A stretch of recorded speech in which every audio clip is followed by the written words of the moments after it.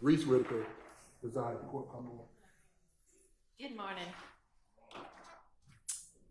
All right, Ms. Love, are you able to find any any other emails between you and Mr. Wright? And then are there any between you and the attorneys for the other defendants who pled guilty that you would like reviewed in camera or want to just share?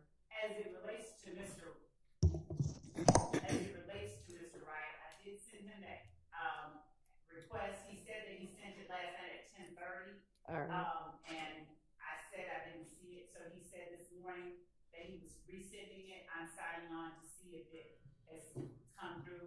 Okay. Did any defense counsel get an email last night from Mr. Wright? No, Judge, I don't recall even seeing an email from Ms. Love going to Mr. Wright. It was a text. I sent it to him from my phone, and I copied other people on it to make sure that it was confirmed that I sent it. But what I asked him to do was... Oh, God. I forgot that the court reporter wasn't here. That is my fault. She told me that. Okay, let's start over. Ms. Love, I had asked if you had emails that you had found any more from Mr. Wright, and you were, and as well as whether there were any from the other attorneys for defendants who have already pled that you want to either share or have reviewed in camera. I have not yet located other, and to be fully candid, I only inquired as to Mr. Wright. Okay. I thought that I would be able to look at the others after we finished with Mr. Wright. I wanted to make sure I had all of those, but my email to him asked him to forward any correspondence between the two of us regarding this case. Anything related to prior iterations need to be turned over or reviewed in camera by the court. I've provided what I need to ensure that the emails that I have make up the entirety of our correspondence via email or text. Would you please provide those to me tonight? He said he did. I'm checking now. Okay, and it looks like you were just reading that off of your phone. Is that a text that you sent to Mr. Wright? So you were just reading that verbatim? It was, okay. And I just got his personal text. Apparently, I had been trying to reach him via some service that goes to his voicemail. So my investigator was the one that was always able to contact him. Okay. So I'm signing on now. Okay. And so he had said that he sent something out to everybody last night, but nobody seems to have received it. Just me. Just to you. He said his words were sent. That's what he said. Sent. Okay. But so I'm going to wait to see if there's any response, but because my understanding was that the court's instructions were that either Ms. Love or one of us was to email and copy everyone on that email so we could all be apprised of the conversations that's going on back and forth. That hasn't happened. That's correct. Judge, that Mr. Adams is correct. I do apologize for the informality. I am not 100%, and I was just trying to make sure that I got what the court requested. So I'll delegate to another person on another occasion to do that. But I had my phone in my hand, and I was there, and I wanted to make sure that it got sent. And I'm looking at a Gmail thread that I'm going to try and send to everybody. It looks like this is something that Mr. Wright sent that I can't open in terms of the attachments. I'm just going to forward it. Okay. And then maybe you could write an email to Mr. Wright and copy everybody and ask the same thing and ask him to respond to everybody. Yes, I sure will. Thank you. Which I think is what I asked be done yesterday. It is. Yes. Otherwise, I could have sent the email. As correct. Yes, I assumed it would be done the way that I instructed. Let me, while I'm thinking about it, Judge, let me say this also. There was reference made to whether or not Mr.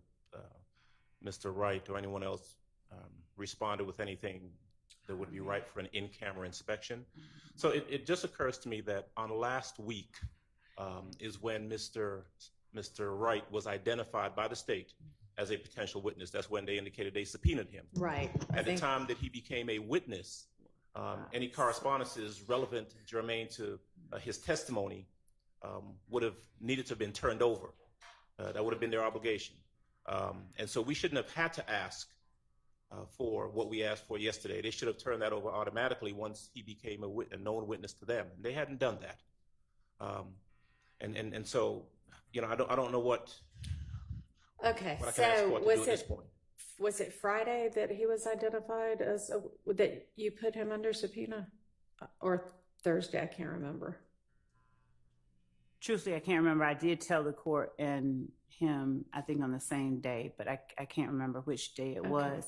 But and then it was yesterday that you forwarded all of your correspondence to him, and then yesterday evening that we sorted out the idea that maybe his correspondence back to you should also be included. And I don't think there's anything that I needed to review in camera for Mr. Wright. I think you were just going to share everything, right? right, I am. That's all. That's what I'm doing. Okay. Please. With regard to the attorneys for the other defendants who have pled, co-defendants who have pled, as far as I know, those attorneys are not under subpoena or planning to be called by the state at this point, correct? No. Okay. No. So we're sort of in a different situation with regard to them. Yet I still believe, Your Honor, that we are entitled to get those emails if there's any Which is exculpatory why material. Miss Love can either share them fully or I can do an in-camera inspection. And Your Honor, for reasons that may or may not be apparent, I would prefer the in-camera inspection in terms of, I don't think that there is any circumstance that anybody said. Okay, we'll just get them Yes. gathered together and get them forwarded to the court, please. Thank you. Yes, Your Honor. And I'll make them a part of the record regardless. Yes, Your Honor. Yes, Your Honor. And once you send that email, I need everybody to approach for a matter that I want to discuss as a bench matter.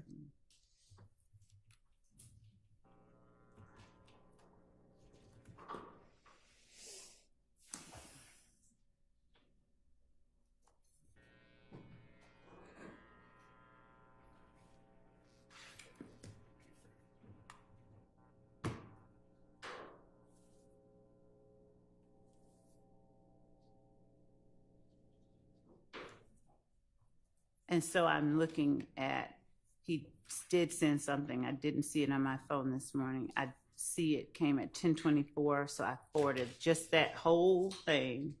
I haven't opened it. I don't know what's in it. And then he said, he also sent, here is an ancient one from 2015, not related to this, just showing I'm checking my entire email, and one I sent over the weekend.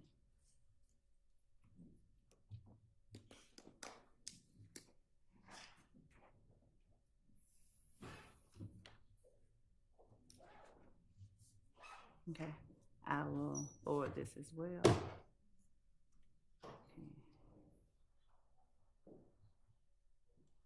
Okay. All right, so I guess when you all get that, you can take a look and see whether you still want Miss Love to do everything by email as well, or whether whatever Mr. Wright sent back will suffice. And then next time, I really would like for you to follow the instructions that I give you, please. Okay.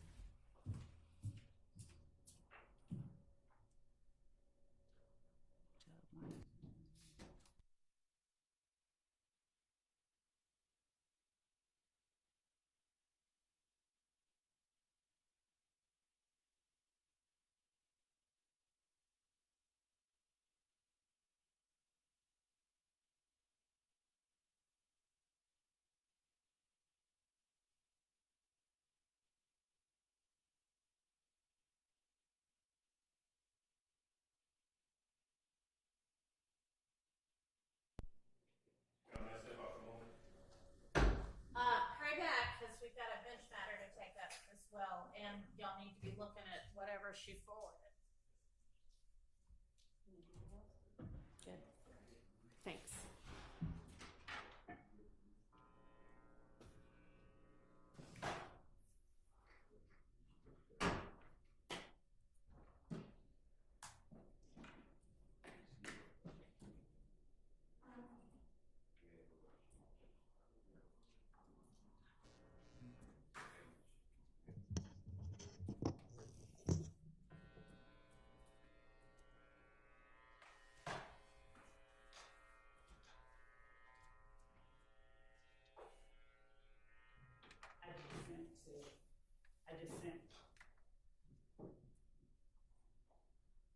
I just sent to everybody Okay. everything that he sent to me All right. and requested that and I think the first one I failed to include Mr. Wright on, so I included the email that I just sent to everybody in that last one. Okay. And when the court instructs, I will approach. All right. Well, I'll give everybody a few minutes to take a look at what just got forwarded.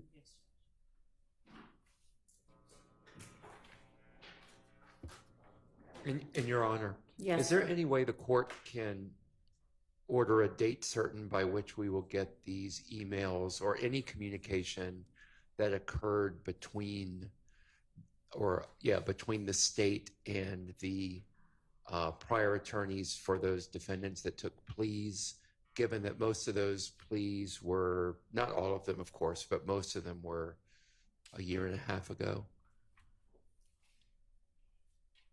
I'm not saying the end of this week, but if we could just get a date, Your Honor. Well, I don't know that you're going to get any of them. I mean, I'm going to take a look, and if there's anything. I don't have confidence that we're going to get any of them either, but if any exist that we should be provided with, if we could just have some type of a deadline, Your Honor. How long do you need to go through and find correspondence with the other attorneys? Since we're going to be in court tomorrow, I think I can go. What? We're going to be in court tomorrow. We're just not going to have the jury tomorrow.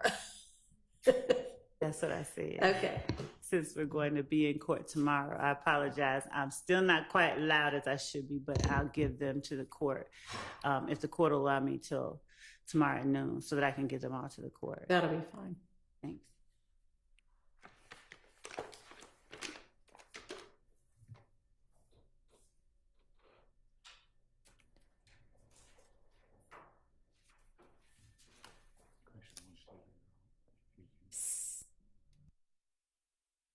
Emails, Ms. Love, that you just forwarded, are the attachments the same on both, or is this two different sets of attachments? Two different sets of attachments. He sent me Okay. one that pertained only to the negotiations, and then he sent a second email that he said Was other things not related to this? one was related to the 2015 case, and then one was related to, I haven't read it in its entirety, but it's some attachments I can't open. He said he sent them Okay. this weekend or something. This weekend? I might have that wrong. I just sent what he sent me. It's just what he sent. Okay.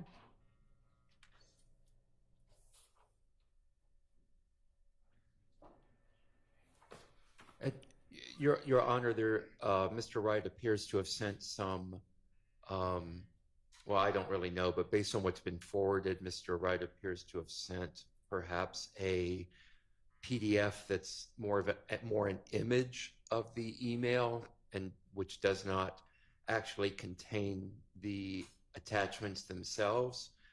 However, since at least the one I'm looking at, which is from Saturday, September 7th, 2024 at 9:52 a.m. That reads from Derek Wright to Adrian Love. Looks like we had original, then 3 updates. Also my notes.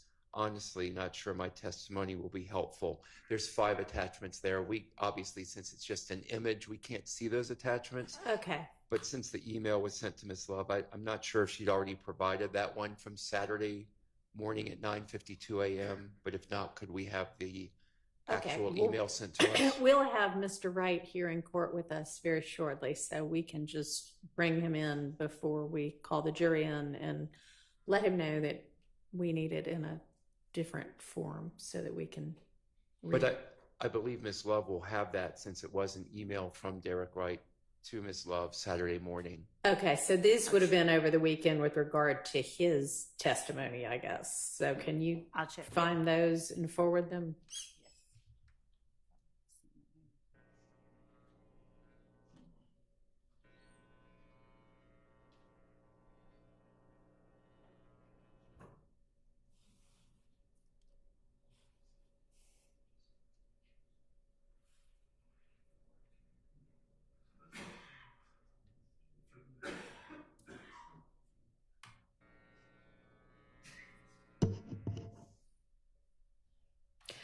Yeah, so I see the email that you're talking about. It says, looks like we had original, then 3 updates. Also my notes, honestly, not sure my testimony will be helpful.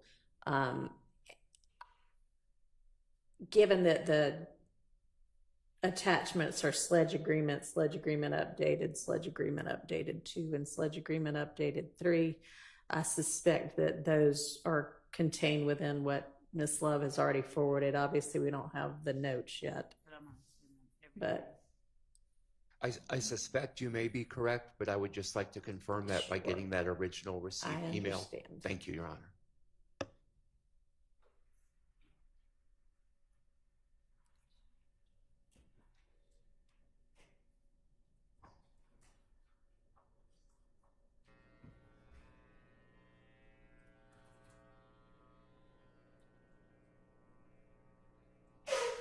Bless you.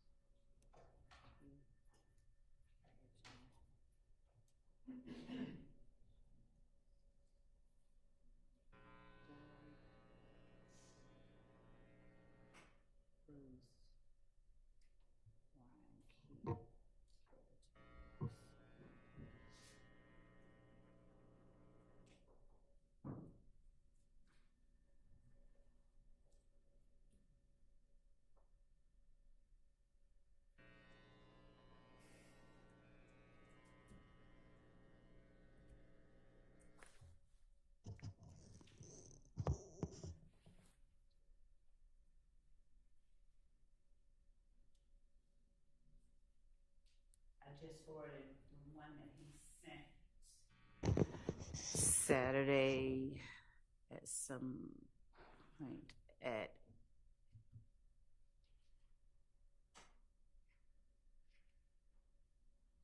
9:52 a.m. And let's see. Thank you.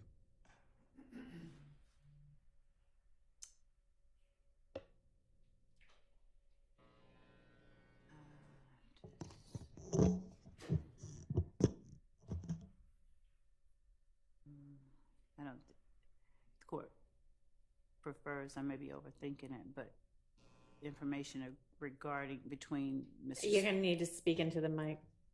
This court wish that I sent all communication, including that includes getting his client here. Everything, or just the stuff that relates to this? Why don't you just send everything? Yes.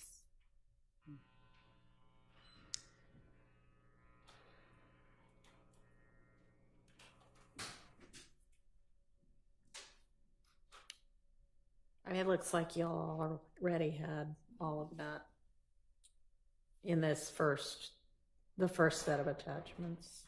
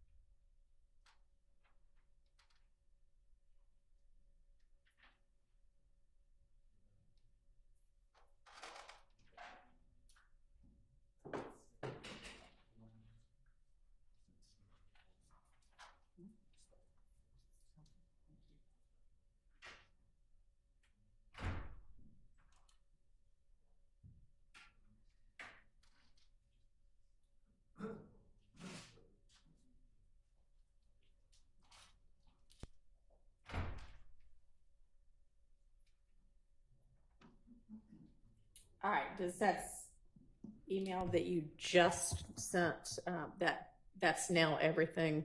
And those are basically just two conflict letters that Mr. Wright had forwarded. Will that be everything? I think so. I'm checking. Okay. I'm just checking.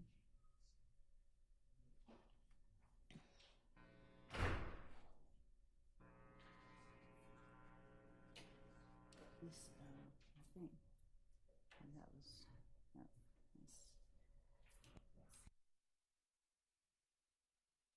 this. 2022 at 8:43 p.m. Right. I'm just looking at all of them. December 22, 22nd. That's 12/27, 22, 8:43 p.m. So I'm gonna need you to help me out here. So I'm gonna need you to help me out. Okay, I just need you to confirm.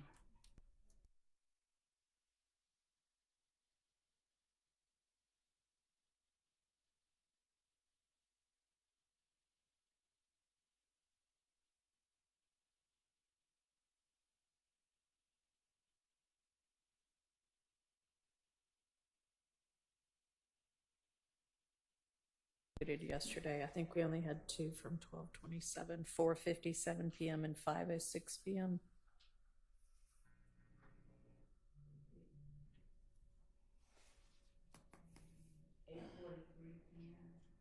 That's on the printout. Eight. Mr. Brown is looking at Okay. that I gave the court, and we transfer copies of that. Oh, okay. The ones that are the paper copy. Yes. Okay. Sorry.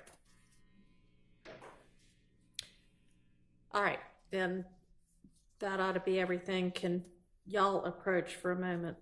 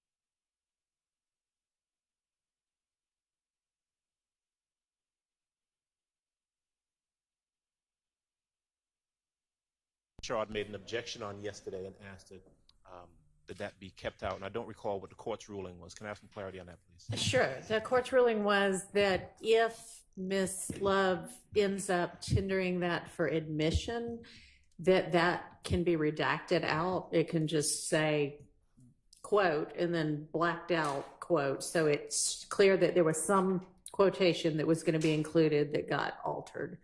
And asked if there were any other portions that y'all would like similarly redacted, and that was the only one I heard. But all right, thank you. You know, if you notice one when they're being tendered, just let me know that, and we can handle that as well. Will do. Thank you. All right.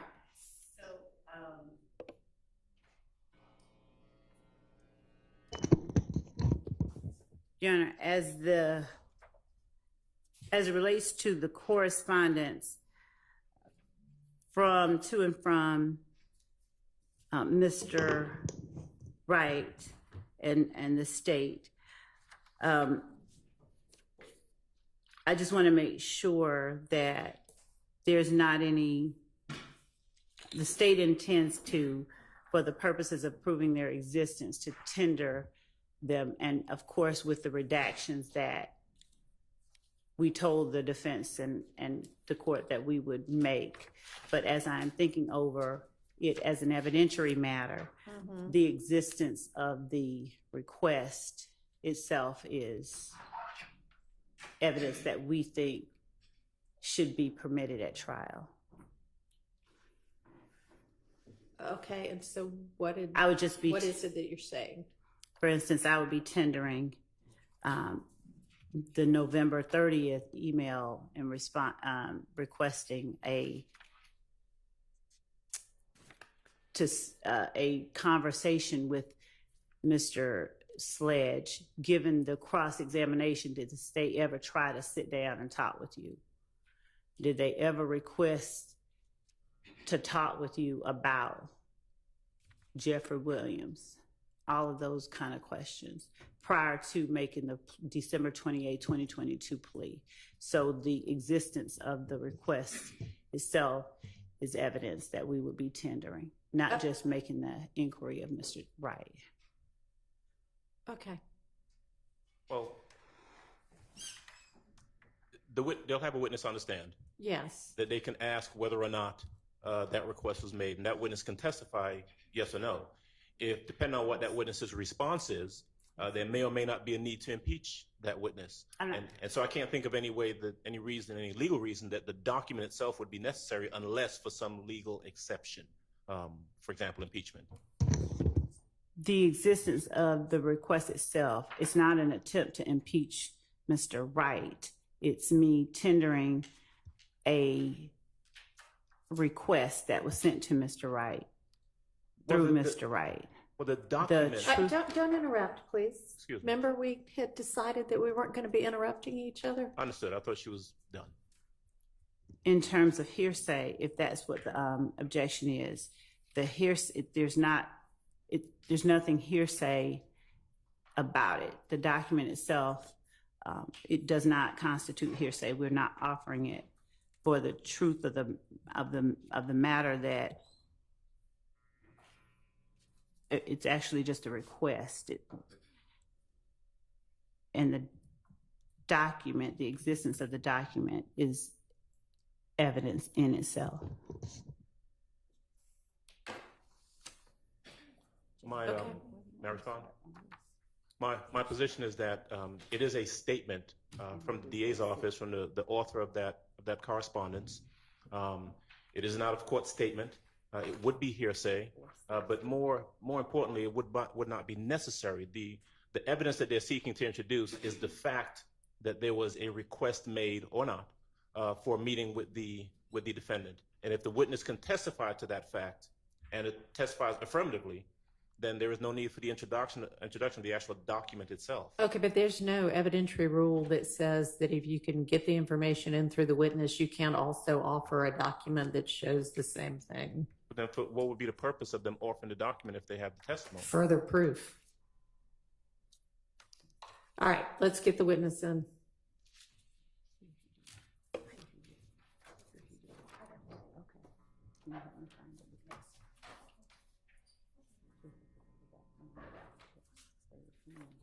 Here, over here. Jasmine. Over here. Check these.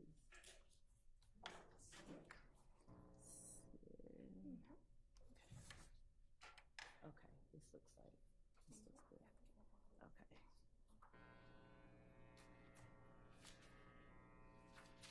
This is her.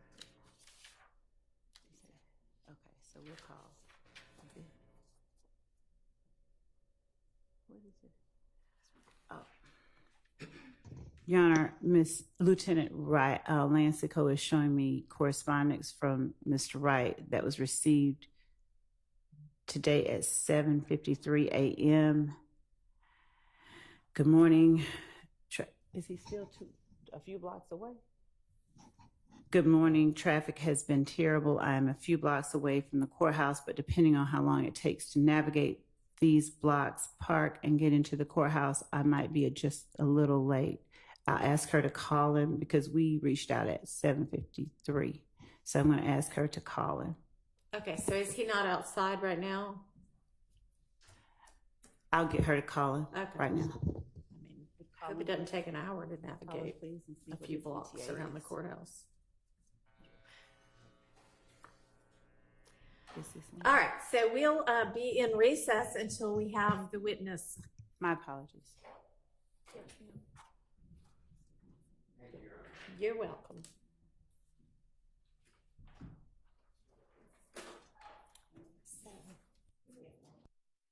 He's here. He's here, Mr. Weinstein.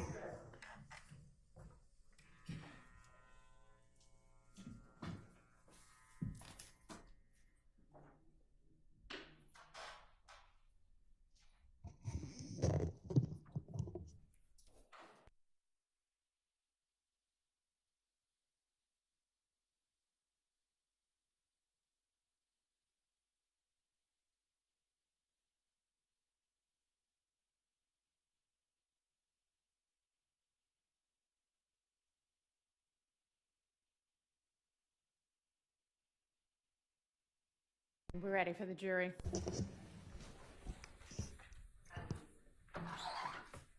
Good morning. Your Honor. Morning.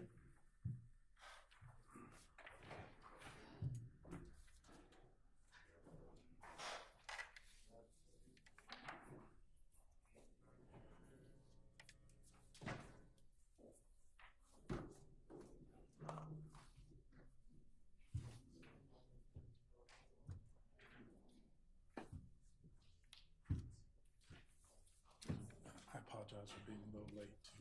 We just now got ready anyway. Thank you.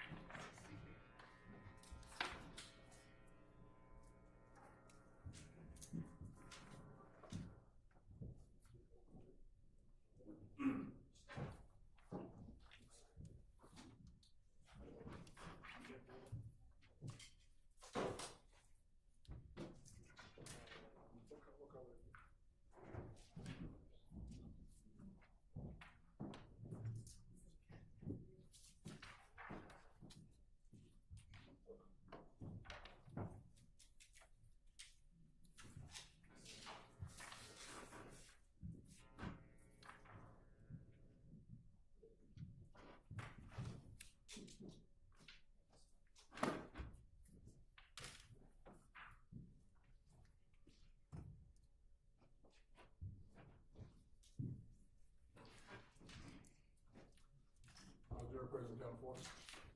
Thank you. All right, everybody can be seated.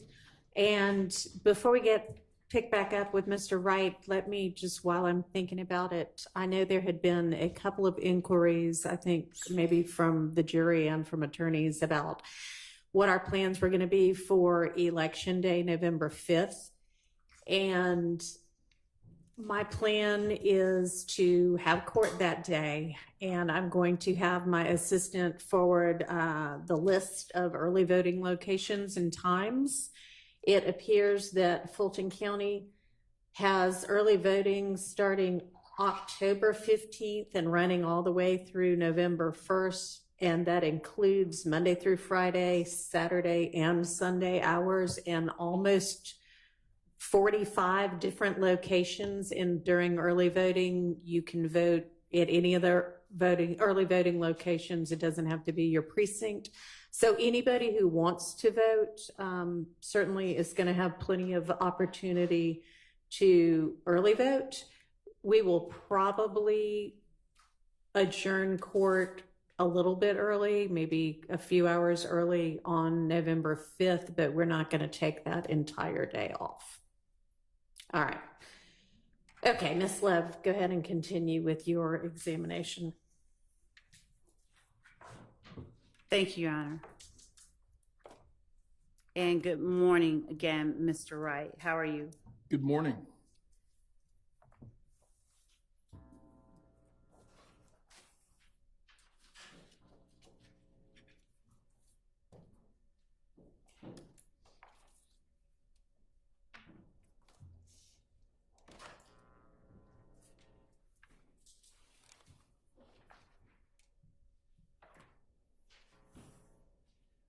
Judge, with the court's permission, I'm going to just use this microphone. Yeah, that's fine.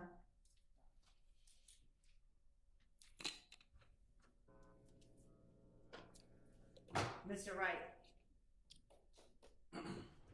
Never mind.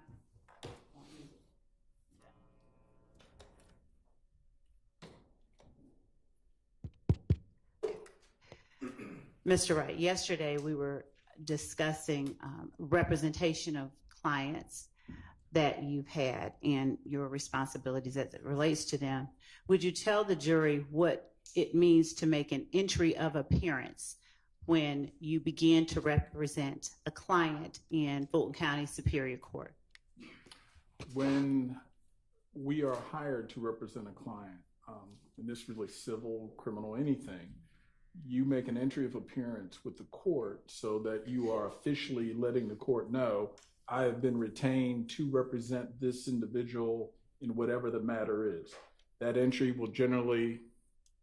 I'm sorry, Mr. Wright. That's all right. I'm trying to get you some That, I'll just sit back.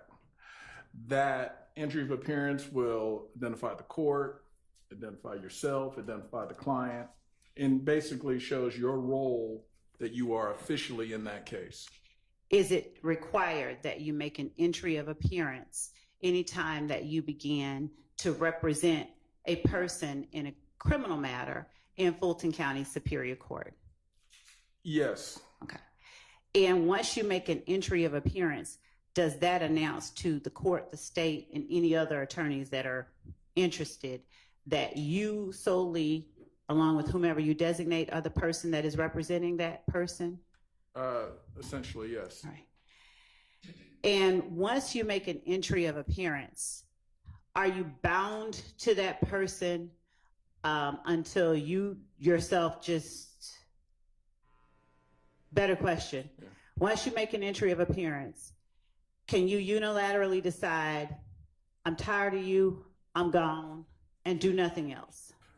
Let me answer it in two ways. In terms of the court seeing you as the official representative or the authorized representative of that person, until you're released by the court, you remain that person's attorney as far as the court's concerned. Sometimes there may be a falling out or just a parting of ways between attorneys and clients prior to that. But until you get the court's approval on a motion to withdraw or substitution of counsel, but until you're released by the court, you remain that person's attorney. Would you tell the jury the steps that a criminal case, for instance, when you send in an entry of appearance or file an entry of appearance, is it always at the same place in a criminal proceeding, at the very beginning, middle, end? It really depends on when you're retained by the client or the client's family. Sometimes you can come in the very beginning before a case is indicted. That's when you hear words like prelim or first appearance or things of that nature. Or much later on at indictment, where you have arraignments and other initial proceedings for indicted cases. Or sometimes you're hired much later in the process. The case may be on a trial calendar already. So it really varies with each case. When do you actually come on board? Do you recall the stage of trial or the stage of the criminal process for case 22 SC 183572, this particular case you're testifying in, or the predecessor indictment that this superseded? Do you recall the point at which you filed an entry of appearance for Antonio Sledge, the point in this case, not necessarily the date, just where the case had gotten to? I don't remember the exact date that I filed an entry of appearance, but I was involved in the case before it was indicted, meaning he was affected by this case long before indictment. So we had some initial things, a preliminary hearing, and things of that nature that we had to deal with. So I can't give you a date, but very early on, even well before the case was indicted, I was involved in the case. Okay. And when you say you were involved in the case, are you specifically referring to what ultimately turned out to be this indictment? Yes. All right. When you have filed an entry of appearance and you remain on the case, and the case is placed on a trial calendar here in Fulton County Superior Court, and it reaches, say, a final plea stage, would you explain to the jury generally, not fully in detail, but what final plea means as you understand it here in Fulton County? Okay. To give you a quick primer on criminal cases, once the case is formally charged or indicted, you have an arraignment. That's where you formally plead guilty or not guilty. Then you have what we call sort of discovery. That's where the state provides what their evidence is. The defense, we file motions to suppress, motions for more discovery, motions for experts. I mean, a variety of stuff, but we're sort of developing the case to make sure we're getting everything out and sort of on the table.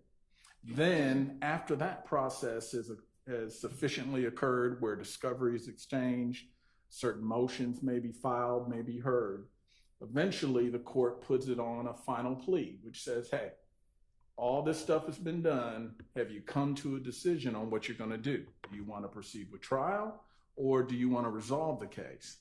And a final plea date is significant because there's generally two kinds of pleas. There's non-negotiated and negotiated. Before we get into that part, are you able to encapsulate, without going further down the line into non-negotiated and negotiated and all of that, are you able to just encapsulate what that date is? In terms of what a final plea date? Yes. Well, final plea is your Fisher cut bait date. All right. Okay. And on that Fisher cut bait date, are your only options to enter a plea, go to trial, or do you also have the opportunity or ability to request something different than either going to trial or entering a plea? I would add a third. Take a plea, go to trial, or beg for a continuance. So sometimes you can kick the can down a little bit and say, hey, we need more time. So one of those three, and it still brings you back to final plea date as either at a later time, though. Yeah, at possibly a later time. Are you going to take a plea, or do you want to go to trial? All right. And are there any particular reasons that might guarantee you a continuance? Any particular of any sort? If there's a major issue with discovery, something that either hasn't been disclosed, sometimes a medical condition of the attorney, the client, something extraordinary generally. Some courts are a little stricter on holding that final plea date and holding our feet to the fire, and other courts are a little more flexible. Were you to tell a court that you simply are not ready, you cannot be effective, are you generally given a continuance if you request one? Generally, yes, and I would caveat depending on the judge, depending on the court. Some courts, again, are much more firm and strict because, again, they're trying to keep cases on track. Right. Will you know what the court is going to do without asking? Generally, if you've been around long enough, you've gotten to know the tendencies or the requirements of the different courts, yes. Let me ask a better question. Can you state with certain whether you're going to get a continuance if you don't ask for a continuance? Your Honor, I'm going to object for relevance. Sustained. All right. So, are you able to tell the jury if you were Mr. Sledge's attorney even before this case was indicted? Mm-hmm. Did you appear with Mr. Sledge at a plea and arraignment? Was there a plea and arraignment for him that you were a part of or someone on your behalf? I'm not sure. Okay. And to explain that, this case occurs. I have a heart attack in March of, 22. So from that March 22 and then heart surgery, I'm off the grid, out of practice essentially until December. So of 22. Okay. So I'm out of pocket for about 9 months. So there are things which may have occurred before that, and I just don't remember if the arraignment had already occurred or not. I'm not sure, but I may have missed some things in that 9-month period when I'm on leave of absence. Okay. When I came back, I think arraignment, everything had already occurred because I think we were already quickly moving towards trial calendar. And were you already in conversation with the state during the time, even before you appeared back in court regarding this case and your client? Before December 28, 2022. I believe the sequence was in November. The state sent sort of a inquiry email, and I then contacted my client to firm up, hey, am I still your guy? Am I still your attorney? And are we going to be moving forward? And I think they also had to know, are you ready to come back? And by they, who do you mean? Well, my client. And I also had to make sure that, hey, I've passed all the tests, I've done everything necessary to be able to resume my practice. Everything fell into place. I did come back, and by December, I think, was when I started to communicate that, yes, I'm still his attorney, and we started to move forward with different things. I'm showing you what has been marked as State's Exhibit 450 Yankee. Would you take a look at that? And Your Honor, it's the 450 Yankee you've identified previously. Thank you. Without reading it out loud, rather, would you please look at it and tell me if you recognize the document that I have placed before you that is labeled 450 Yankee? I do. All right. How do you recognize it? This was an email that was sent to me, like I said, in November. And it was, when we receive a letter of this nature, it's sort of an inquiry. Without getting into all of the details, is that an email that I sent to you on November 30th? Yes. All right. Is there an attachment to the email that is also a part of State's Exhibit 450 Yankee? Yes. All right. And did that attachment also make its way to you in that email on November 30th? Yes. Is that a fair and accurate copy of both the email and the attachment that you received from the state on November 30th, 2022? Yes. Your Honor, the state tender states 450 Yankee is evidence. It's admitted. Mr. Wright, would you please read the body of the email itself? And by the body, I'm talking about, yes. Okay. Good afternoon, Attorney Wright. It's always good speaking with you. In the event that your client wishes to speak with the state in this case, I have attached a standard proffer letter for your consideration. Please let me know if you can provide any further assistance. Adrian. Now, looking at the proffer letter that is attached, all right.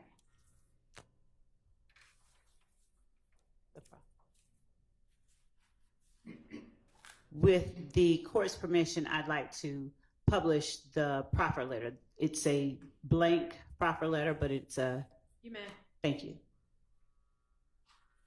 And for the record, this will be pages 2 and 3, I believe, of State's Exhibit 450 Yankee.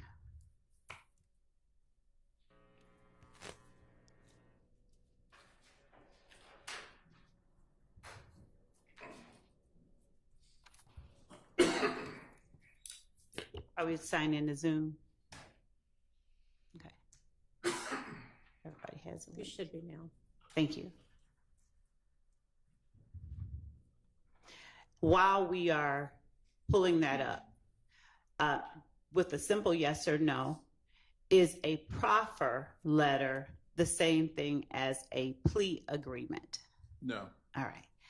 And is that distinction made within the proffer letter that you received? The general language distinguishes between, Scroll up to the first or paragraph. at least makes it clear that this is not in itself a plea agreement. This is really just an agreement to start having conversation between the state and the client.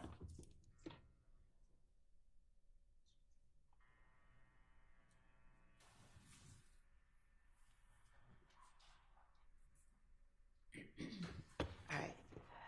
Mr. Wright, are you able to see the first paragraph of the proffer letter that is before you on the screen? Can you see that?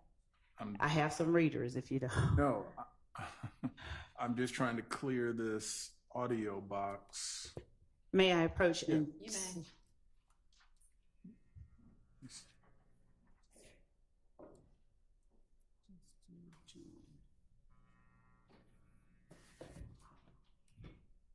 Okay. Is that better? Yeah, Okay. Are you now able to see it? I am. All right. I don't want you to read the entire document that's in evidence, but would you please read into the record just that first paragraph, starting with "Dear Mr. Sledge." Okay. If I just read off the letter itself. That is fine. Okay.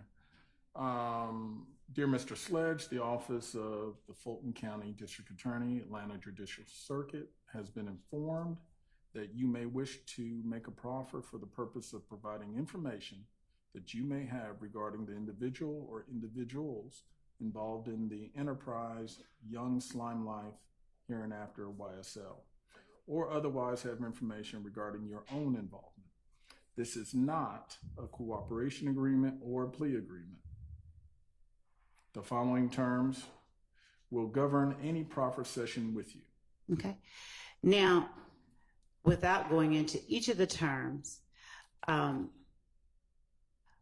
was a requirement of the proffer agreement, and starting with this particular one, that Mr. Sledge actually sit down and have a conversation with you present, along with an investigator with the district attorney's office and a prosecutor from the district attorney's office. Yes. All right. And based on the request made on November 30th, 2022 to you, was Mr. Sledge's complete truthfulness and candor material conditions required in this proffer? Yes. All right.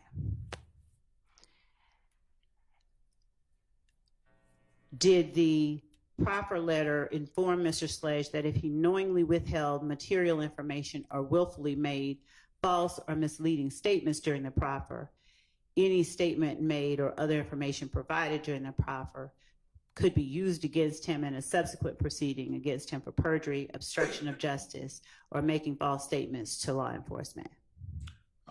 The letter does give that notice. Okay.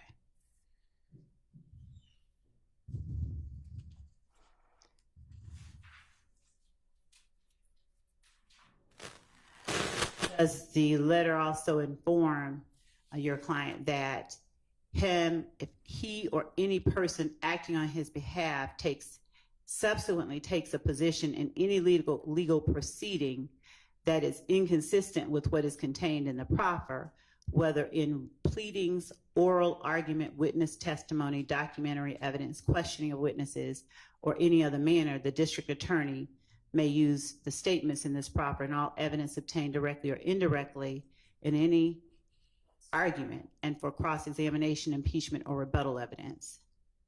It does say that. All right.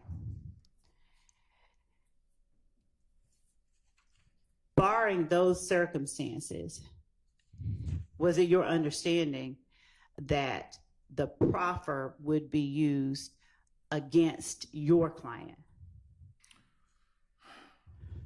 Generally, when we do a proffer, it's sort of a whatever you say. It's sort of a what a queen for a day. You get to say it. Explain queen for a day to the jury.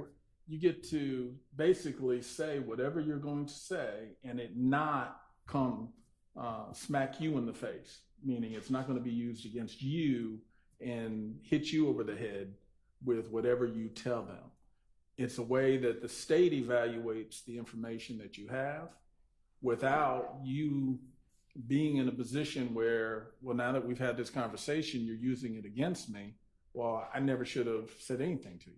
So that is, the proffer is designed to sort of both sides be able to feel where the other side's coming from without anyone lessening their legal position. And have you just described what your understanding of this proffer agreement or proffer request was? Correct. Any proffer on state, federal, I sort of hold that general opinion. Okay. It's a case-by-case basis, whether it's good or bad. So let's talk specifically about the language in this proffer. Does paragraph 2 of this proffer read, the office of the Fulton County District Attorney herein after referred to the district attorney requires complete truthful statements from you.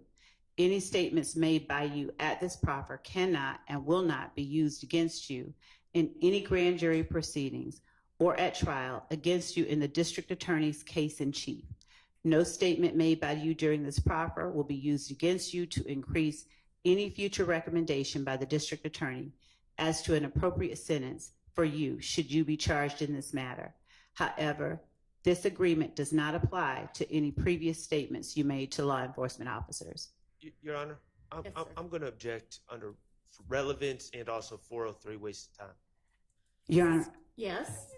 as it relates to questions on cross-examination about whether or not a request was made to sit down and speak with Mr. Sledge and Mr. Sledge's answer, the contents of a request to sit down and speak with Mr. Sledge and the circumstances or the requirements are relevant for the jury to assess any information they hear from witnesses on the stand. Okay, well, they've heard that occurred, so move on. Thank you. Sustained. Thank you. Did your client agree to sit down with the state before entering into plea agreements with the state? You know, I don't have any memory of us actually doing the proffer. I was going to ask you if you have a signed proffer agreement. That might help refresh my recollection.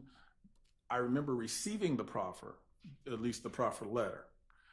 And then later on, we ended up in a plea negotiation, but I don't recall us actually executing the proffer process before that. Do you recall any verbal communications with the state conveying that your client did not wish to give a proffer? Do you recall any? Hang on. Objection, Your Honor, leading and suggesting an answer. I'm not suggesting an answer. It requires a yes or no answer, but it does not suggest one or the other. Overruled. Do you recall any verbal communications with the state? Again, because I don't have any recollection of actually doing the proffer, I do not think that we were in a position that we accepted the invitation for a proffer. I also have a specific recollection that a few weeks later, I then, based on some things which were sort of happening with the case, reached out to you, knowing the proffer had been extended and knowing, okay, like to have some more discussion about maybe resolving this case. Okay. Did any part of that involve your lying or your client agreeing to sit down with me to have a discussion before he entered into a plea agreement?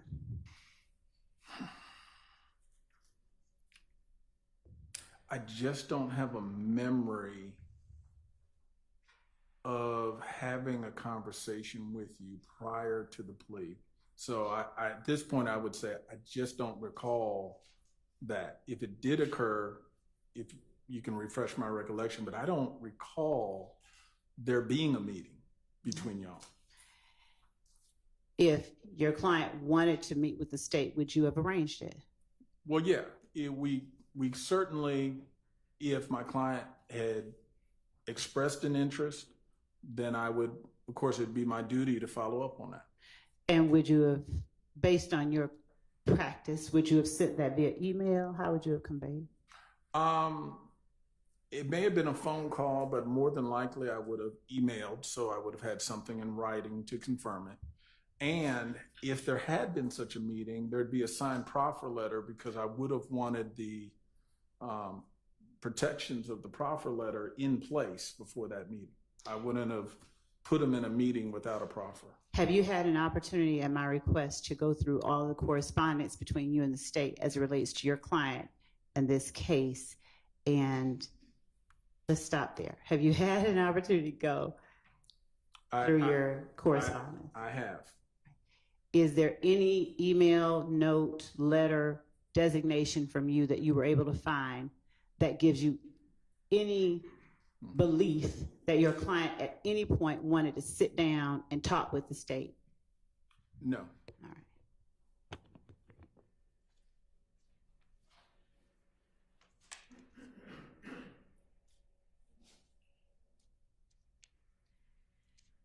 I'm going to show you what, in Your Honor, we will, pursuant to conversations outside the presence of the jury, modify 460 as necessary, but as I'm going to show defense counsel 460, I would like to approach the witness after they've had an opportunity to look at 460. Okay. Is 460 wide? 460 Yankee. Thank you, Judge.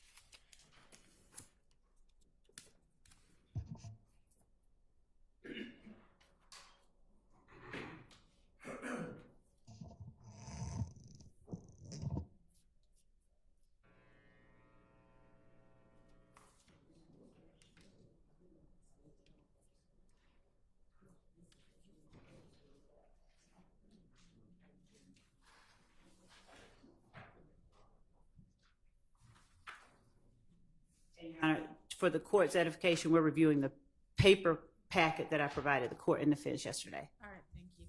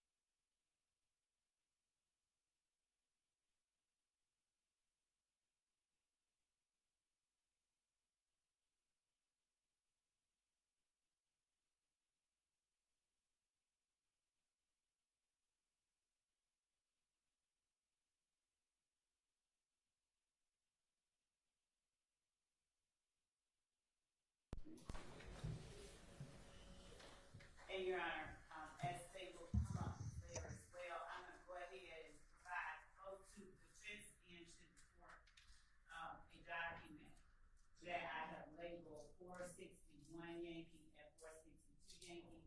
I will provide 6 copies for the fifth, 6 copies of each, and then 1 copy for the fourth. All right, thank you. You're welcome. Thank you, Mr.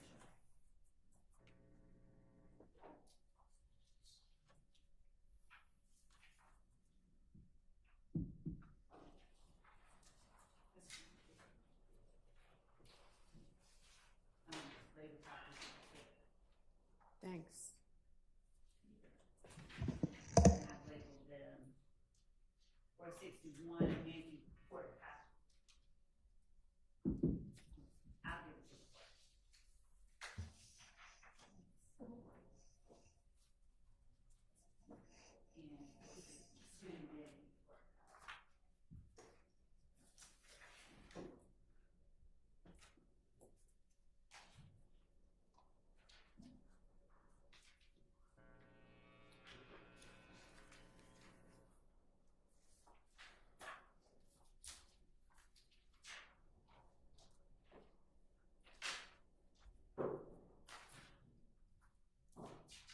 Permission to approach the witness with 460 Yankee. Without reading out loud anything that's on 460 Yankee, do you recognize correspondence from you to the state contained in 460 Yankee?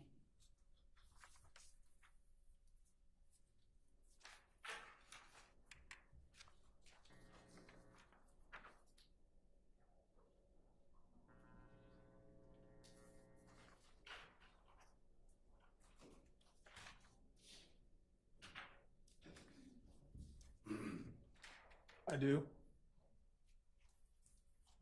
And does that correspondence accurately reflect or contain the entirety of the correspondence that is listed within 460 Yankee that you sent to the state?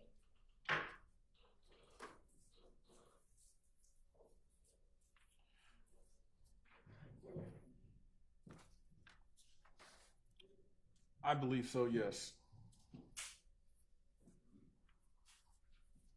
As you reviewed the correspondence that you sent to the state at my request this weekend, did you find anything as it relates to this case in addition to what's contained in 460? I did. Ultimately, what I was sending to you in that exhibit was some of the stuff I had found to make sure that I guess everyone was on the same page as to what our correspondence was. And showing you 461 Yankee and 462 Yankee without talking about what they are those additional emails that you sent to the state in response to the state's request that you provide all the correspondence that you sent to the state regarding this case and your client?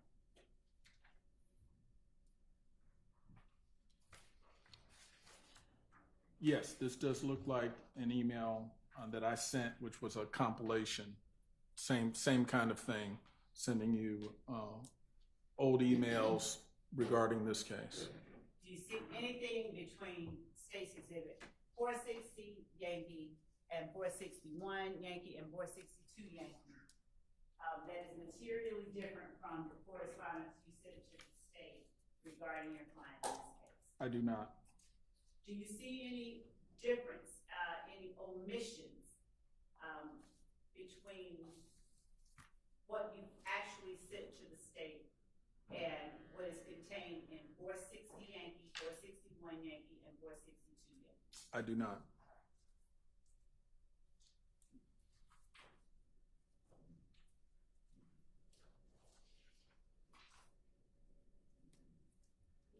Your Honor, I'm placing witness Winfrey 450, which has been admitted. I'm now going to ask you if you would take a look at 451 Yankee, Your Honor, and this has already been labeled in provided to the court and to counsel for the defense. Would you just take a look at 451 Yankee?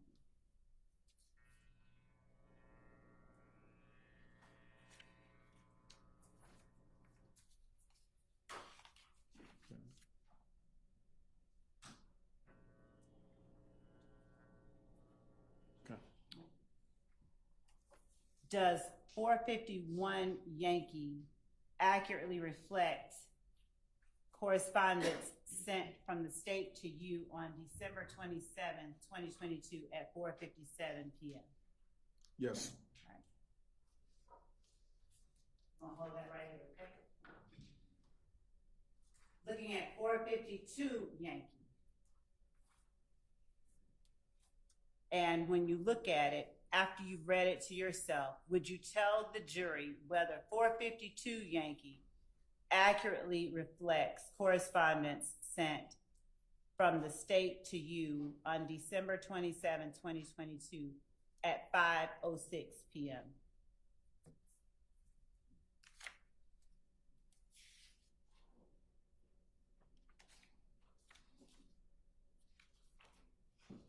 It does. You see any material alterations? I do not.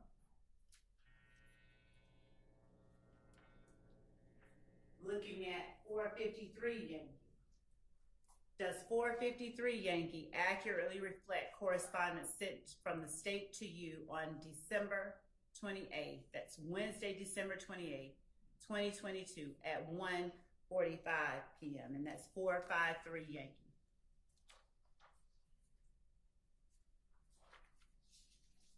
This appears to be an accurate copy. Do you recognize or see any material alterations or deletions? I do not. Showing you 454 Yankee. Does 454 Yankee accurately reflect correspondence sent from the state to you on Wednesday, December 28, 2022 at 1:46 p.m.?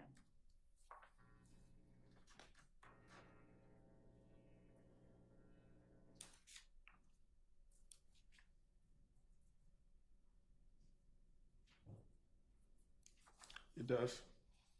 Showing you states 455 Yankee. Does 455 Yankee accurately reflect correspondence sent from the state to you Wednesday, December 28, 2022 at 1:54 p.m.?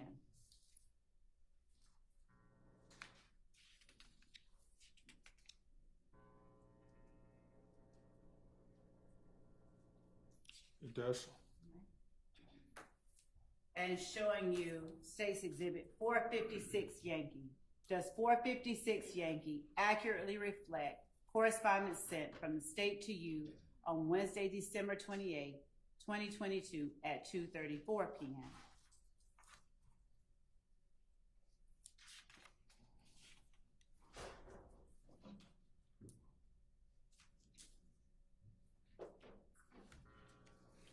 It does.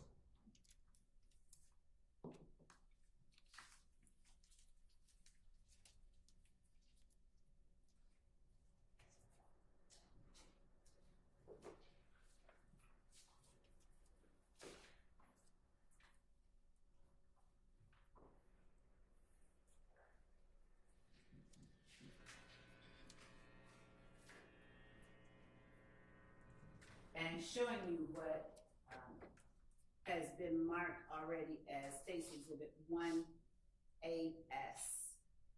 Do you recognize that as the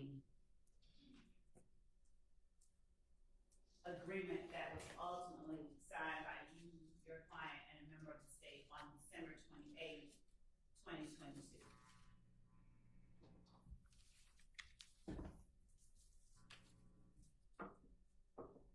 Yes.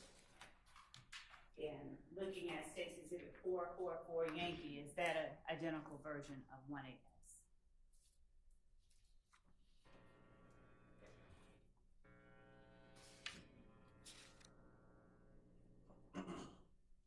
Just label with the difference for the purposes of this trial.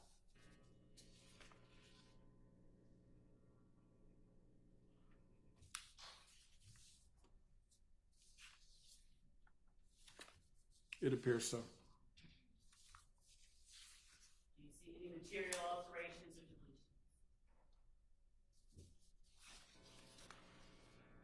No.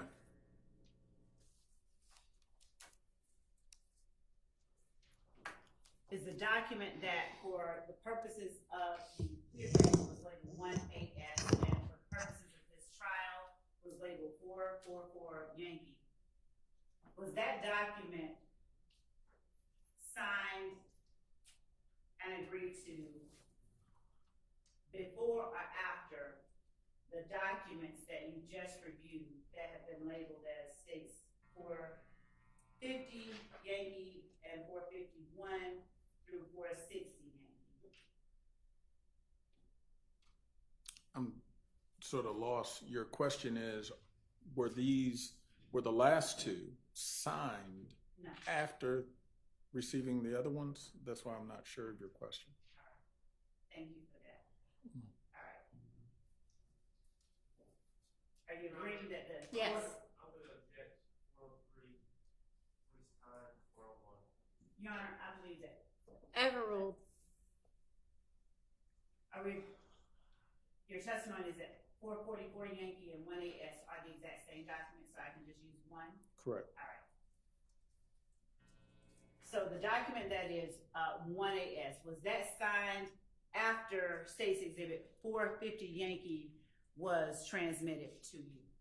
Oh, let's not do them individually. Just ask the question again and maybe he'll understand it the next time. It's just a time Let's try sequence, right? It was. Okay. So, my question to you is, the document that is labeled 1-8S, was that signed and agreed to before or before any of these documents that you just reviewed were transmitted? That's my question. Okay. Let me answer it this way, because I want to make sure I'm on the same page.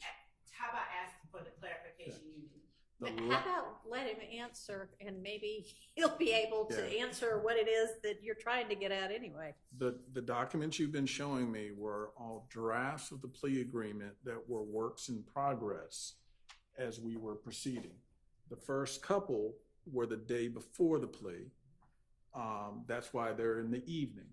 Then when we showed up to court that next day, while I think the format was y'all were in a conference room, I was in the back and shuffling back and forth, but you would email me and that way I would go over the different versions with my client. But what you just showed me were different versions which were evolving as we were getting closer to a plea agreement that we would execute and sign. The signed one, which is this 1-AS, was the final version that ultimately got executed, that he signed, and you could see, I guess, with Judge Glanville when we did the plea, that was the one executed. Ultimately, I have some concerns, but I'm acknowledging this is what we signed. This is what we ultimately did for the plea agreement, and the other renditions or iterations were showing the progress going from point A where we had no agreement to expressing what our concerns were to getting an agreement hammered out. Does that? So all those were before this one. Thank you. That was the only question. Thank you. Okay.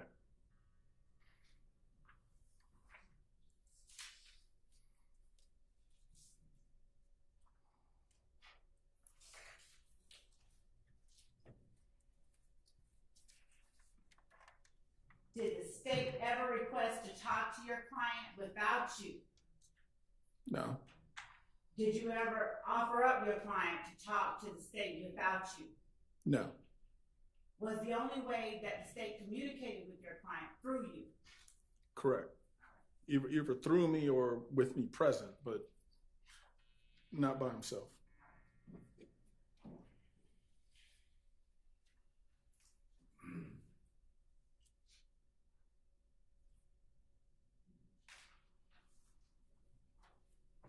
point where December 28, 2022, where this case was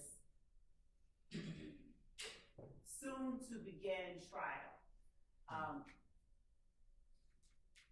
were there options that you had in terms of going to trial, taking a plea, or asking for a continuance?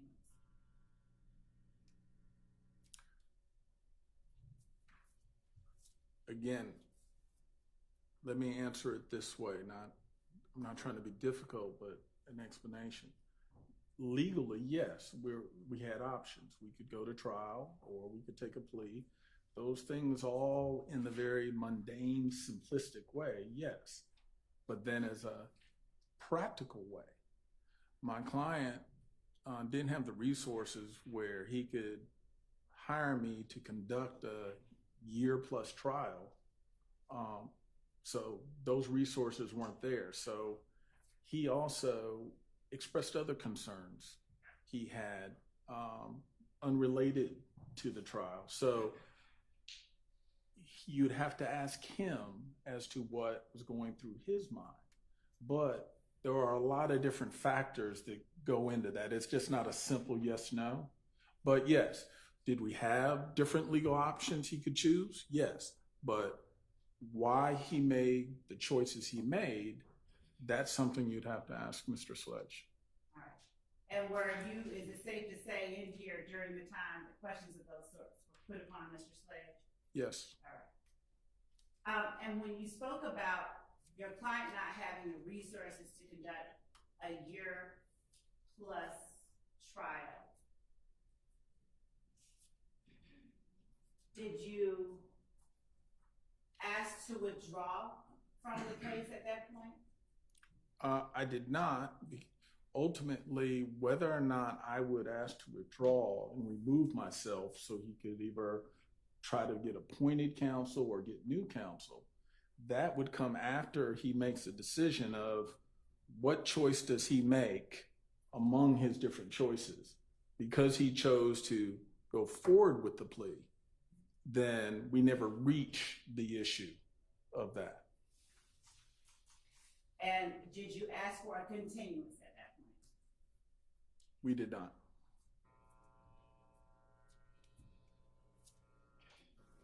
Well, I don't believe we did. However, I think I had been fully cleared to conduct trials, but I just want to say it might have been, it was right around that time frame. In fact, I think I had just finished a jury trial. So I think I was already cleared. So no, let me go back. We did not ask for a continuance. And did you convey to the state certain things that your client simply would not, could not agree to as it relates to some versions of iterations of the plea agreement? Yes, we. Without talking about what they were? Understood. Okay. What I'm saying is we definitely discussed different things that based on where my client's position was, where the state's position was, some things we were able to work out as demonstrated in the different iterations, and then there were some things we could not. And Mr. Wright, my question is, were there things that your client insisted, or that you insisted on behalf of your client, that the state changed in Yes. its final form? Were there things? I don't mind any explanation. I'm going to say yes, and here's the explanation. Almost all the things we asked manifested itself in iteration number 3. That was the version before version 4, which is the one that ultimately got executed. So when we were looking at version 3, we saw everything and we're good to go. Version 4 introduced item number 8, which was not what he wanted. And is version number 3 the one that is marked State's Exhibit 456 Yankee?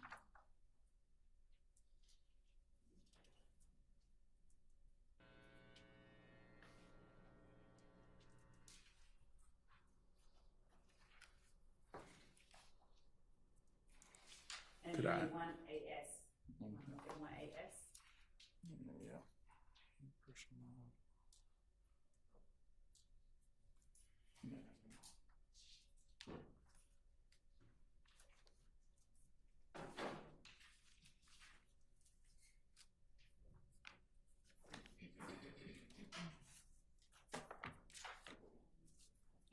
No, this is not.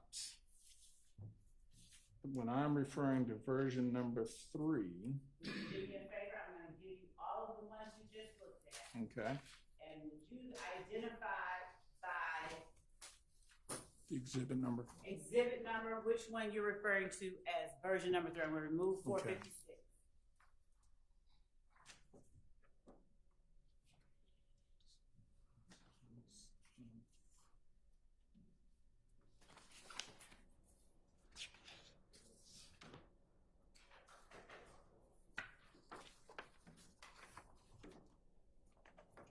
Your Honor, excuse me. Before the witness answers that question, do you mind if Mr. Shaw and I step up and take a look at the exhibits? We'll just now show that we have. Sure, that's fine. Which one would the court like for me to give to, give it to all? Your Honor, may I please remove them from Mr. Wright's possession? Let them confirm that these are the ones that they were given yesterday? Yes, and then give them back, yes. Thank you. And if they have the ones. I they think can it's compare. more which one is which. Okay. I did name them on the. I know, but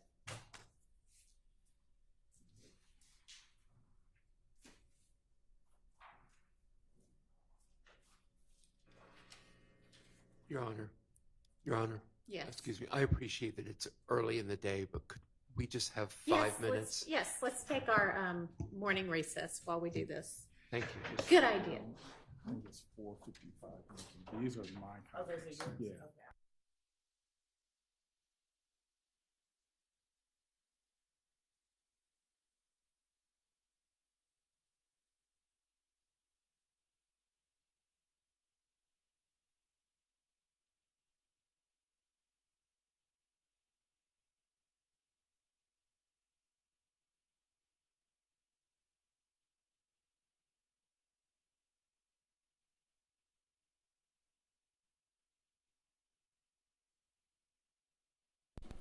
And Your Honor, just so that the records are clear, if anyone from counsel from the defense could just bring the ones that they had up from yesterday, they could compare it, because I gave the numbers.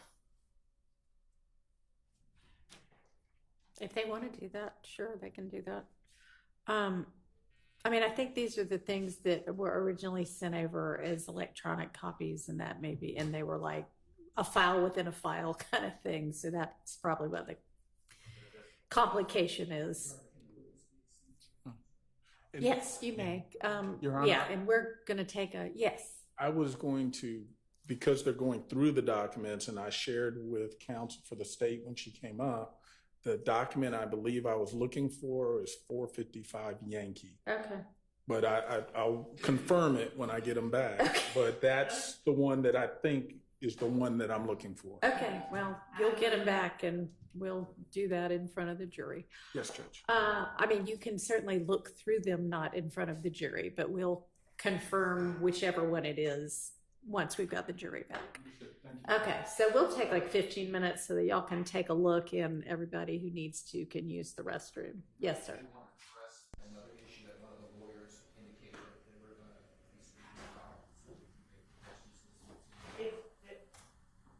May I ask if it pertains to these documents and this witness or something? I think it, up at the bench, I think it was not these documents necessarily. Oh, yes, it was. Yeah. It should be somewhere within one of those documents. So are you going to tender those for admission, or are you just going to have the witness talk about them? At this point, not before I do the necessary redactions. I'm not going to tender anything. I'm going to ask him about these things right now. And as I said, I will not tender anything until I redact. Okay, but I think there's an issue with regard to what ought to be redacted. So we could, I don't mind. Why don't y'all just talk? And then if y'all can come to agreement, great. If not, then we'll take it up. So, 10:30, I'll plan to come back. Okay.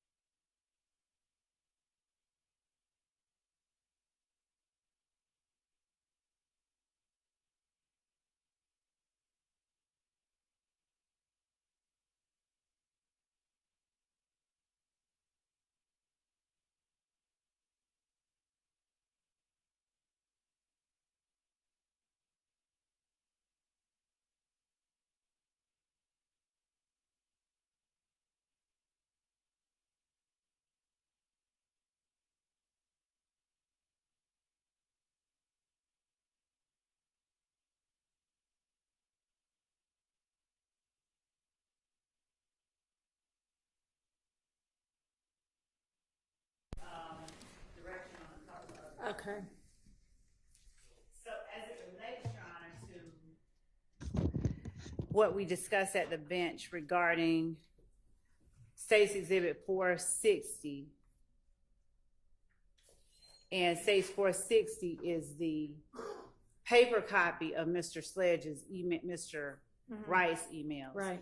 On the next to the last, the last page of State's 460.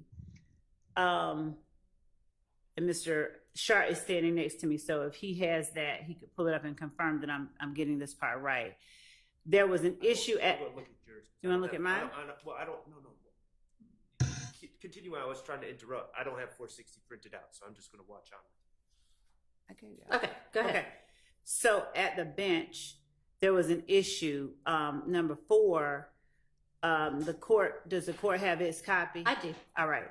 So there was no problem from counsel for the defense that actually voiced any concern about the first full sentence. The concern voiced by Mr. Adams, I think echoed by Mr. Sharp, was the second full sentence.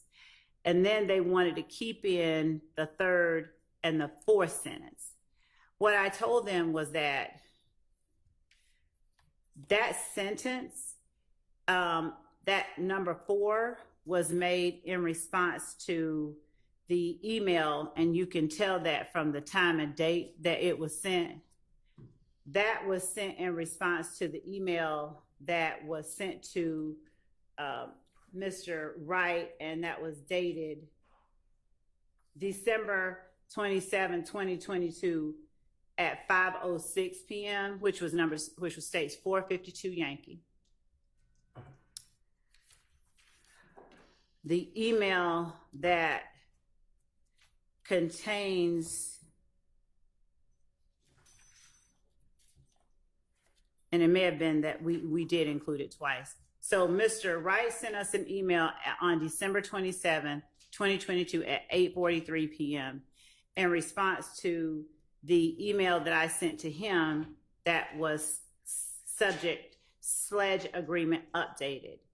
And in that email, Mr. Wright enumerated 1 through 8 regarding factual acknowledgments. 452 is the email he was responding to that the state has sent. And number 4. Yeah. Yes. And so to the extent that the counsel for the defendants have all indicated during the break that they would like redacted from any prior iteration anything that was not included on the final State's 1AS, the final plea agreement, to the extent that number 4 on State's 452 Yankee gives context to that number 4 on State's 460, it would be necessary to be included to show that that was something that the state put on there that it believed to be true, that Mr. Sledge said no, and this was his response through his attorney. Okay, so I'm confused now. On the different iterations that lead up to the final agreement, I understand that one of them is this number 4 that the state was proposing that he say that he was saying that he, Sledge, had personal knowledge that YSL associates were planning to murder Donovan Thomas Jr. And that is not ultimately what number 4 said.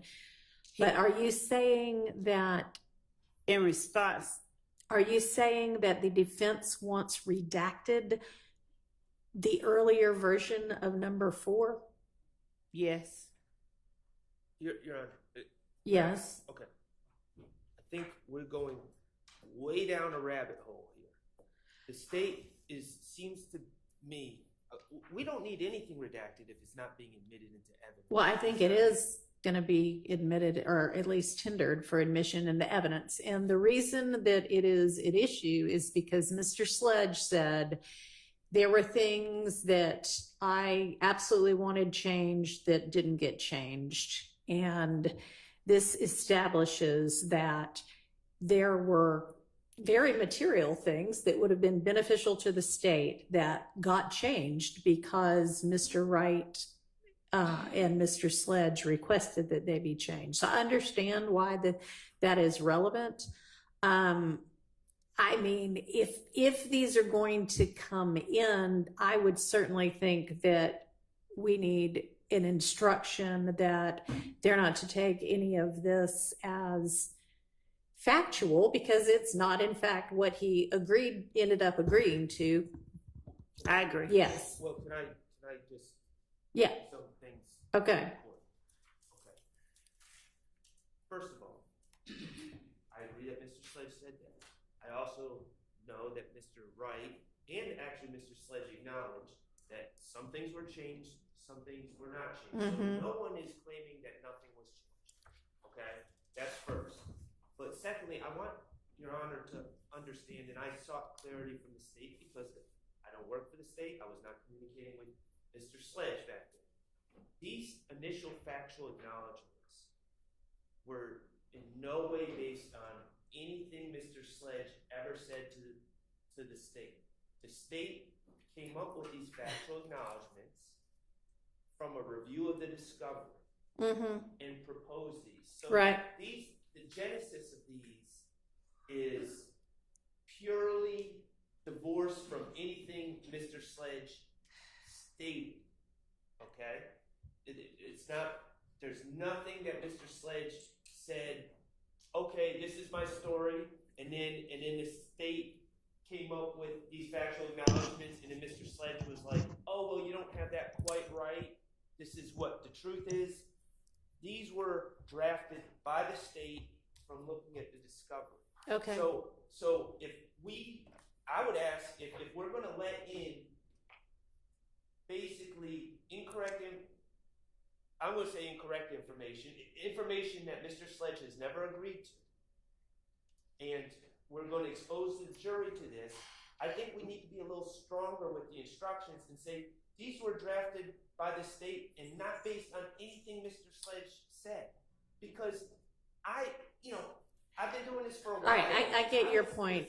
I get your point. And y'all, this is why I had us come a half an hour early, is because 8:30 to 9 was when we were supposed to be figuring out what was coming in, etc. But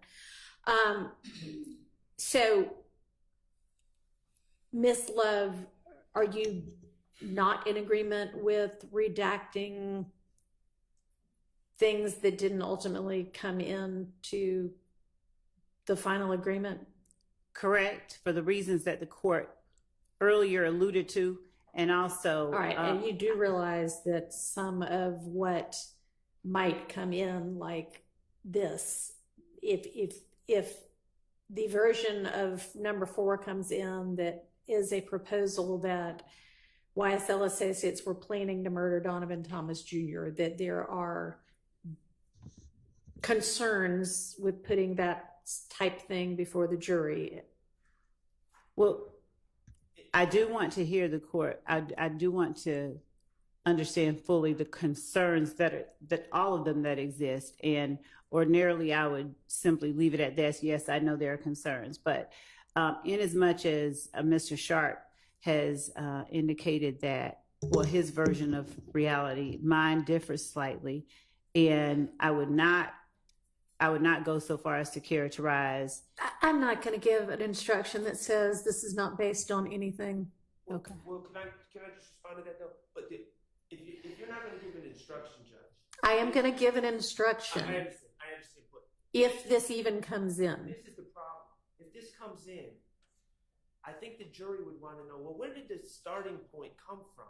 And the only way we could bring it to the jury, because I didn't really know until this morning, to be honest, where the starting point was. It's always been a question of mine. How did these even get the first version? Where did it come from? The only way we could really bring that to the jury is to call the drafter of the acknowledgments to the stand, who I assume is Miss Love, and ask, well, these acknowledgments that you drafted, When did you draft them? Was it based on anything Mr. Sledge said, or was it based on the discovery? Because, and I'm being 100% forthright here as an officer of the court, Your Honor.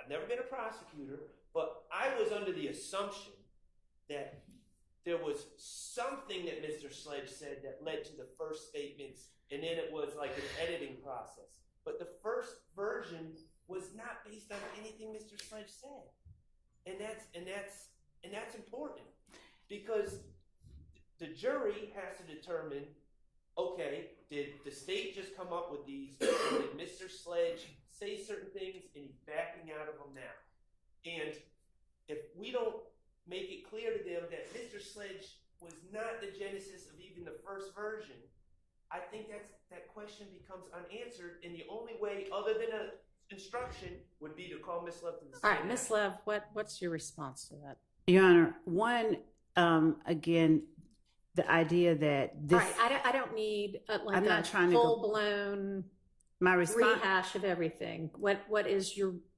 Let me re-ask. What do you propose? I propose that the court instruct the jury that it is to take as fact no information contained in any iteration of the plea agreement unless that assertion or that factual acknowledgement is in the final version to which Mr. Sledge. Let me ask you this.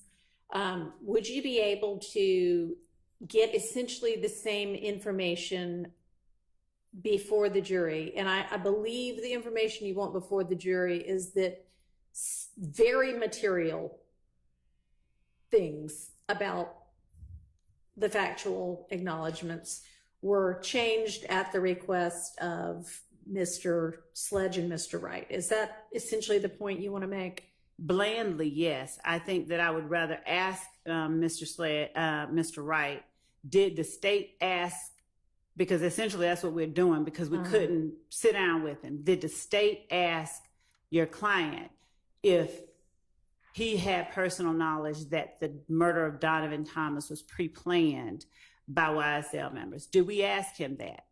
And did, through you, your client tell us no? Did he say no?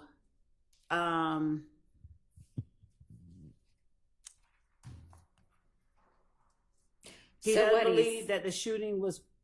He says he did not know. Right. He thinks it was not planned, but more impromptu, or at least very short or little planning. Right. So we don't need all of that. What's his basis for knowing that? I mean, that's part of their problem. That it was impromptu with little planning? Well, because he was at the house with it. If we're talking state's theory, because Mr. Sledge still has not met with us, but if we're talking what we believe is that everybody was talking about it. They were at the house. We have more than one witness who says at Defendant Williams' condo, they met up. And after the fact. Yes, after the fact. And they talked about it. They talked about catching. Okay. They could have talked about it and it never come out whether it was planned or not. And based on the conversations, this is what I have gathered, based on the conversations that Mr. Sledge was privy to, his understanding was that it was not pre-planned. And that is the reason when he says what he does, that he says it. So we're not trying to get into what he thinks. We'd be sufficient with, did we ask him that? Did he tell us no? Did we at first have something to that? So I think that's a lot safer way to go about it is, did we ask him that and did he say no? And did he leave it at that and not follow up on here's what he thought instead? I completely agree. Okay, but the part that's that not I what think you said a minute ago. Okay, so the part go ahead. The part that I'm concerned about and would like to also put before the jury was, and did we include that question as part of the factual acknowledgments initially? Is that something that he absolutely said no and refused to acknowledge and had insisted that we change? All right. So it seems like if y'all, the defense, wants in portions of number 4 that maybe the sentence at issue could read, he thinks shooting Peanut was not planned, and then redact the remainder of it. Because that shows that he is saying, no, what the state is asserting is not true to my knowledge or belief. And if the court lets me lead Mr. Wright, I can say, did he tell us? No. Did we ask him, did he have personal knowledge? It was pre-planned. Did he tell us? No. But if we're talking about how to redact 460Y if you tender it, then that would be, I think, a much safer redaction. So taking out everything except he thinks the shooting was not planned? No, taking out, leaving in everything except, but more impromptu or at least very short or little planning. Mr. Sharp. Well, I just have concerns with the state. Here's the state can have their theories. Mr. Sledge on the stand has said no one talked about the murder. Okay, I mean they talked about at Mr. Thomas. Yeah, at the condo. They talked about Mr. Thomas had passed, but no one was saying this is what happened. There was no discussion. So when you ask someone, if Mr. Steele asked me, hey, was that murder pre-planned? And I say no, then it insinuates, it gives the impression that I know about the murder. I have some information about the murder. Yeah. And that's my problem, is just saying that in a vacuum. Okay. So how about, the beginning of what he says is really the answer. He said he did not know, and the rest of it is elaboration. And Judge, the portion that was, let's see. Okay. So based on what Mr. Wright wrote back to me, we included a line that was not initially included in the previous iteration that I think is 452Y. Okay. And I think that line is number 8. And we drew the same exact conclusion number 8 of 1AS. Number 8 of the document that did get admitted, which is that defendant personally knows that one or more YSL associates committed the murder on behalf of YSL. So based on the response that we got from Mr. Wright, from Mr. Sledge, that was what we concluded too. And that is why we put in here number 8, which is different. And it may not be in the prior iterations, but as we went back and forth, Okay. So,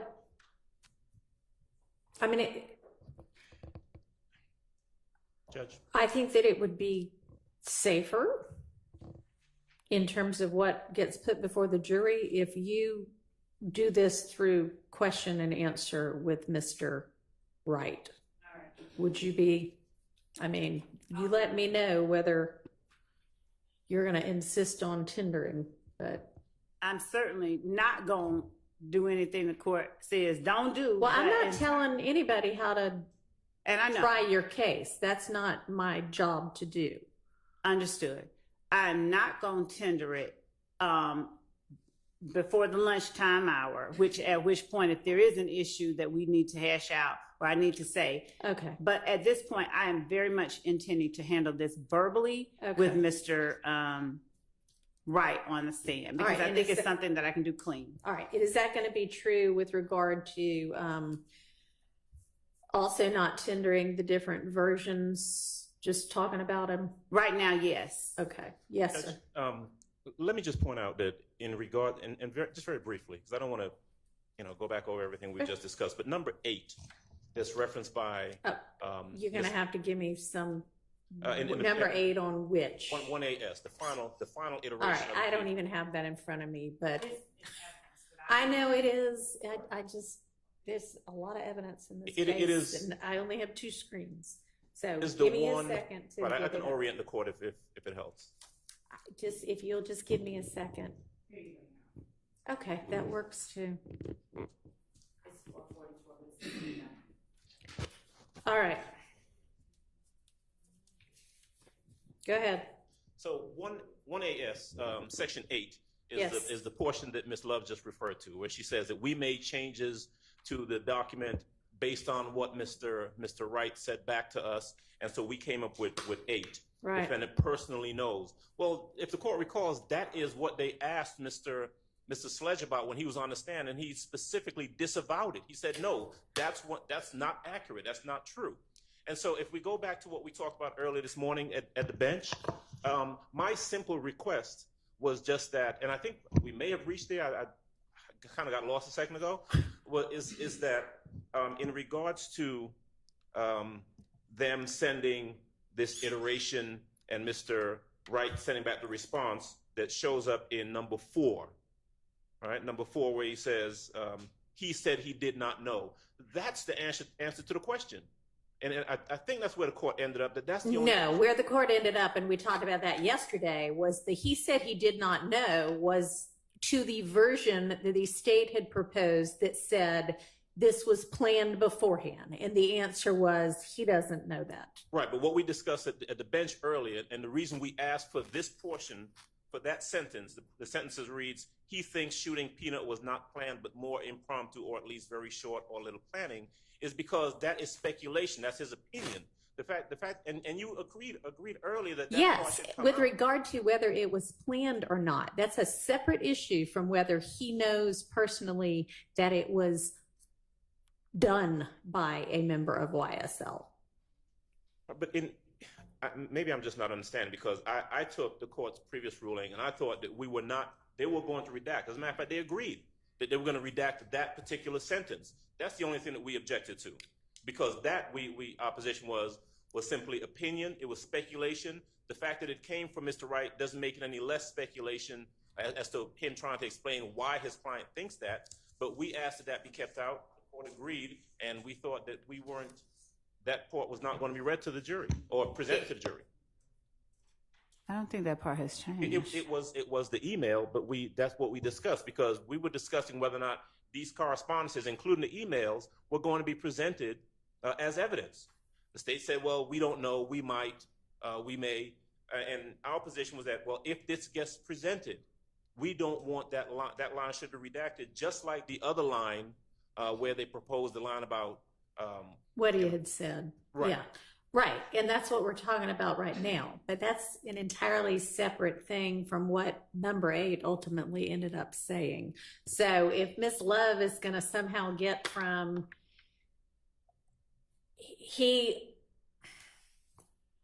whatever it was he said, hang on. Number 4, Ms. Rice email. If she thinks she can get from it was pre-planned, no, he didn't know that, he couldn't say that, to somehow that answer being the basis for putting in he personally knew somebody did it. I mean, I don't know how she's going to get from one to the other, but obviously that is what they ultimately decided was okay to sign, and y'all can cross-examine Mr. Wright on that. Your Honor, I'd also point out that how we got where with any of these assertions is not relevant or pertinent to whether or not the defendant, it does not make more or less likely whether the defendants did or did not do anything here. So how we got to any of these, in my opinion, is not relevant. Well, Miss Love, you're the one that's putting them all into issue right now. I'm putting them into issue to impeach what Mr. Slayer said regarding his regarding whether his. Okay, so I think that you can ask a few more questions that establish that, yeah, there were very material alterations made from what it started to what it ended up with. And they were made at the request of Mr. Sledge. But frankly, you even have Mr. Wright on the stand saying, but there were other things that the state wouldn't change. So how you deal with that is up to you. But since I want him to put in front of the jury everything that he recalls as being true, I don't care about the truth getting in front of the jury. I am talking about this idea that the state. Well, the easiest way to do that is, so what was it that you wanted changed that didn't get changed? Right. And then Why is it that well, that would be speculative, and I just said I wasn't going to tell y'all how to try your case, but okay. So we are not at this point going to be admitting any of these. We're not just going to be tendering them to- discussing them with him. At this point, correct. All right. Yes, sir, Mr. Steele. Your Honor, just to follow up on, I believe Mr. Shart said, would you also go through an analysis of confrontation clause, because the statement now comes from a party opponent and it's used for litigation. It is a clear, to me, bullseye on confrontation clause. So it's really Ms. Love who should be testifying if the state wants to get that in, because that is a confrontation clause, because where it came from, all those questions cannot be cross-examined to Mr. Wright. Well, Okay. okay, I'm sorry. I thought you were No. finished. Second part, and I apologize, I'll be very brief. Second part is a 403 analysis. You know, it's like saying, Ms. Love saying to Mr. Adams, who represents me, did Brian Steele destroy the murder weapon in your presence, or in the presence of Mr. Harvey? And then Mr. Adams responds, no. You know, that's really bad for a jury. That is really bad. And that's really what's going on here. So I would ask you to just limit it. The point is what you said. Did the state give ample opportunity to Mr. Sledge through his counsel to make amendments? Answer, yes or no. Mm-hmm. Did the state make those changes? Yes or no? And he might say some not. And we may have to go into a portion by portion, but otherwise, I think that it's a wrong witness because of the confrontation clause, and I think it's very prejudicial under 403. Okay. Your Honor, we've had the witness on the stand that made the statements, that signed them. We've inquired of him. He's I made think that some. does take care of the confrontation clause issue. And with regard to 403, I mean, I agree. We've spent the whole morning on this, and let's target the questions to get to the cogent issue, which is, were they able to make material alterations upon request? All right. Yes, Judge. Okay. So we ready to get the witness back in and the jury back in? Yes. Can we-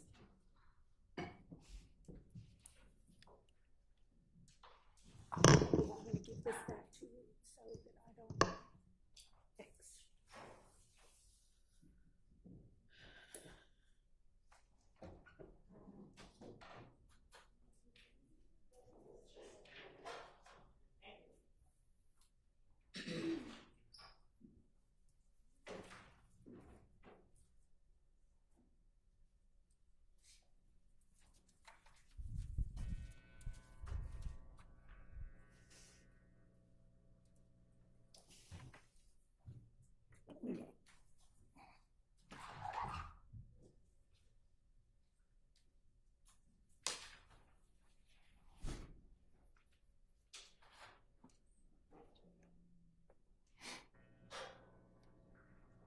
It is cold in here.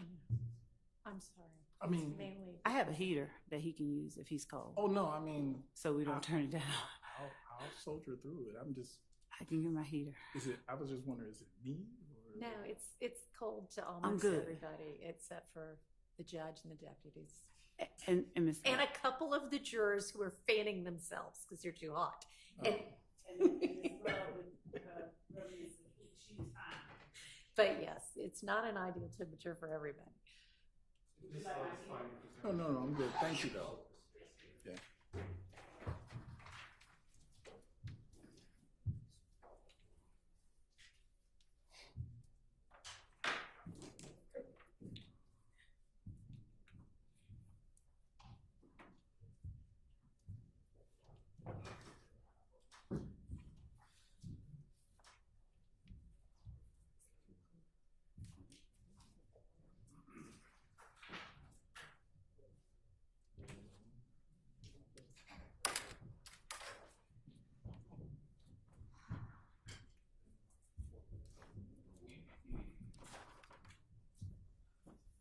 Observer present, counsel. Thank you, Judge.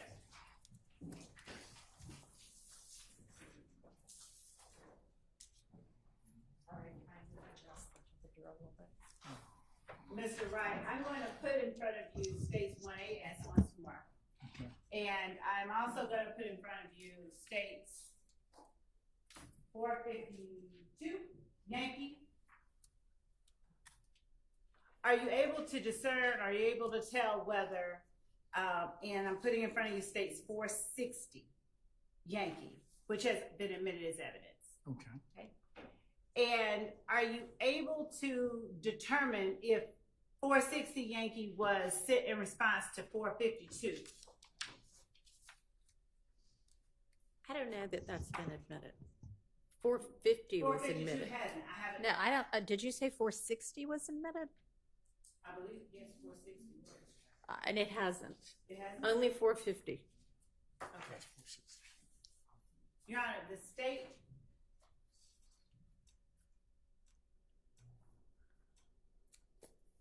because of, okay. Without reading anything from 460, thank you, Judge. Without reading anything from 460, are you able to tell if 460, the last 2 pages, were sent in response to 452 Yankee?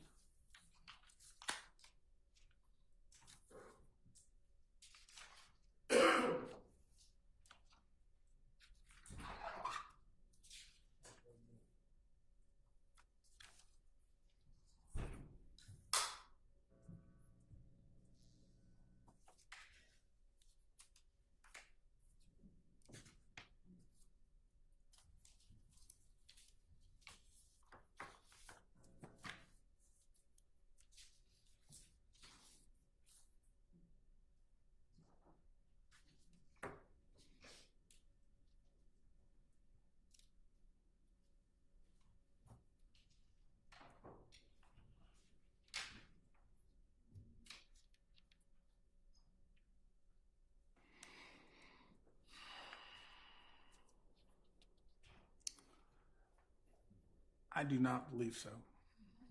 Is there one or anything that you have a record of that occurred between when 452 Yankee was sent to you and 460 Yankee was sent from you? Okay.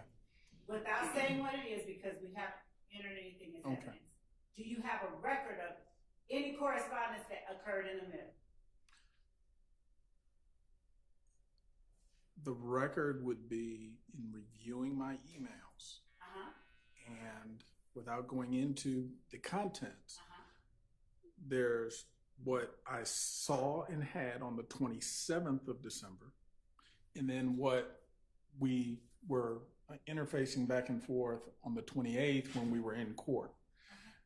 Do you, looking at 452 Yankee, is 452 Yankee, did you say earlier that that accurately reflects an email sent to you on December 27th?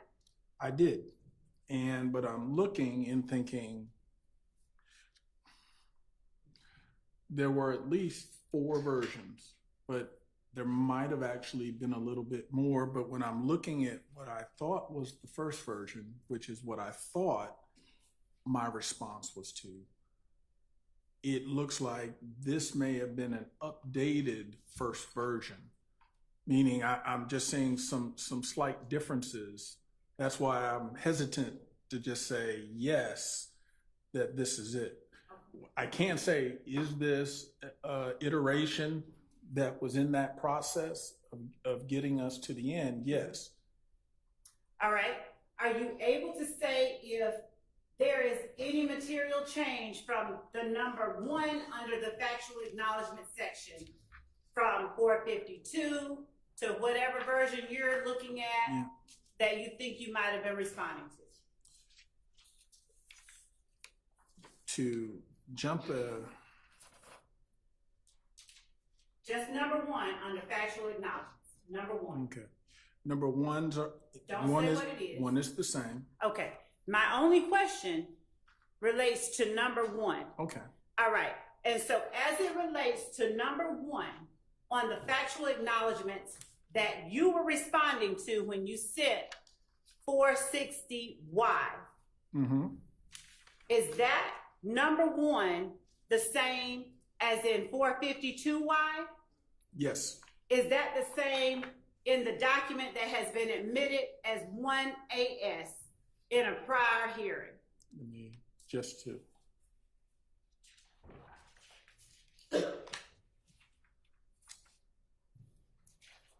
Yes. And is that the same as number 1 on State's Exhibit 444Y? All right, we already established that 1AS and 444Y are the same document, so we don't need to ask that question for all of them. All right.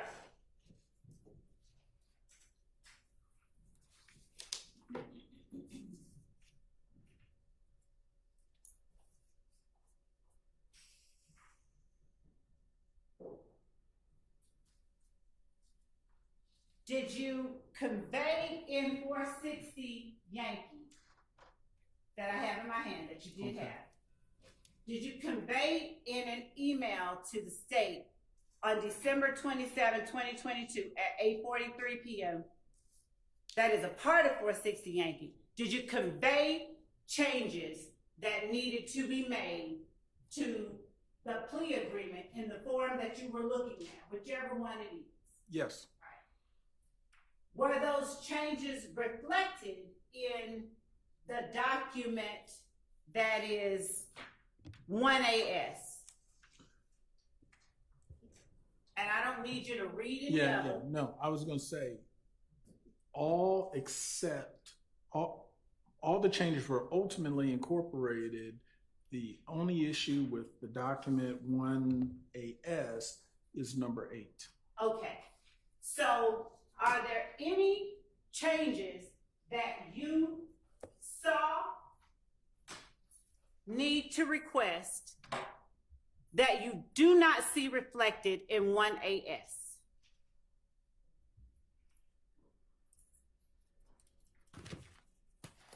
And they don't have to just be in States 460. Are there any changes in 1AS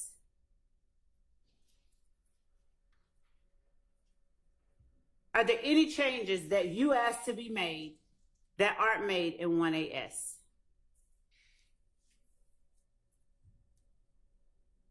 Material changes.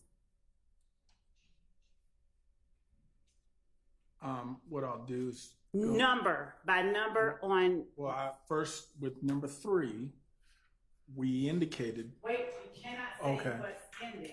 Okay. I just need you to roll it. No, number 3. I don't know of any ruling that the court has made that says he can't indicate what the change that he requested being made.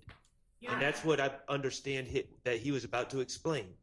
Your Honor, it's going to get into. So the question was, are there any changes that were requested to 1AS that were not made? So he's entitled to answer that question. Okay. And if you want a full answer, we don't know what he's going to say. So Yes, is the final document that got question signed. right? So given all of our discussions, Ms. Love was trying to be careful about So if you're objecting to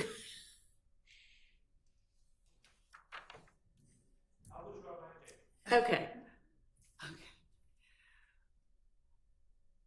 So, Mr. Wright, would you just follow along with me and let's do this exercise using only the numbers under the factual acknowledgement section in document 1AS. May we do that?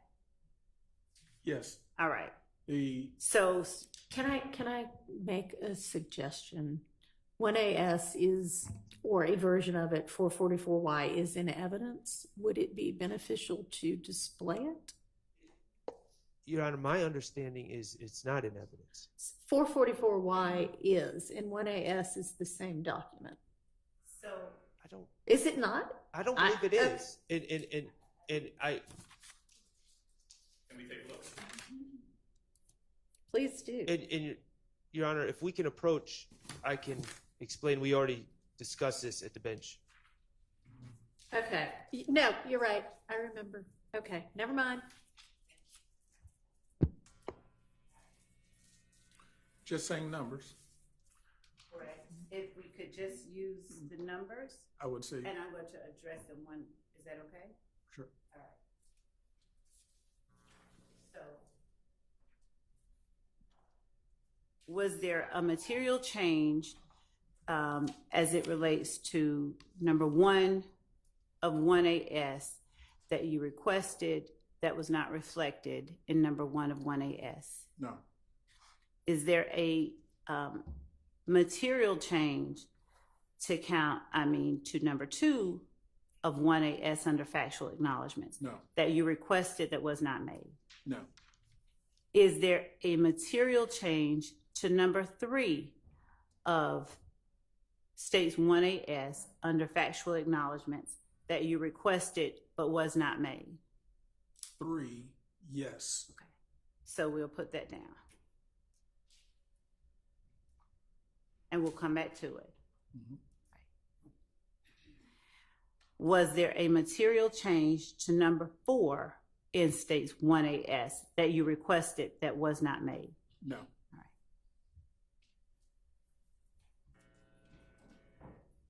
Was there a material change to number 5 in states 1AS under factual acknowledgments that you requested that was not made? No. That Mr. Sledge requested that was not made? No. Was there a material change to number 6 of State's Exhibit 1AS under factual acknowledgments that Mr. Sledge requested through you that was not made? No. Was there a material change to number 7 under factual acknowledgments as reflected in States 1AS that Mr. Sledge requested that were not reflected in number 7 on 1AS? No. Can you just say same question for number 7, same question for number 8? Okay. Okay. Same question for number 8, and if I think number 8 Yes. wasn't on a prior. And yes, but and again, it wasn't on a prior edition, but it Was on the added to last this one. edition. So, but So the I can't. subject matter was one of the things we said. Okay. So, Your Honor, I can't ask the same question for, okay. All right. Number 9, was there a material change regarding number 9 that was requested by Mr. Sledge through you that is not reflected in number 9 under factual acknowledgments of states 1AS? No. Is there a material change to number 10 on states 1AS under factual acknowledgments requested by Mr. Sledge that was not made on the final document? No. Same question for number 11. No. Same question for number 12. No. Same question for number 13. No. Same question for number 14. No. Number 15, same question. No. Number 16, same question. No. All right. As to the sentencing acknowledgments that are reflected in states 1AS under section 5, did you review those? Are you comfortable telling the jury whether or not you went over those sentencing acknowledgments with your client? Just yes or no before you explain anything. I would have went over the entire agreement, including that section, yes. Okay. Did you allow your client an opportunity to ask any questions that he needed to ask? Yes. Did you restrict his ability to ask you questions? No. All right. Based on your knowledge of over 15 years of interacting with your client, did your client appear comfortable asking you anything he wanted to ask you? Yes. Did you answer your client's questions as thoroughly as you could possibly do in your capacity as his attorney? Yes. Did you answer them in a way that, based on your 15-year knowledge of him, you believed he fully understood? I hesitate. My answer would be yes, but again, I'm not a mind reader. So other than perceiving his responses to me and that he seemed comfortable, I can't purport to say what all is going through his mind. I didn't ask you that. Okay. I appreciate your response, though. I appreciate your clarification. So I asked the question I did for a reason. Based on your 15 years of knowing him, Mm-hmm. did he give you any indication that he did not understand any one or more of the provisions under number 5, sentencing acknowledgments, which are in 1AS? No. And when you said yesterday that you had represented Mr. Sledge in 2 cases over the last 15 years that were felonies and one that was a misdemeanor,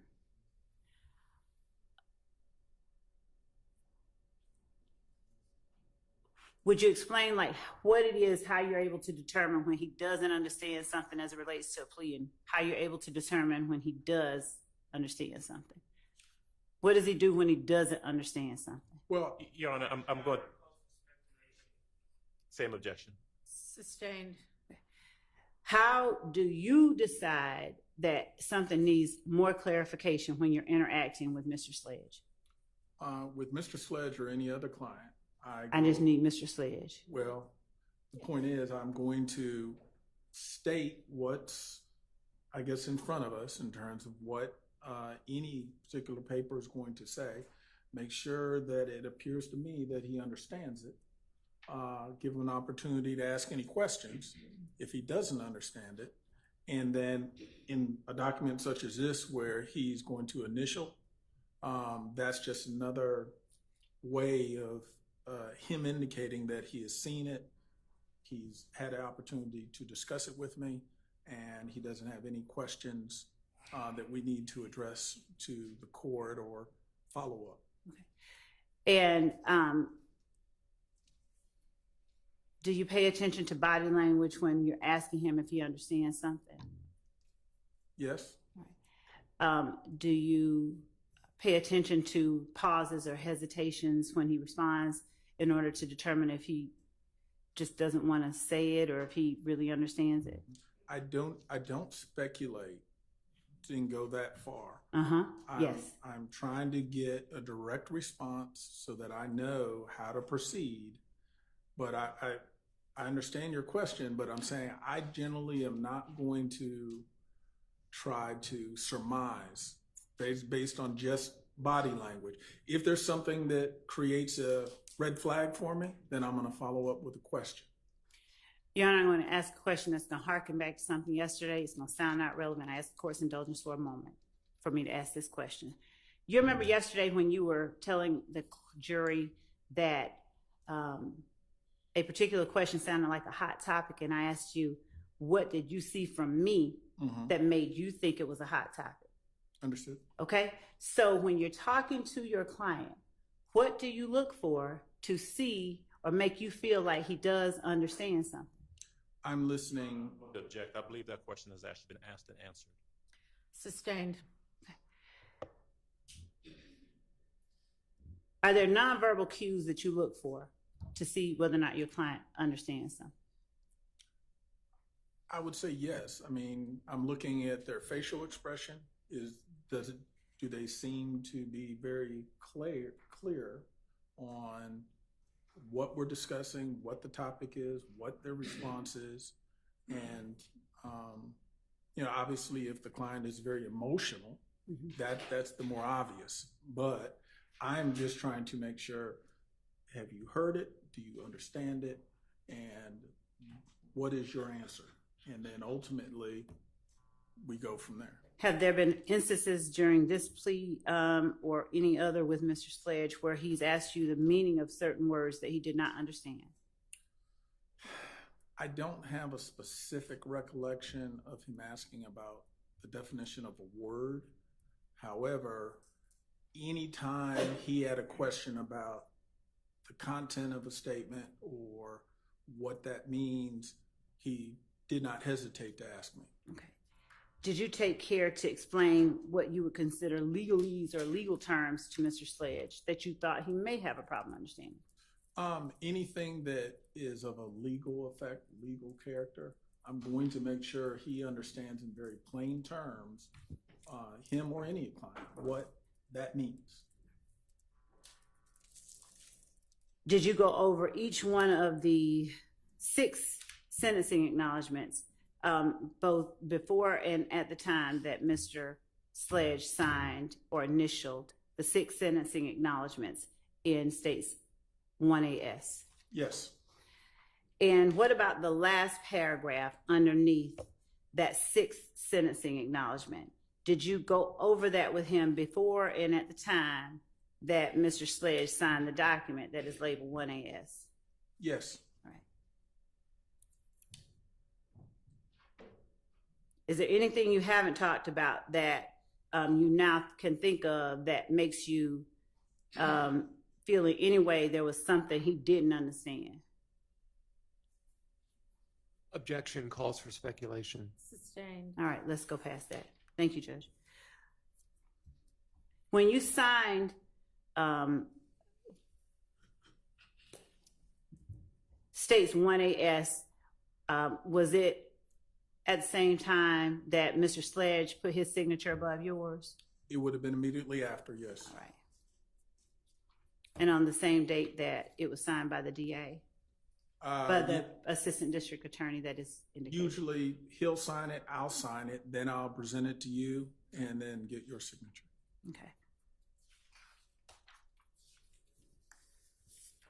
Was there any material addition that you asked to be included in State's Exhibit 1AS that the state refused to include? There was no addition, no. Okay. Or rather, let me say it this way, no addition that we asked Okay. that was not included. Okay.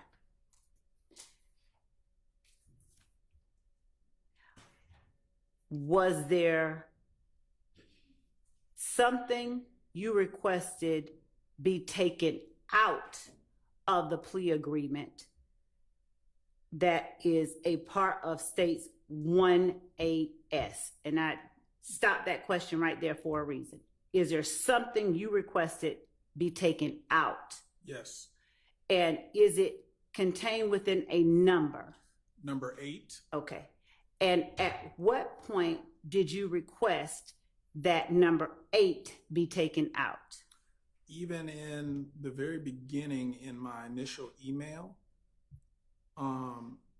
we were given an indication that he did not have information. Wait a minute, you're getting into it. I'm asking you about a time frame, just the time frame, because of From the very beginning. Okay. That was one of the things that was an issue for us. Was number 8 included in any previous iteration I would have, before States 4?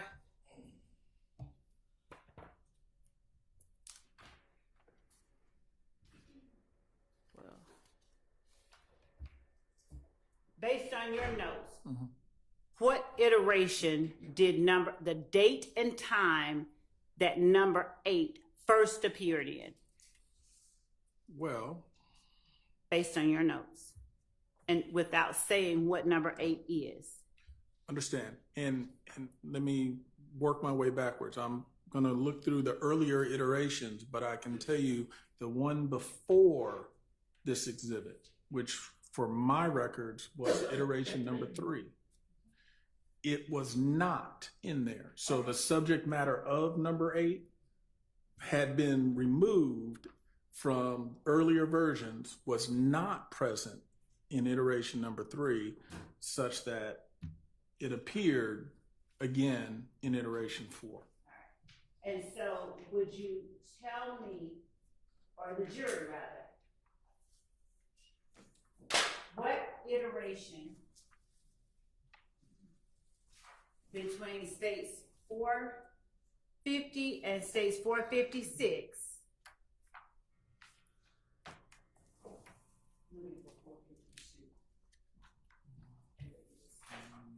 And including states 452.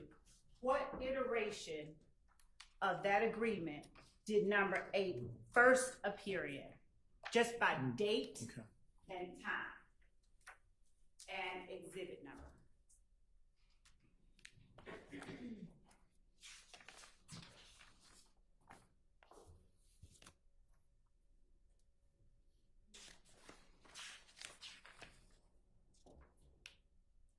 If it's in there.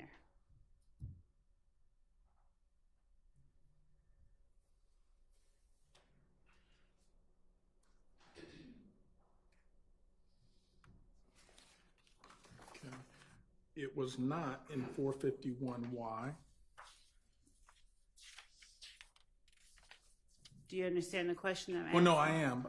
I'm sorry. I'm answering in a way where So iteration by iteration, I'll be able to say if it appears at all. I do not believe it appeared in any prior iteration in that form, but I'm looking to just make sure the subject matter, if it did, I can answer your question and say it appeared in this.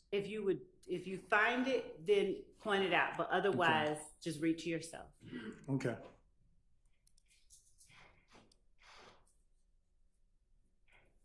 Okay. In 452Y, number 4, the subject matter of that appears. Okay.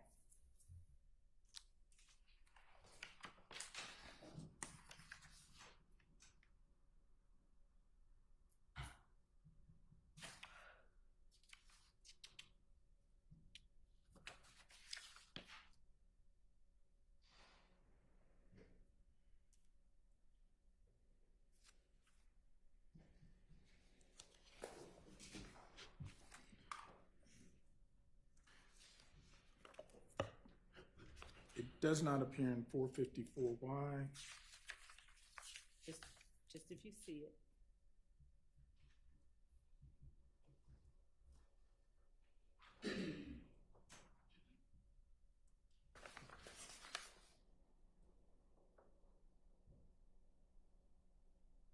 It appears in 456Y, also number 8. Okay.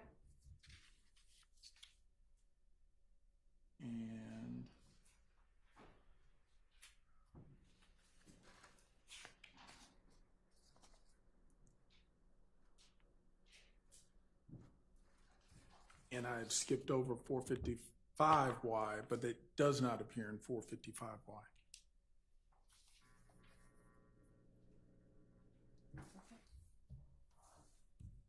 So, as you read over and initialed 18S with your client, I'll take these. Yes. Did you ever speak to the state about number 8? To the best of your recollection, did you request that number 8 be removed? No, I did not. I have no recollection of seeing number 8. I understand my client initialed it because I can see his initial. I also understand it may have been enunciated by the state at the plea, but where we went from 455Y, where it was not in there, and then it was in there, I don't know how it got there or how we missed it, because neither my client or I appeared to have realized it was there and it came in. Are you saying that you did not read this document before you all signed it? No, we read it and signed it. I can't dispute that. But how that number, when that was something from the very beginning we were contesting, I can only say we missed it and it's in there. All right. And when you say you were contesting it, how did you contest it? Without saying what you said, but how did you contest it? Well, by telling the state that that information, that's the subject matter of that, is not something that he has knowledge of or information on. So I'm sort of hamstrung to answer your question. All right, we'll come back. And so at the time that this document was being read into the record, were you paying attention? I was paying attention, but I missed it. So apparently not good enough. Just as when I went over it with my client, which I did. I'm not saying I didn't, but that is something that to this, I mean, it sort of was a surprise of this trial for me, was that was in there. And how did we miss it? And when you speak of that was a subject matter, beyond it being something you referenced in, you said it was, you saw it in referenced in 452 Yankee number 4, and you saw it in 456 Yankee as number 8, the final iteration. Is that fair? Did I get Correct. that right? Okay. Do you have notes, or do you have an email or a text message or anything that reflects, hey, 456 or number 8 on this document, not the final, but number 8, take it out? To answer your question, going back to when this was happening, when we saw 455, it was not in there, and everything seemed consistent with what we had asked. When we were handed 456, I think we must have assumed, and I don't want to speak for Mr. Sledge, well, that 455 was what was being handed to us to execute. And we did not notice because, again, it's an addition. It's a completely different sort of addition, and it's in there. And again, I'm not disputing it is in there, but I can't explain to you how we missed what we thought we were signing, or what I thought we were signing was 455, not 456, with that additional number 8 embedded in the factual allegations. And I don't have an acceptable explanation as to how we missed it. Okay, so looking at 455, and Your Honor, this is one of the last 3 questions that I have. Looking at 455, is 455 Yankee number 8 what you're referring to when you said that you thought 455 Yankee was the last iteration? Correct. And I'm not going to go into it, but the subject matter of number 8 in this is different than what number 8 in 456 is. And so is 455 Yankee number 8 what you were trying to agree to? Yes. Okay. All right. And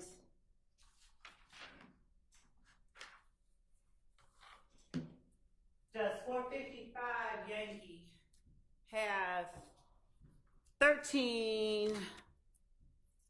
How many factual acknowledgments are in 455 Yankee? 15. And are there 16 in State's Exhibit 1AS? Here you go.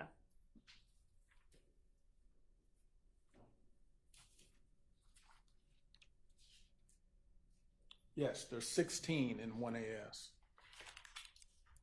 And beyond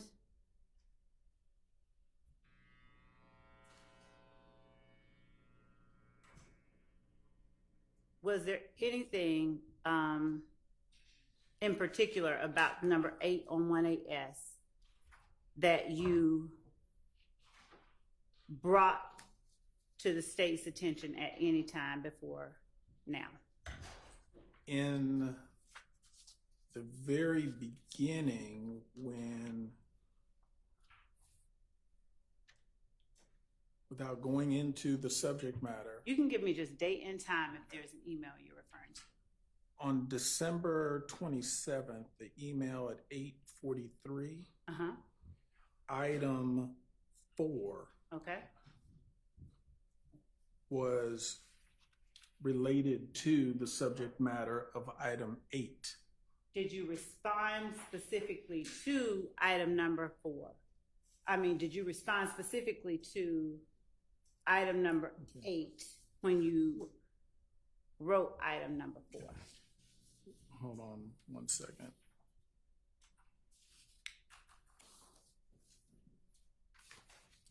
I'm looking for the iteration I had when we sent those responses. It may be.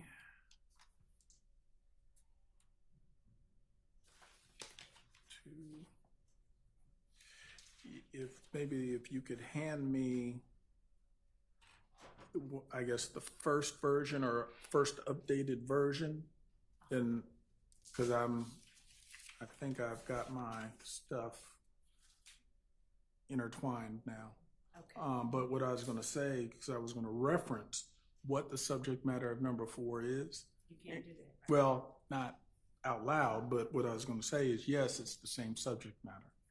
And were you speaking specifically to a number 4 in a previous iteration when you wrote and responded to number 4? Correct. All right. Your Honor, thank you. I think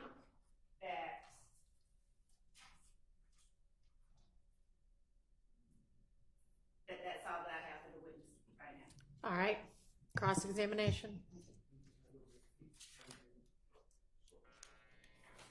Your Honor, for the record, I'm just putting 1AS back with Ms. All right, Winfrey, and I'm taking back the ones that were not admitted. thank you. You're welcome. This is not mine. This is- Okay.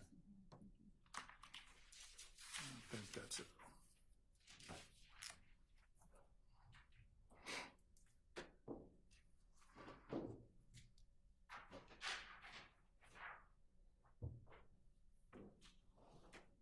No, you're all good. Good morning, Attorney Wright.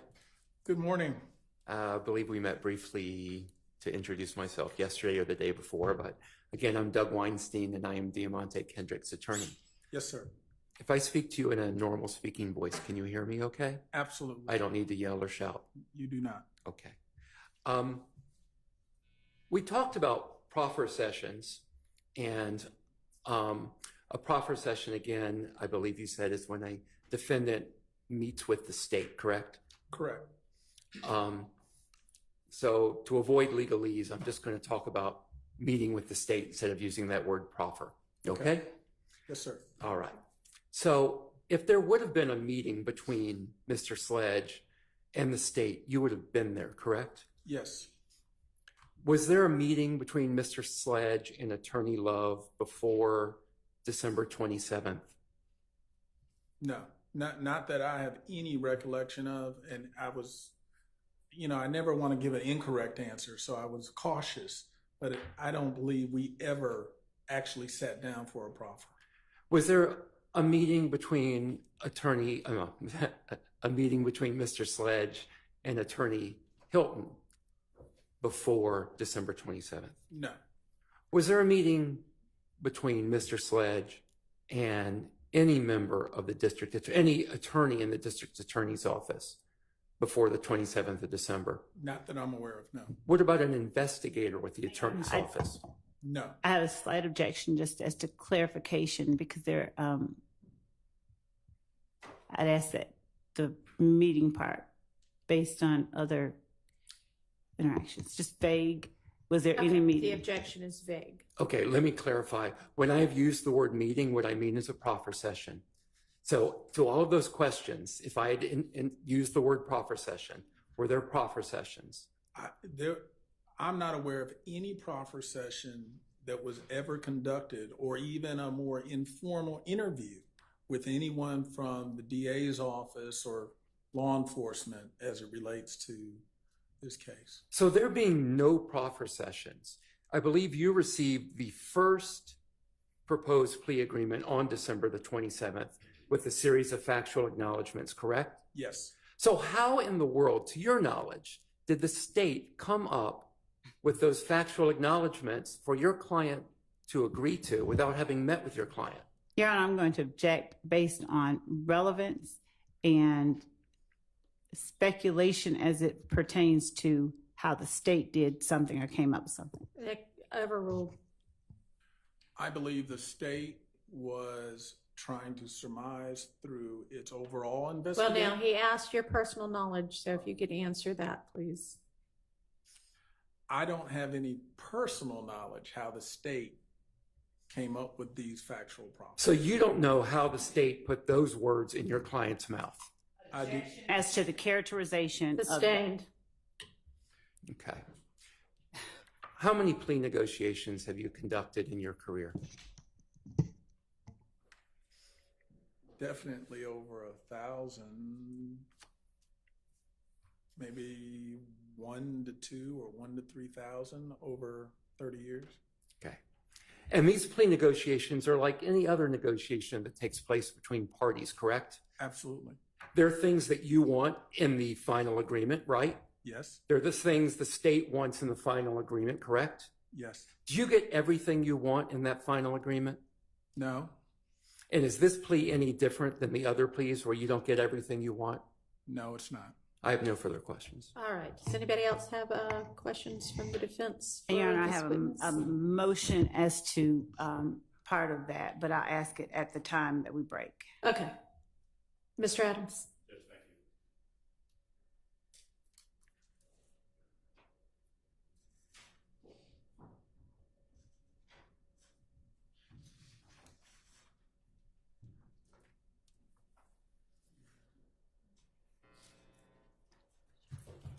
Attorney Wright, good morning, sir. Good morning, sir. Like Mr. Weinstein, you and I have known each other a long time, haven't we? Yes, sir. All right. Got a number of questions for you, and I want to break them down into specific parts, okay? Okay. And same ground rules. If you can't hear me, you don't understand the question, just ask me to repeat myself, clarify, whatever you need, and I'll be happy to do that. Understood. All right. Let me kind of start where Mr. Weinstein left off. Proffer session has been a reference, which is a meeting between your side, you and your client, and the district attorney's office. Never happened. True? Correct. Sustained. All right. You did receive, as we've seen previously, that email with the proffer agreement attached. Is that right? Objection asked and answered. I did. Sustained. You have never seen, never received, and there is no signed proffer agreement. Objection asked and Anyway, answered. is there? Sustained.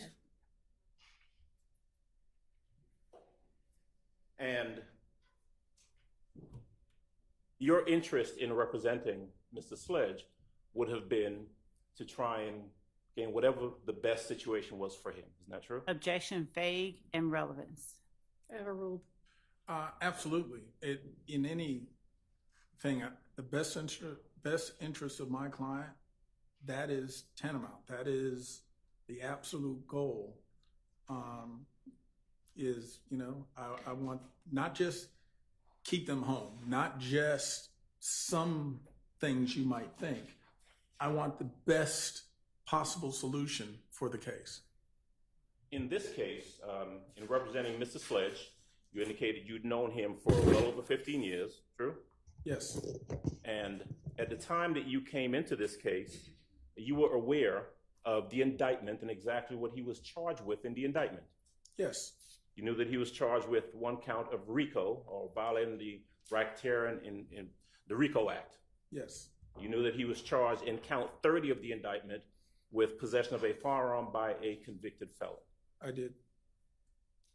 The count 30, the possession of a firearm by a convicted felon, is something that he was accused of. The allegation was that he committed that offense in December of 2021. Is that right? Yes. Right, and that was included in the overall indictment with the RICO count. True? Yes. Okay. Having represented Mr. Sledge before, you knew not just him, but you knew his family as well. Yes. You knew his mother. Yes. And so when you were in court over the course of the last number of days, and you heard testimony and questions about him wanting to get home to his sick mother, is it in fact true that his mother was ill? Yes. I have personal knowledge that at the time we were going over this stuff, that was something he expressed and was stressed over. That was a concern of his. Yes. You knew, and I want to kind of reference some dates. He was arrested somewhere in June, around June of 2022. Is that right? I'm relying to some extent, but I'll say, to the best of my knowledge, yes. Well, you know that the case was indicted. The indictment was handed Yes. down in May of 2022. Actually, that being the case, yes, he was arrested not long after. Okay. You, and I don't want to delve too deeply into it, but you shared that at least in the early part of that, you were having some health concerns yourself. Yes, and let me back up a little. The reason I paused on my answer was, remember, there was sort of an earlier part where he at some point had charges related to this. Those charges ultimately went away. Then much later on, there was an indictment and then an arrest. That's why I sort of paused, because that earlier date is not immediately known to me. But as to once this case was indicted, then the arrest, even though I was not back to my practice yet, I was aware of it and was sort of watching from the sidelines. Okay. You were in court and heard when he was testifying about that previous matter you're referencing. In other words, his arrest and where he was charged with the murder of Donovan Thomas. Correct.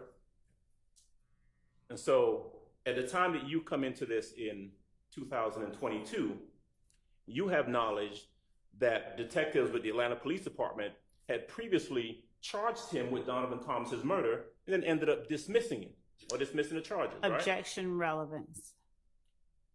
Goes to his Overruled. Yes, that's the point. I was aware from before, so when this occurred, it wasn't necessarily something new to me. I was already aware that there was some history. Okay. You mentioned a couple dates when you were testifying earlier. We talked about you getting into the case somewhere around October or November of 2022. Is that about right? And when I say get into the case, when you were healthy enough, right, Correct. to kind of resume your practice and get into Mr. Sledge's case. Yes, sir. Okay. By the time you would have interacted with him or started representing him on this case in either October or November of 2022, he would have been in jail for a number of months, true? Correct. He would have been in jail at the Fulton County Jail, true? Correct. And since he was in jail at the Fulton County Jail, that presupposes, and you know, that he did not have a bond. Correct. Now, if you're in jail and you don't have a bond, you stay in jail, true? Correct. The only way you get out of jail, if you're in jail without a bond, is you either, your case gets dismissed, right? Correct. Or you negotiate some sort of plea or deal that gets you out of jail, right? Correct. Or you go to trial and you get acquitted and that gets you out of jail. Correct.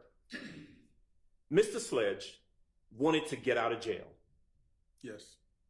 He had been in jail for a number of months by the time you spoke to him, and he was anxious about getting out of jail, wasn't he? Objection, Your Honor, asked, answered, and Sustained. He discussed with you his desire to get out of jail, true? objection asked, answered, and it gets into, Attorney-client privilege. yes. Sustained. Were you attempting to get him out of jail? Yes. All right.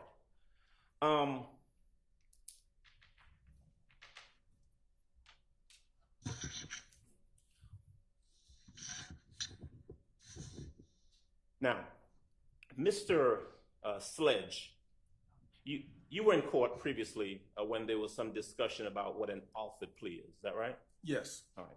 Now, and one of the ways that a defendant, Mr. Sledge, could resolve a criminal case is with what's called an offered plea, right? Yes. Now, an offered plea, as you would have discussed with Mr. Sledge in one of his previous cases, revolves around someone saying, I'm not guilty of the charge, but I'm going to plead guilty because it's in my best interest. Is that right? Correct. Right. And you would agree with me that entering a plea of guilty, whether it's under offered or just a straight guilty plea, can sometimes be in a person's best interest, right? Oh, absolutely. And that may sometimes be regardless of whether they consider themselves to be guilty of the offense or not. Objection, True? Your Honor, relevance. Correct.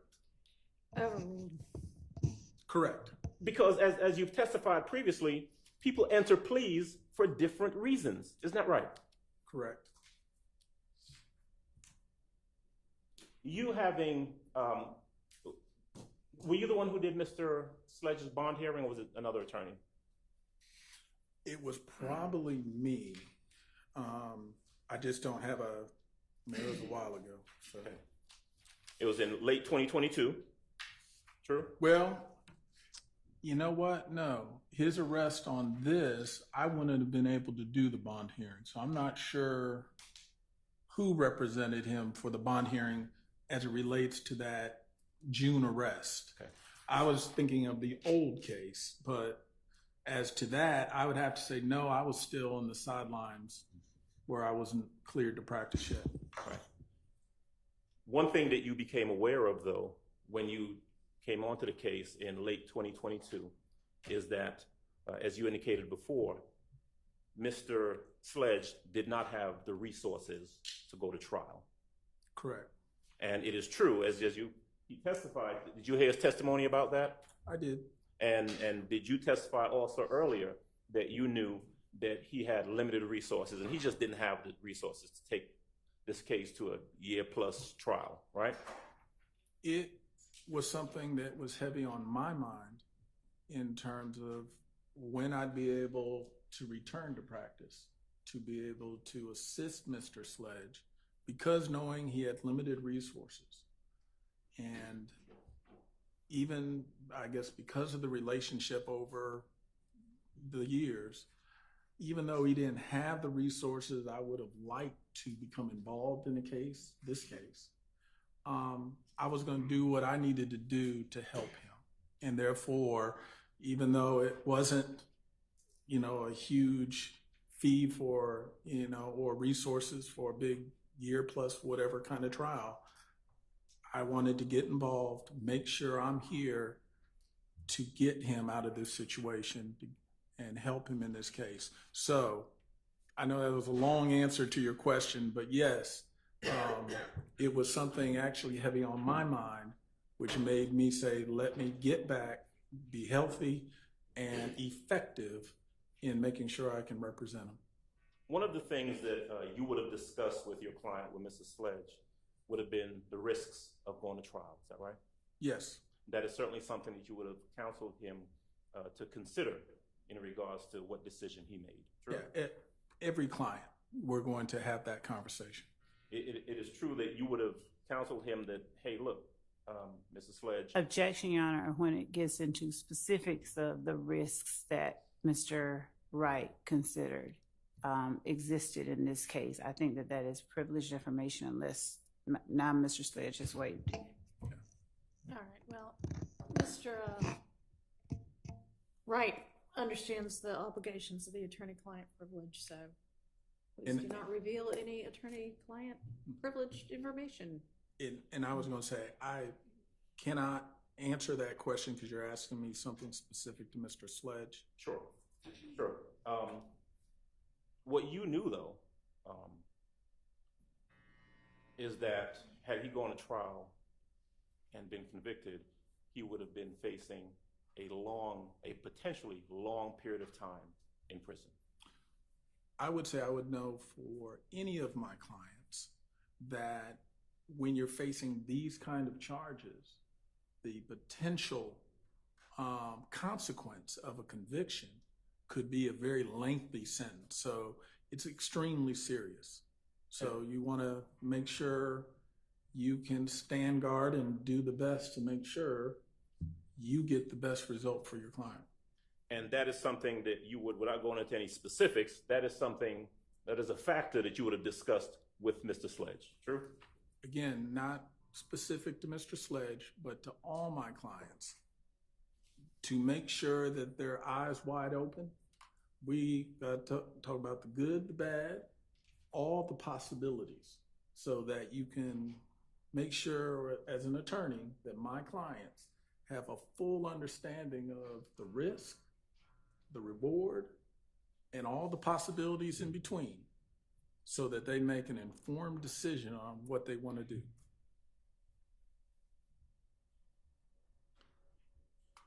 You were aware, were you not, that the state, the district attorney's office, was interested in whether or not your client would testify, would take a plea and testify?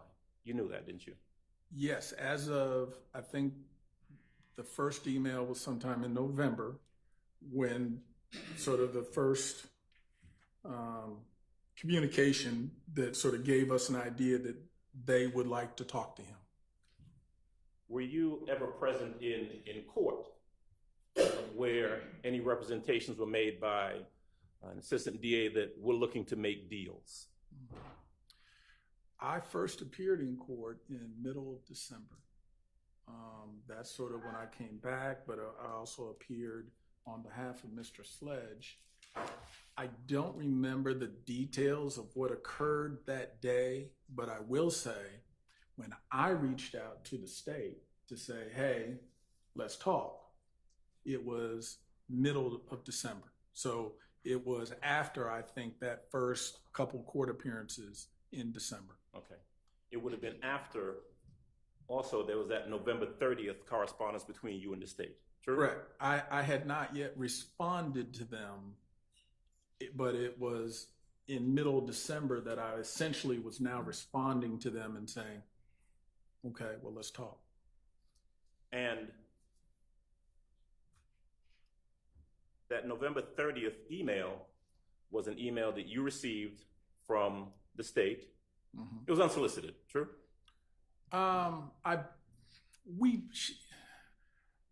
It's easy when you have emails to say, I remember this. It may have been a phone call where it is customary that even though you may see us in court, everyone seems to be one side or the other arguing. Professionals, we call each other, we talk, we communicate about different cases we may have going on. So it was not unusual for Ms. Love or someone from her office to just reach out, call me, as sort of that first step. And I think there might have been a phone call followed by that email. But I just don't have a recollection of a phone call or what the conversation is, but it wouldn't have been unusual. I've known Ms. Love probably 10, 12, also maybe 15 years. Okay. So as one professional to another, it would not be unusual for her to reach out to me to basically see, is my client interested in something? Now, during that period of time, from November 30th to whenever it was you reached out to the DA's office, I was having some conversations with them, you would have been talking to your client about what he wanted to do in regards to resolving the case, true? With all my... Can you move back towards the mic, if you don't mind? Yeah, with all my clients, I'm going to communicate to them, hey, here are communications or statements or developments, anything about their case. So again, not talking specific with Mr. Sledge conversations, it is my norm and usual that if the state reached out to me, I would have made sure to reach out to him. And more often than not, I don't like jail phones. so I don't want to be listened to. So I will try to go see my clients Sure. and have that conversation At the jail. at the jail.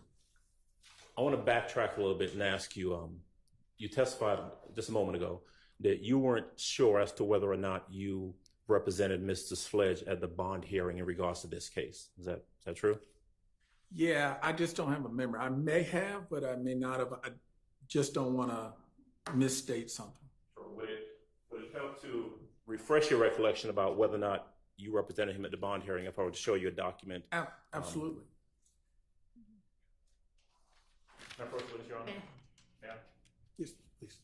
I'm going to show you for purposes of the record what I've marked as defendants Williams Exhibit 257A and 257B respectively. I'm going to go ahead and put those to you, let you take a look at them, Mr. Wright, and once you're done, you just tell me whether or not that helps to refresh your recollection as to whether, as to who represented Mr. Sledge at the bond hearing in this case. Yeah. Okay. Seeing this, it does refresh my recollection. Okay. So tell me if you would, whether or not you did in fact represent Mr. Sledge at the bond hearing in this case. I definitely filed for bond, and I either represented him myself or I had someone stand in for me if there was an actual hearing, because I'm not sure in that time frame that I had filed for it whether I had been cleared. So I can at least state I filed for it and I either was there and represented him or I had an attorney stand in my place. When the bond was denied. So it's still on me, yes. Okay. All right. So let's jump back to December now, right?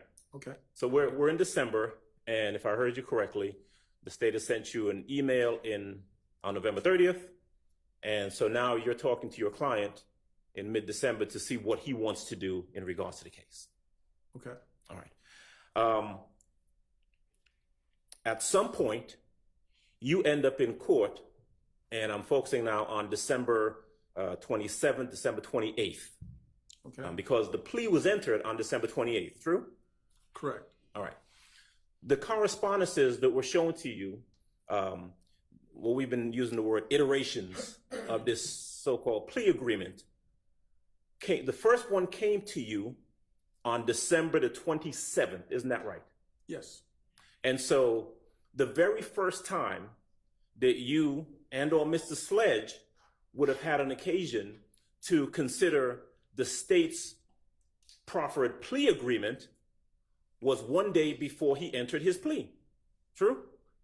Yes, and to give you detail, that day, I actually, once I received it, went to see him to go over it.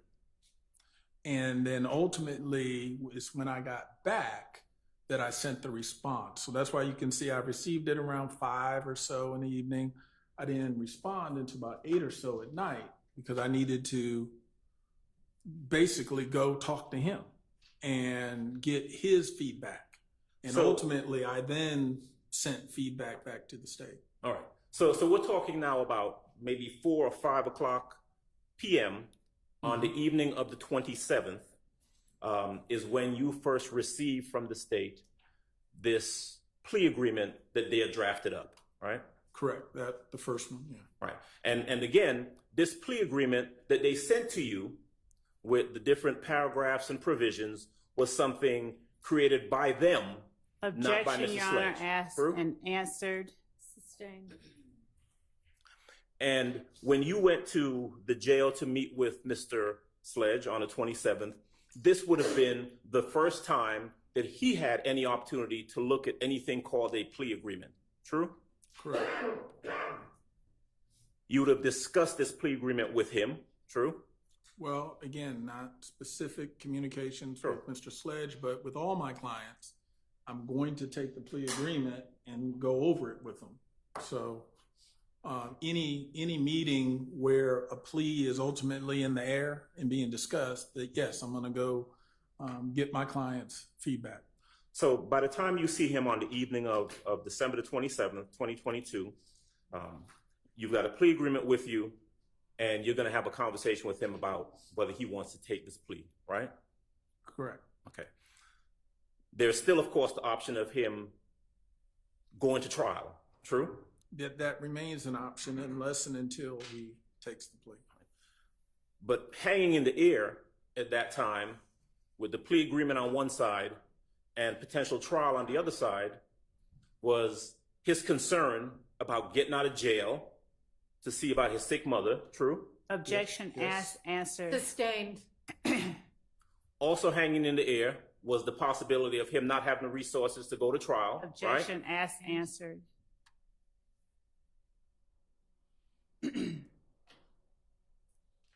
And as you would do with any client, you'd have discussed whether or not there were things in that plea agreement that the client simply could not agree to or would not agree to. Objection Sure. asked and answered. Overruled. I would say again, not specific to Mr. Sledge, but when a client reviews a plea agreement, if there are factual allegations, because there's not always factual allegations in the plea agreement, but if there are, we're going to go over those. And if we go over those and there's some disagreement or there's some need for clarification, that's something that I will go to the state and indicate, hey, there's some issues here. We need clarification or changes or what have you so that we can make sure these are accurate. And in this case, you actually did that, didn't you? I did send an email to the state indicating that there are some clarifications that we would like. Okay. So there's some negotiations now going on, or some correspondences, communications going on back and forth between you and the state, you on behalf of Mrs. Sledge and the state, Yes. from the 27th of December, carrying into the 28th of December, the next day. Yes. True? The next day, he's actually in court. Yes. He's brought into court, and you have an opportunity to talk to him in a holding cell, a holding area outside. Yes. Okay. He's in a holding area.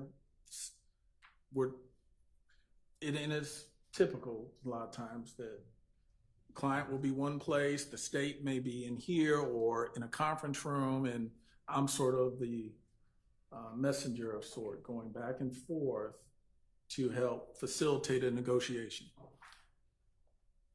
You had the opportunity to discuss with the state that there was a factual allegation in their plea agreement that you did not want, or you wanted changed. Remember that? Correct. You talked about number 3. Correct. Now, the subject matter of that number 3 revolved around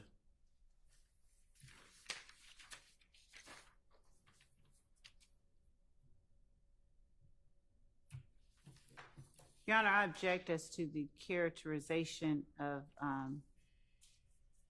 the number 3, and I'd object based on vagueness. Are we talking number 3 in 1AS or number 3 on one of the other exhibits? Sustained. all right. Talking Let's about the final version. yes. Let's reference what ends up being the final version of the plea agreement. I believe that's states 1AS. Okay. Okay. Do you have those in front of you? I want you to be able to refer to them. I do not have that in front of me. No.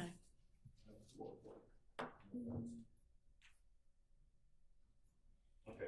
My question is, You may. all right.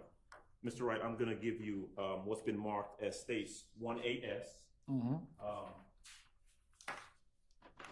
And I've got some questions I'm going to ask you referring to that document, okay? Okay. You had a chance to see what would ultimately become stage 1AS and the conditions, the provisions, the factual acknowledgments that were part of that document, true? Yes. Okay. Prior to the execution of that document on the 28th of December in court, you had an opportunity to communicate with the state that you had a problem, or y'all had, to use your words, some concerns about that factual acknowledgement, right? Yes. Now, that factual acknowledgement revolves around this incident about a video where Mr. Sledge was alleged to have been in a video holding a gun, making threats, to someone else, to another person, correct? Correct. When the state presented any of the iterations, including that last one, right, of the plea agreement, they wanted Mr. Sledge. Objection as to what the state wanted. Sustained. The factual acknowledgement revolved around Mr. Sledge acknowledging that while associated with YSL and to support and express loyalty to YSL, the defendant, that would be Mr. Sledge, and co-defendant Demekian Garlington and Quindarius Zachary appeared in the video with another person. AS, wherein defendant brandished a weapon used in a drive-by shooting, and wherein on behalf of YSL, defendant threatened to harm a person named Kel, a rival gang member who had begun a relationship with defendant's ex-paramour, girlfriend. That was the factual acknowledgement, correct? That was the factual acknowledgement, yes. You communicated with the state, and you requested that they change that, correct? Or that it be removed. Your Honor, objection is to compound. Yeah. And I don't, Sustained. They did not change it. Your Honor, I object and ask that the, whatever question there was, Can you pose a question? Sure. When you saw that factual acknowledgement in the manner that I've just read, in any of the iterations leading up to the 28th, you communicated with the state and asked them that it be changed. True? Yes. They did not change it. True? No, they did not. Mr. Sledge still initialed that, correct? Correct. And that's an example of sometimes, as other counsel has asked, you try to get everything you want in a negotiation. Some things you may have to live with. And ultimately, this was an item where someone could try to argue whether two things are true at the same time. That is this just a boy-girl and another boy issue, or is it a YSL issue? But a decision was ultimately made that if it wasn't getting changed, we either had to live with it or stop the process. And ultimately, that stayed. But the reason that you wanted it changed, hold on. when you spoke to the state, you told them that that information was not accurate. True? True. You told them that this wasn't the factual acknowledgement that referenced it being done on behalf of YSL, that was not true. This was about a girl. Your Honor, And not objection about- as to the compound nature of that question. Sustained.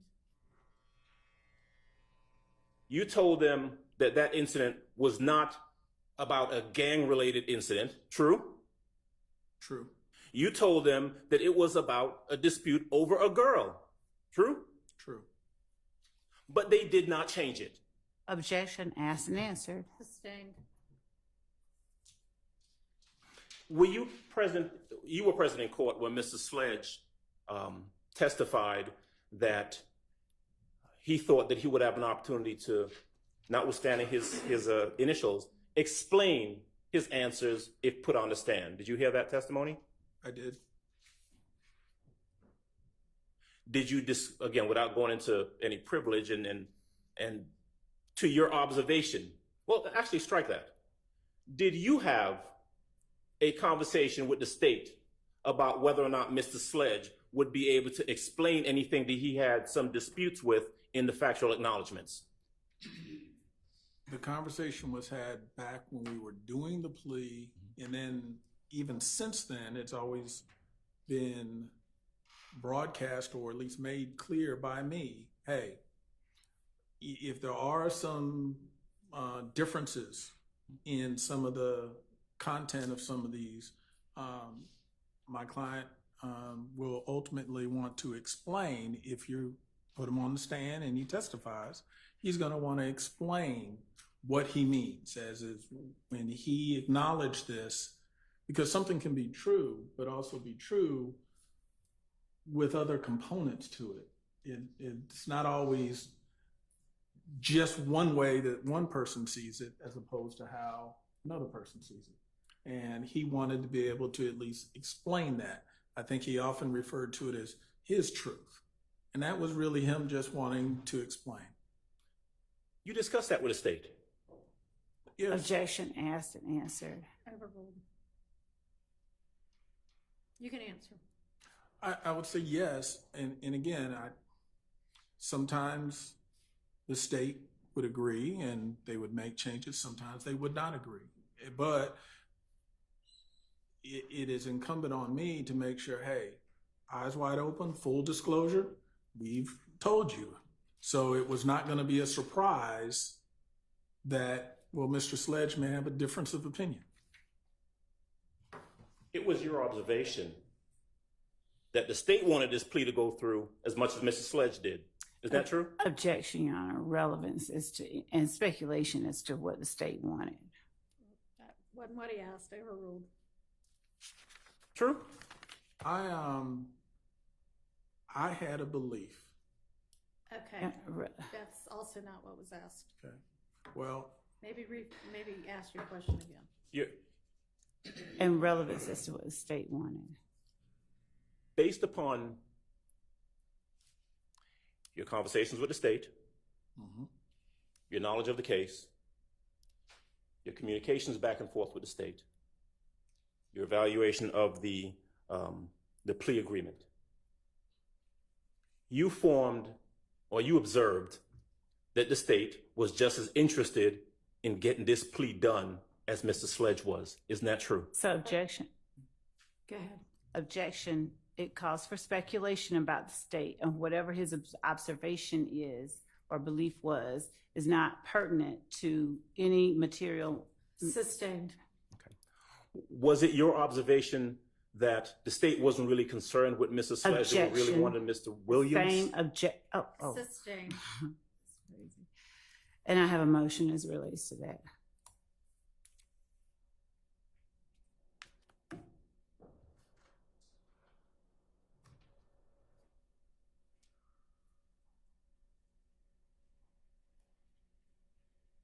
Sustained. Ask your next question. Okay, I thought you were waiting on the emotion. All right. Before Mr. Sledge was brought out into court on that video that we saw and entered the plea, I know there wasn't a proffer session, but separate and apart from that proffer agreement, the one we talked about earlier that was mailed to you, did you ever get an email from the state saying, hey, we want to talk to him before he enters a plea?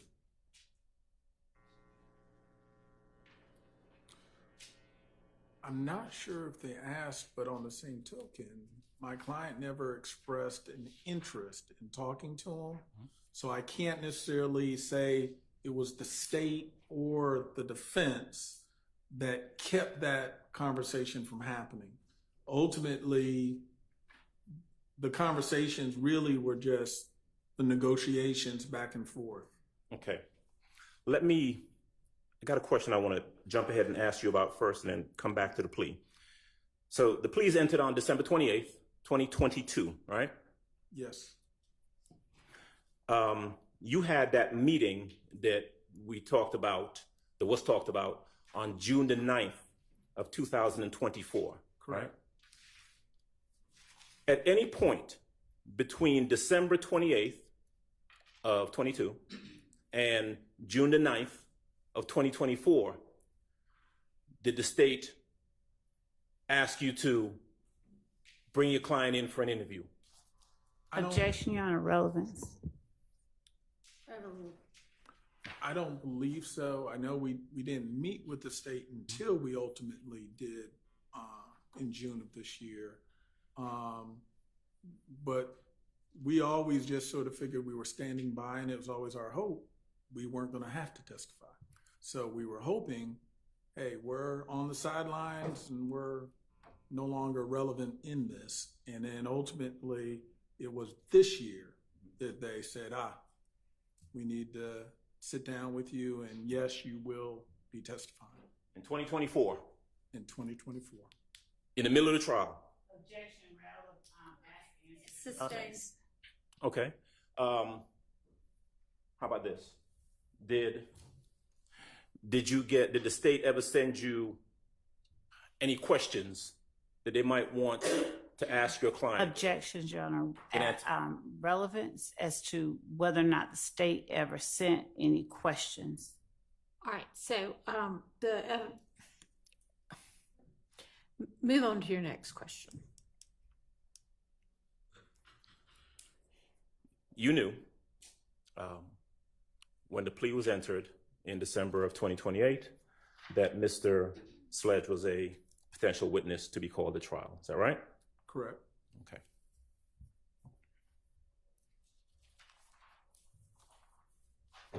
And after he entered the plea, he got out of jail. True? Correct. Objection asked and answered. Sustained. He didn't just get out of jail as a result of entering the plea, though. Am I right? There was a bond component of that also, wasn't there? There was, but In fact, Your Honor, There I were ask two- that the witness be allowed to finish his response. Yes. I'm sorry. I thought you were done. Go ahead, sir.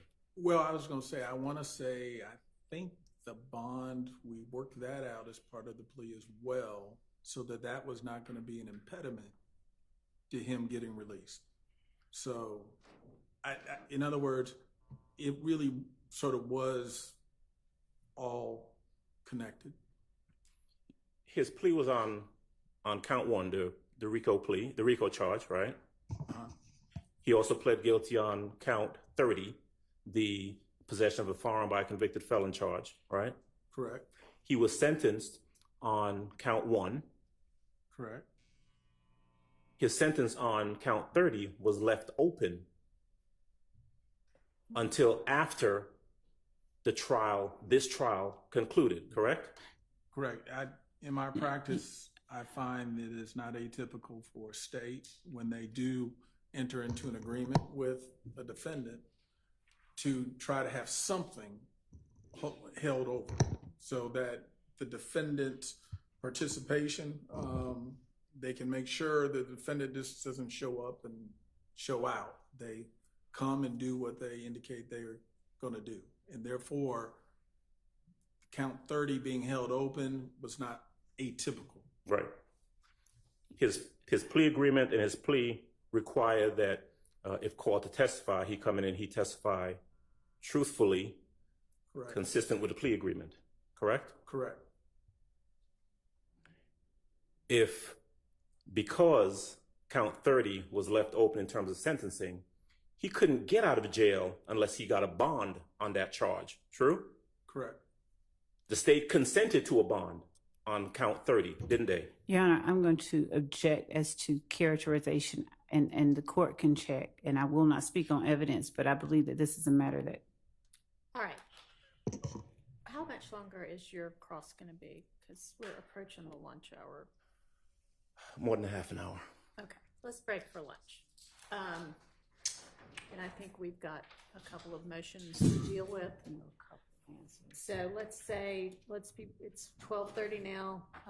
Let's be back at 2.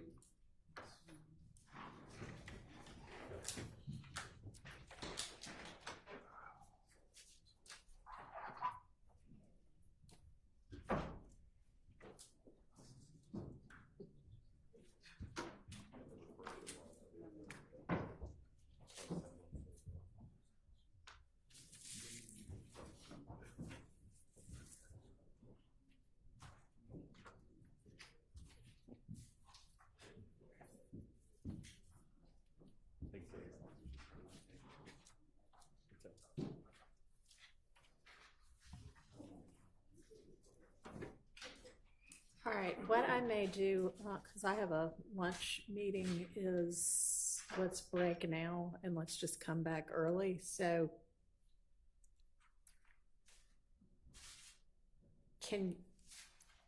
I don't know how long 2 motions and whatever else we have to deal with is going to take. Can we all be back at 1:15 All right. I'll see y'all then. Thank you, Judge. Thank you, Judge.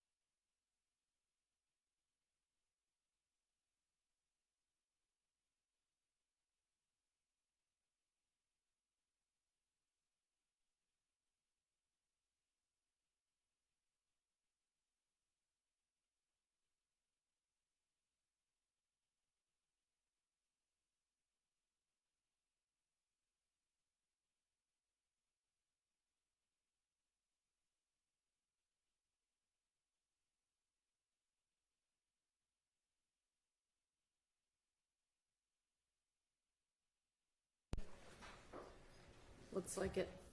All right, Ms. Love, you had two different motions. I do, Your Honor. And one of them relates to the comments by Mr. Weinstein during his cross-examination of Mr. Wright. Specifically, the comment was maybe about an hour and 19 minutes and 32 seconds from when we stopped. But specifically, the comment that Mr. Weinstein made, to which the state objected, was, you don't know how the state put those words in your client's mouth. And my objection that the court sustained, obviously, is that it was an improper comment, improper statement put before the jury. And even though the court sustained it, Mr. Weinstein and others' ongoing efforts have been to spin a narrative that the state has forced something on one of the witnesses or more of the witnesses.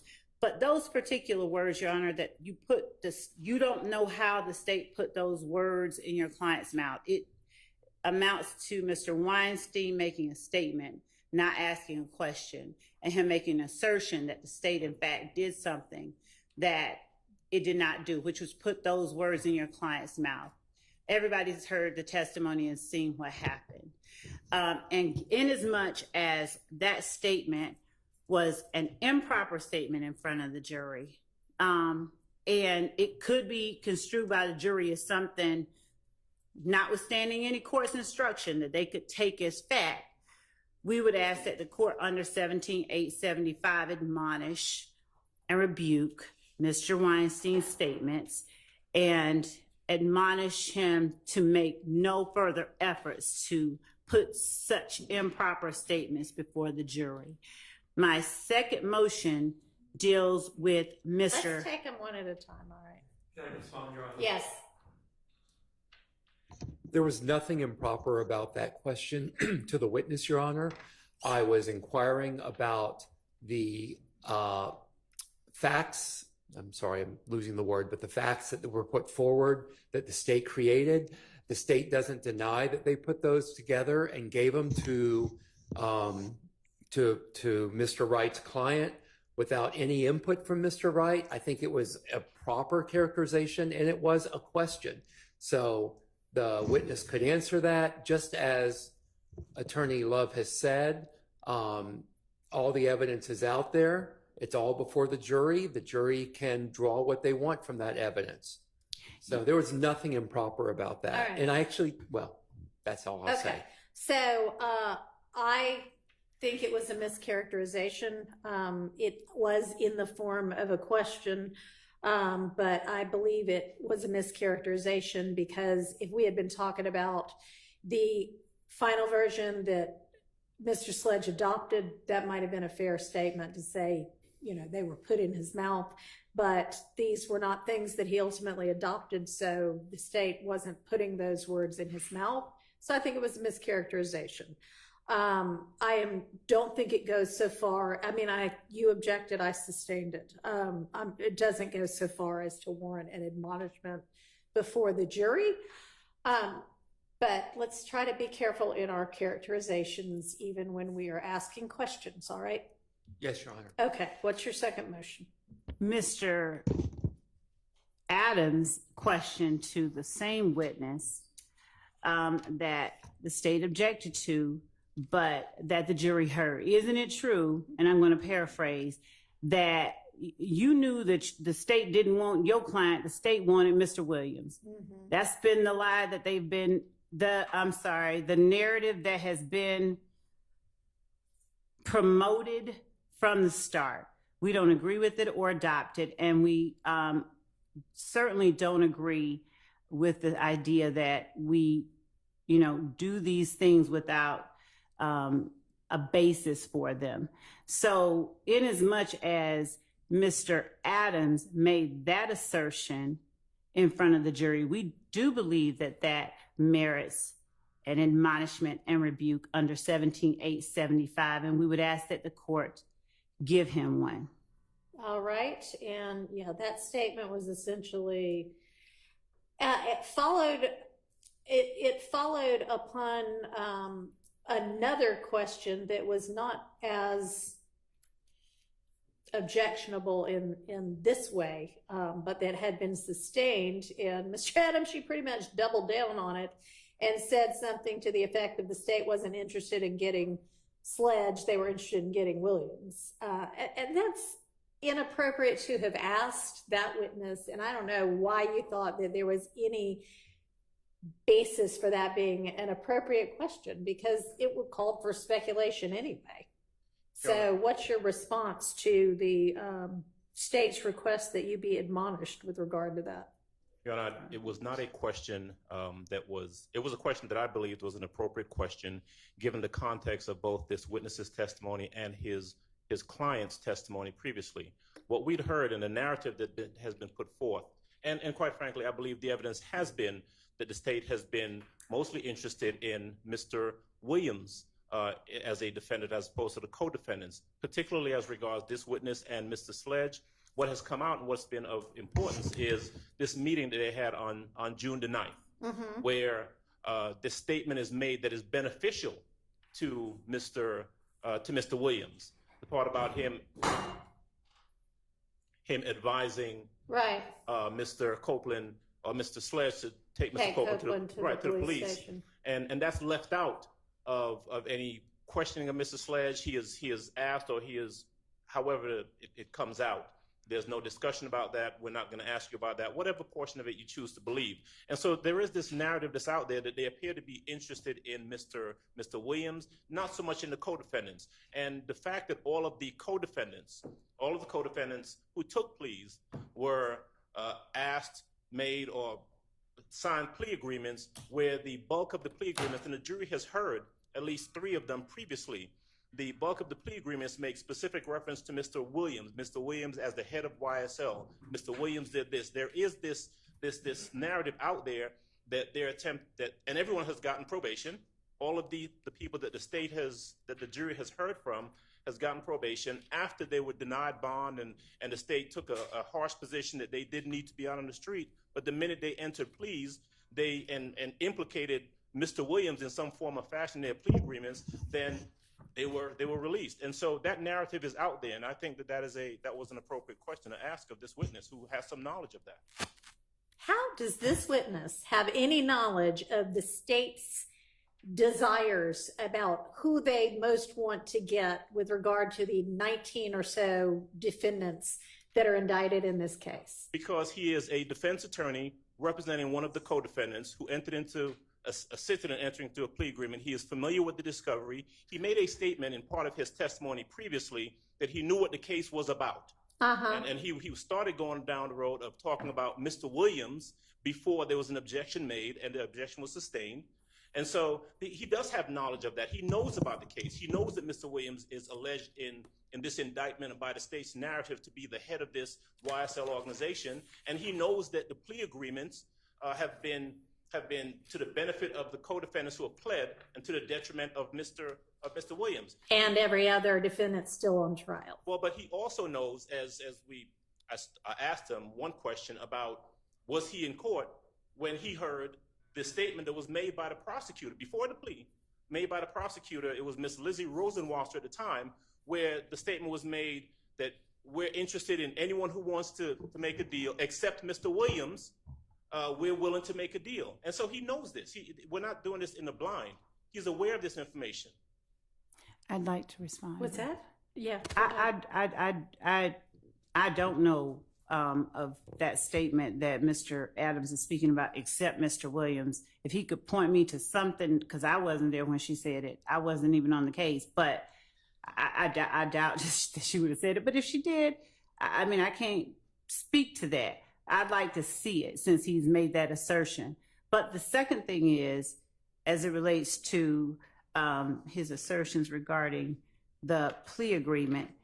Mr. Sledge, I believe, or either Mr. Wright or Mr. Sledge were cross-examined specifically on whether or not the state asked Mr. Sledge any questions about Defendant Williams.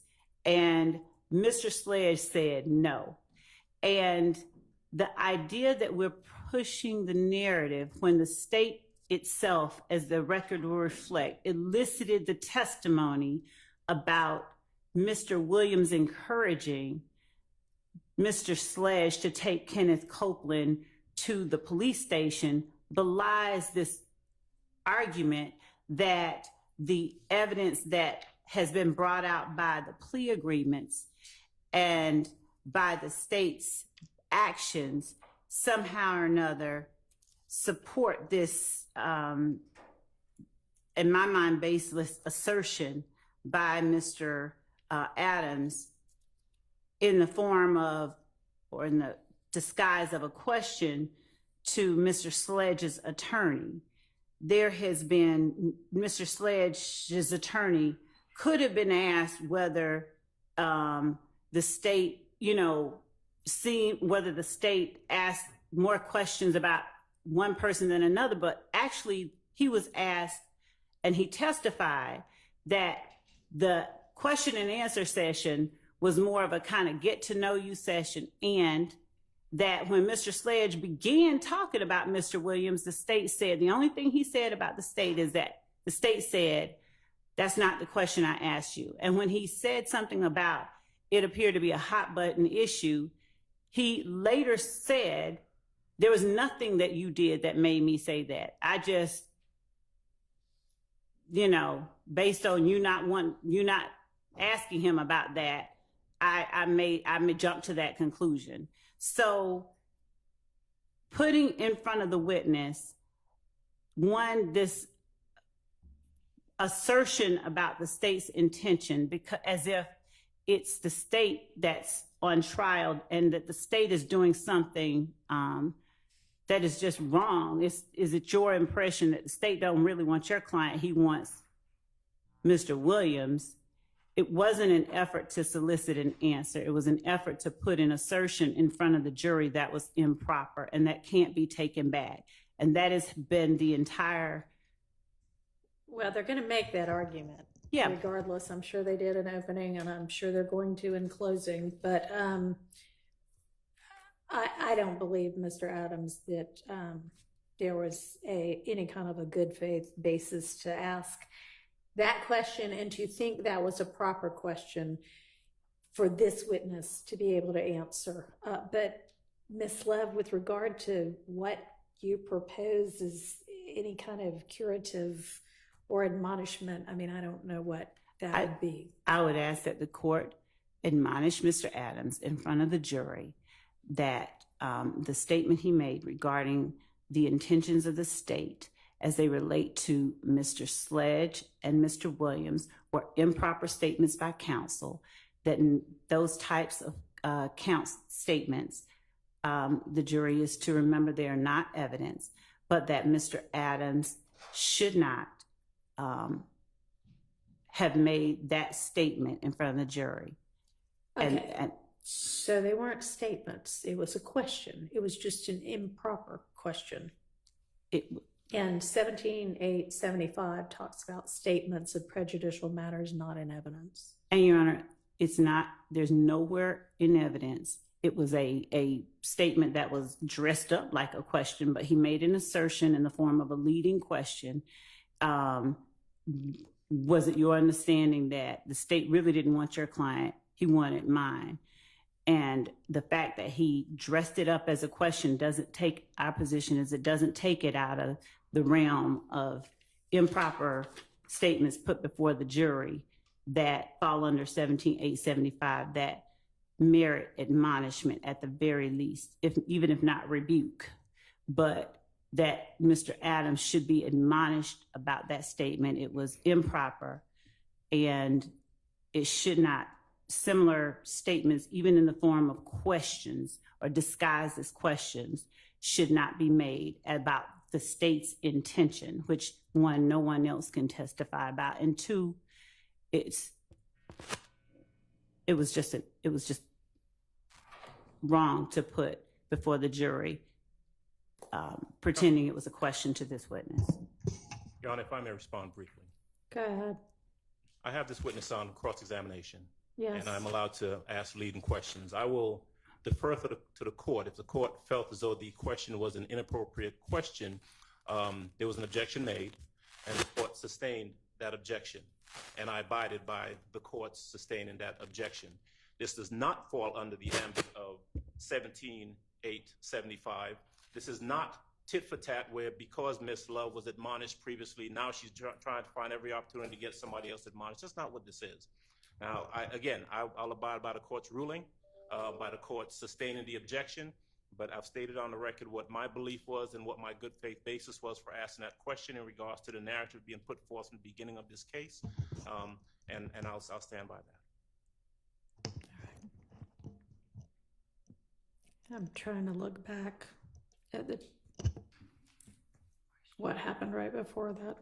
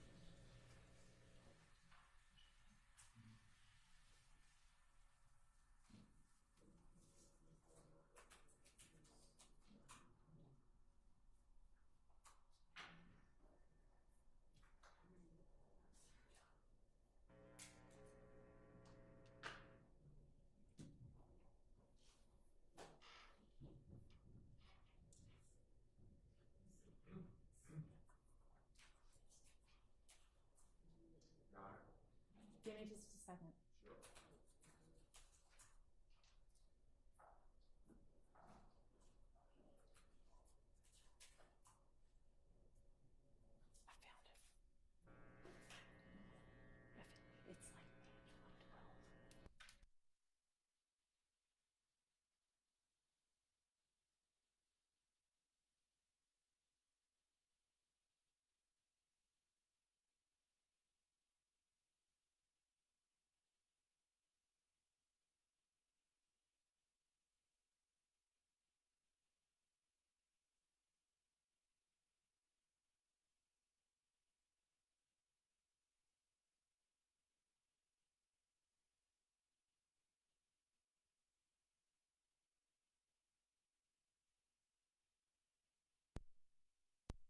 Sustained was, it was your observation that the state wanted this plea to go through as much as Mr. Sledge did. The state objected about on relevance and speculation as to what the state wants. Oh, I actually overruled that one. Never mind.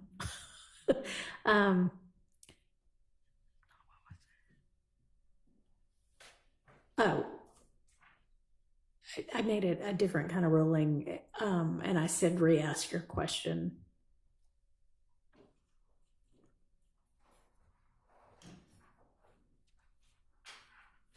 Based on your conversation with the state, your knowledge of the case, your communications back and forth with the state, your evaluation of the plea agreement you formed or you observed that the state was just as interested in getting this plea done as Mr. Sledge. Wasn't that true? Objection calls for speculation about the state as to whatever his observation is or belief was. It's not pertinent to any material I sustained. And then you followed that up with, was it your observation that the state wasn't really concerned with Mr. Sledge?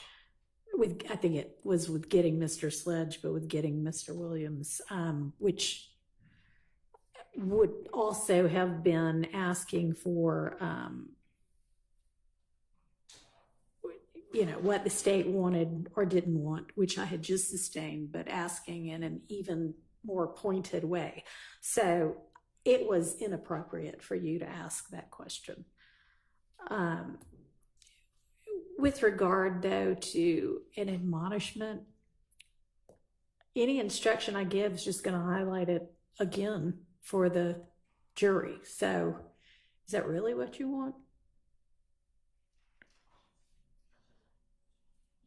Why don't I just admonish Mr. Adams privately not to pull anything like that again, or you will get admonished in front of the jury? Would that suffice for now? Yes, it does. Thank you. Okay. Are there other issues we need to raise? I just like to I'll say, let Mr. Steele if you want. Okay. just before the court, or if you'd reconsider, Mr. Copeland made it clear in his testimony that the police wanted Mr. Jeffery Williams, that all of, he realized. Yeah, that's So- a different issue, though, than the prosecution being just about Mr. Williams, which y'all can certainly argue all you want, but that doesn't make that a proper question to have asked this witness. And just, okay, maybe you resolved it, but you said something I found interesting earlier. I found a lot of things you say interesting, but thrift, T-H-R-I-F-T versus state, seem to agree with the court's, what I think the court was saying. It's 310 Georgia, 499. It's in Division 7, like 6-7. It's a 2020 case. And it seems to say that a question asked is not contained in 17-8-75, but it says pretermitting. So I don't think they reached that issue, but they clearly didn't reach it, as a statement. I just wanted to.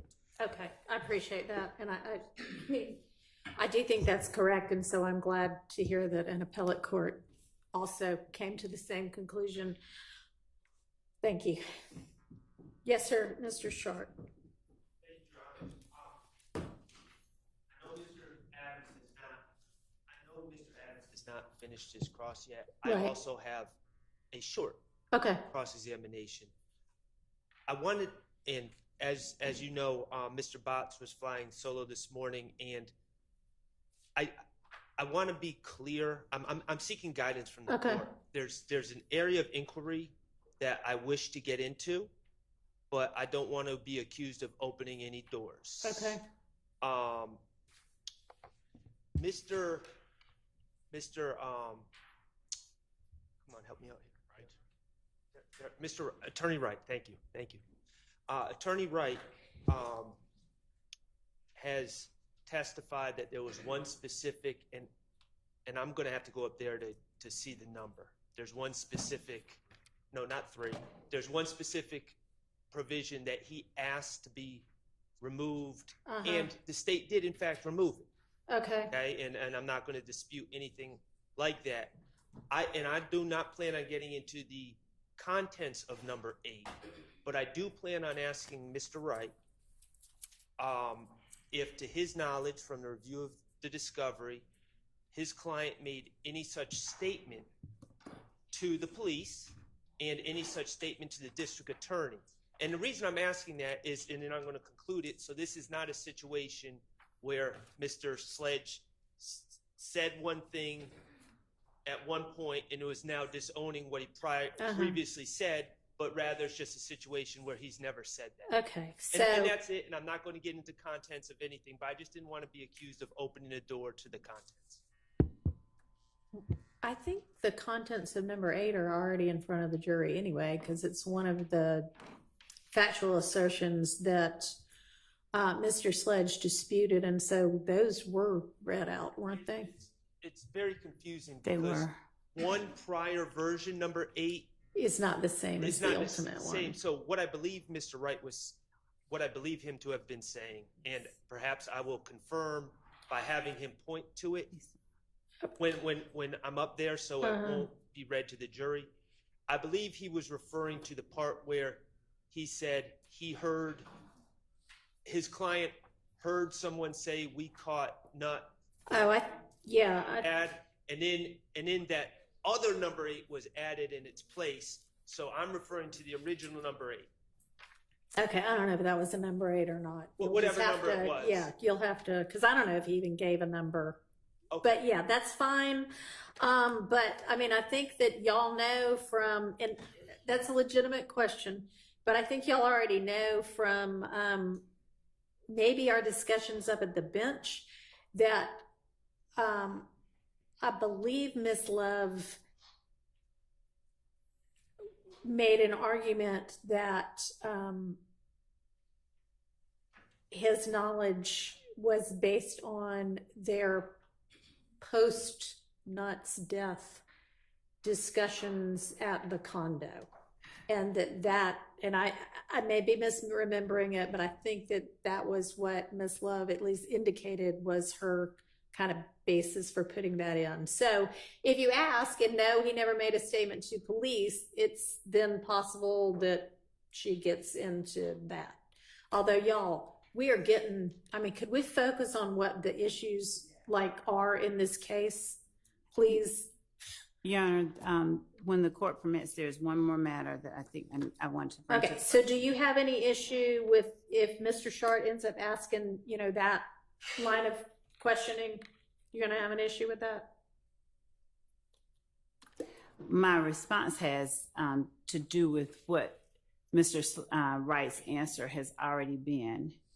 I actually didn't quite understand what he's asking. If it'll open the door, I'm not sure what he meant. So if he could clarify so that I can respond clearly. So Mr. Wright is being very clear, and I think the jury gets it, that his client disputed a fact and it was taken out by the state, which I appreciate. But I think that, heck, if as an attorney, if I heard that, I would be under the assumption that it ended up in the first place, because he must have said that previously and is now disputing it. I'm not going to get into, the state put this in there without ever hearing it out of your client's mouth.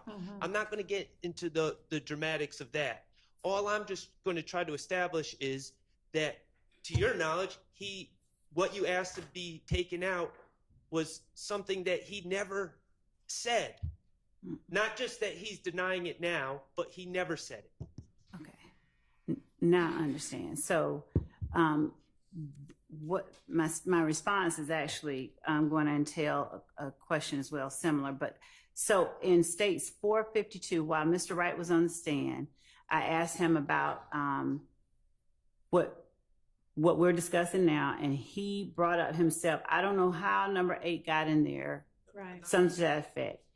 And he never said, obviously, I told you to take it out. He said it was an oversight on my part.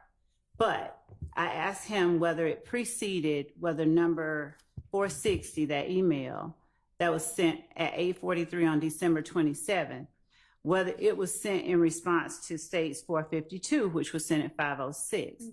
He said, well, states 506 did not have number 8 in it, right?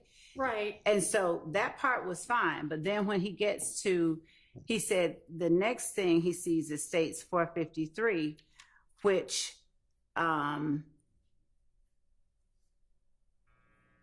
does have, it has a version of 8 in it. But not that exact language. Right. As we went back and forth, and he told us what didn't apply and what did apply, what number 8 ended up being was a distillation of that original statement that it contained only the part that he wasn't disputing. So it wasn't a matter of, and Okay. that's a matter Now, for your argument. version is that's what he was saying. I think that could be interpreted more than one way. But what Mr. Short wants to ask is, to your knowledge from your review of the discovery and knowledge of the case, did Mr. Sledge ever say, I personally know that somebody from YSL killed Nutt, right? No. No? I'm, Okay. no. No. I'm getting everyone. I'm confusing Confused. everyone by All right. by Maybe. referring to numbers. Okay. I understood Mr. Wright to say, I asked, and this is what the state wanted out. I asked the state to remove something. Uh-huh. Okay, and forget about the numbers 8 or whatever. What he asked to remove was the statement that someone said We got him bad or we something. got Nutt down Okay. bad. All right. Okay, regardless of what the number is. Okay. And I'm not going to ask him what he wanted to get removed. I'm not going to get into the contents. I'm All just right. going to say what you asked to get removed. To your knowledge, your client never said it, and Oh, that. Okay. in the first place, Okay. and when you were representing him, he never told the state that, he never told the state investigators that. Okay. Just so it doesn't appear that it's something that he said at one point and is now. I understand. So then the question then is not going to be whether or not his client ever said that statement that is now factual acknowledgement number 8. Right. It's the quote that got taken out from some much earlier version that is, I don't know where it is because there's so many different versions, but we got that somebody said we got Nutt down bad or something to that effect. Right. And of course, I'm not going to say what it says. because Right. that was- Okay, but that's what you want to ask about. But you're okay. And so if the court could inquire if Mr. Sharp, because we have labeled them all so that they're not confusing. Do you know what exhibit this is going to be on? I mean, I don't know that anybody. Or just the date and time. I don't know. Do you have the exhibits do. available? And I gave them for to review? Mr. Sharp, but All if right, he'll just Mr. tell Sharp, me. can you review and see what exhibit number that is? Because I don't know if it's on more than one. All right, and so if he asks that, he's going to ask, do you know of anywhere from the discovery that might have come from? Or in his representation, Mr. Okay. Sledge ever telling someone from the state that Okay. prior. Which one? Whatever the quote is.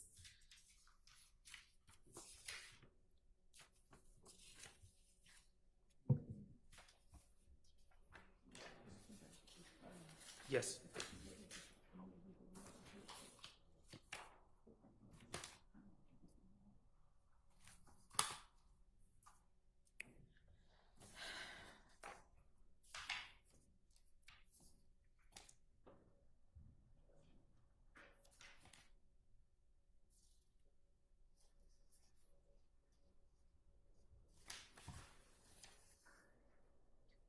Of course, it's in the wrong order.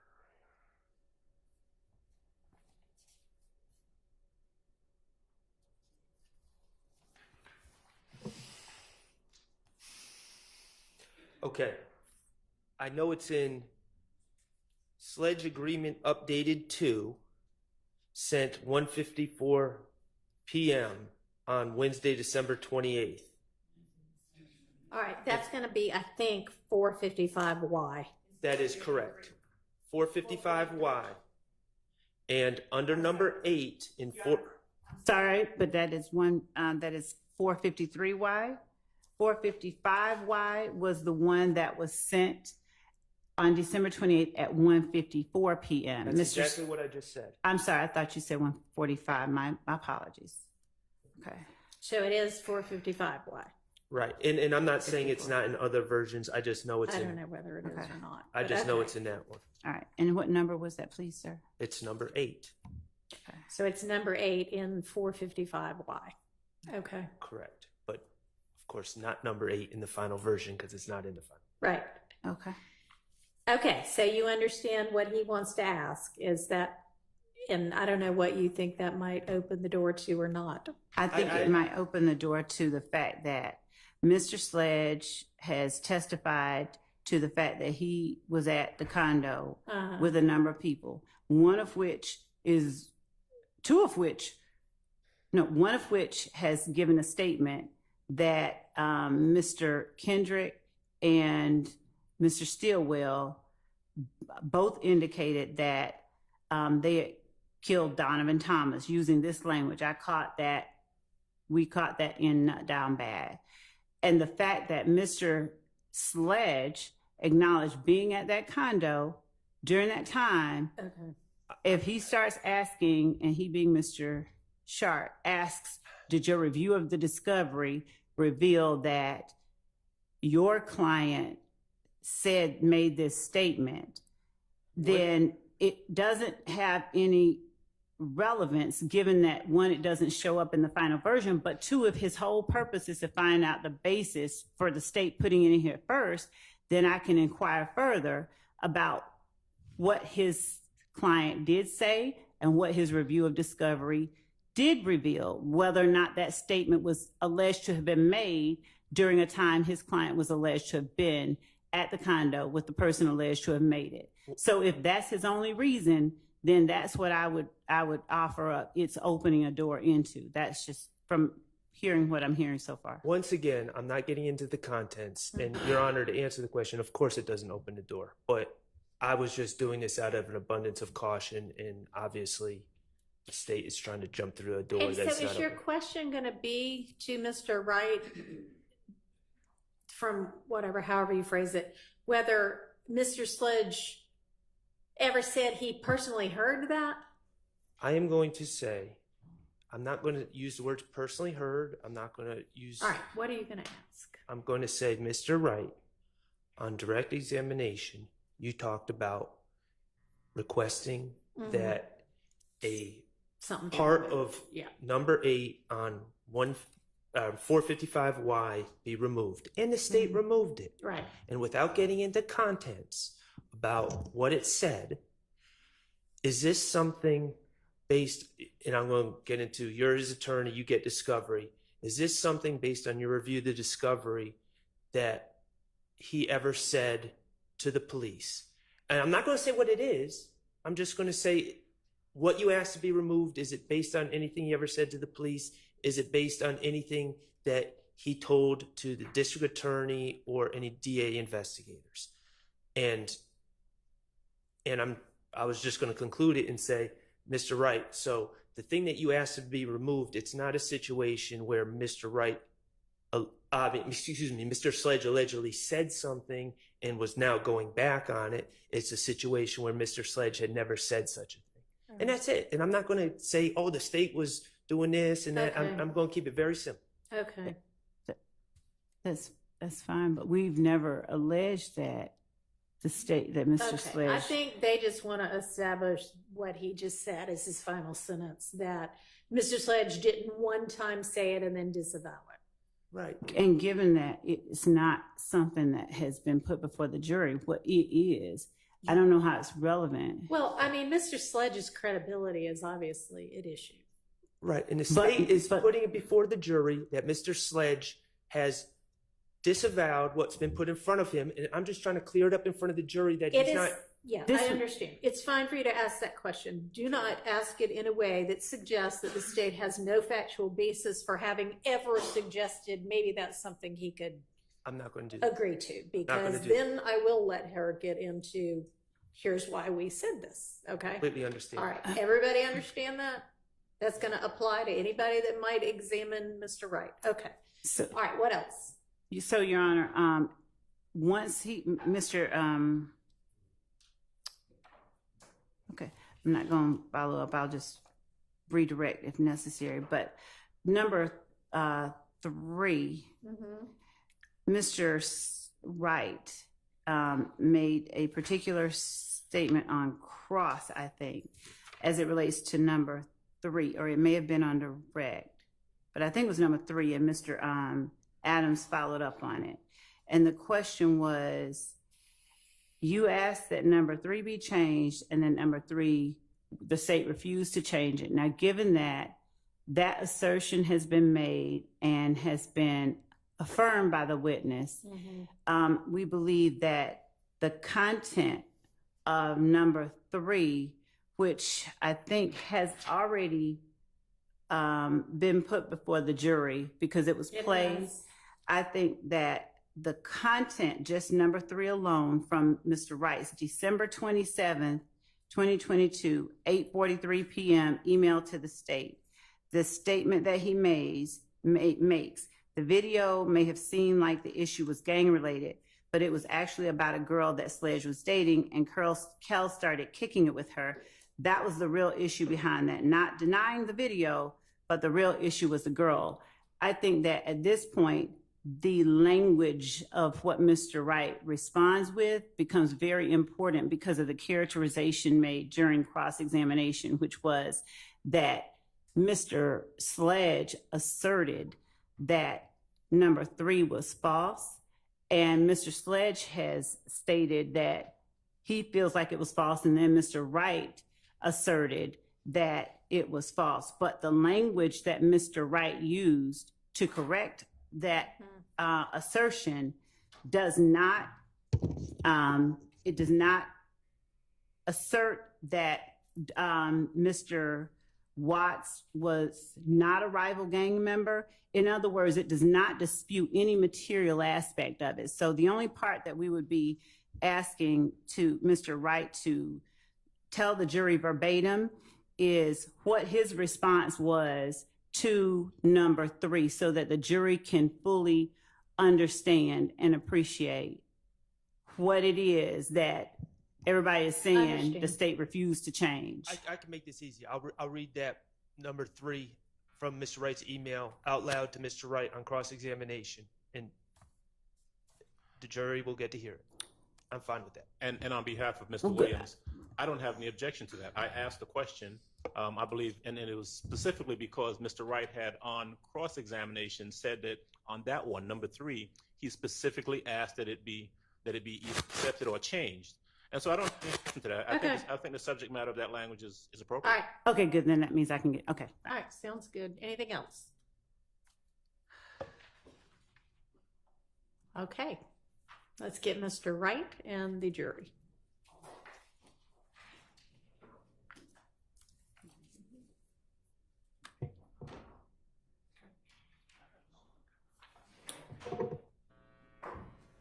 And Mr. Adams, you Your Honor, can come on up too. Can we approach really quickly regarding a witness? Hang on. Yeah. Hold on the jury. Mr. Wright can come on in.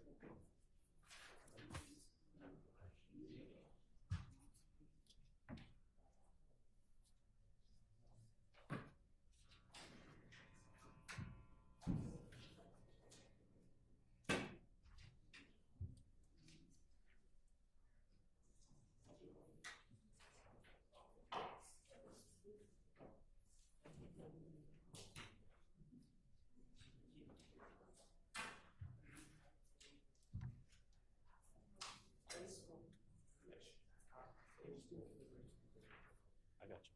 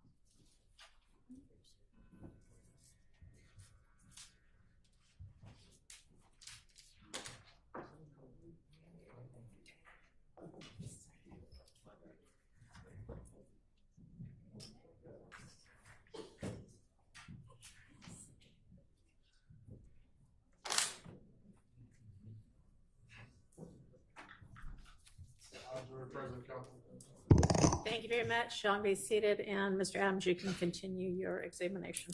Thank you. All right, Mr. Wright, welcome back, sir. Thank you, sir.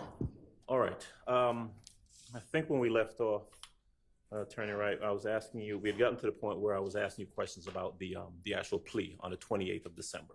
Okay. So I want to pick up there. All right.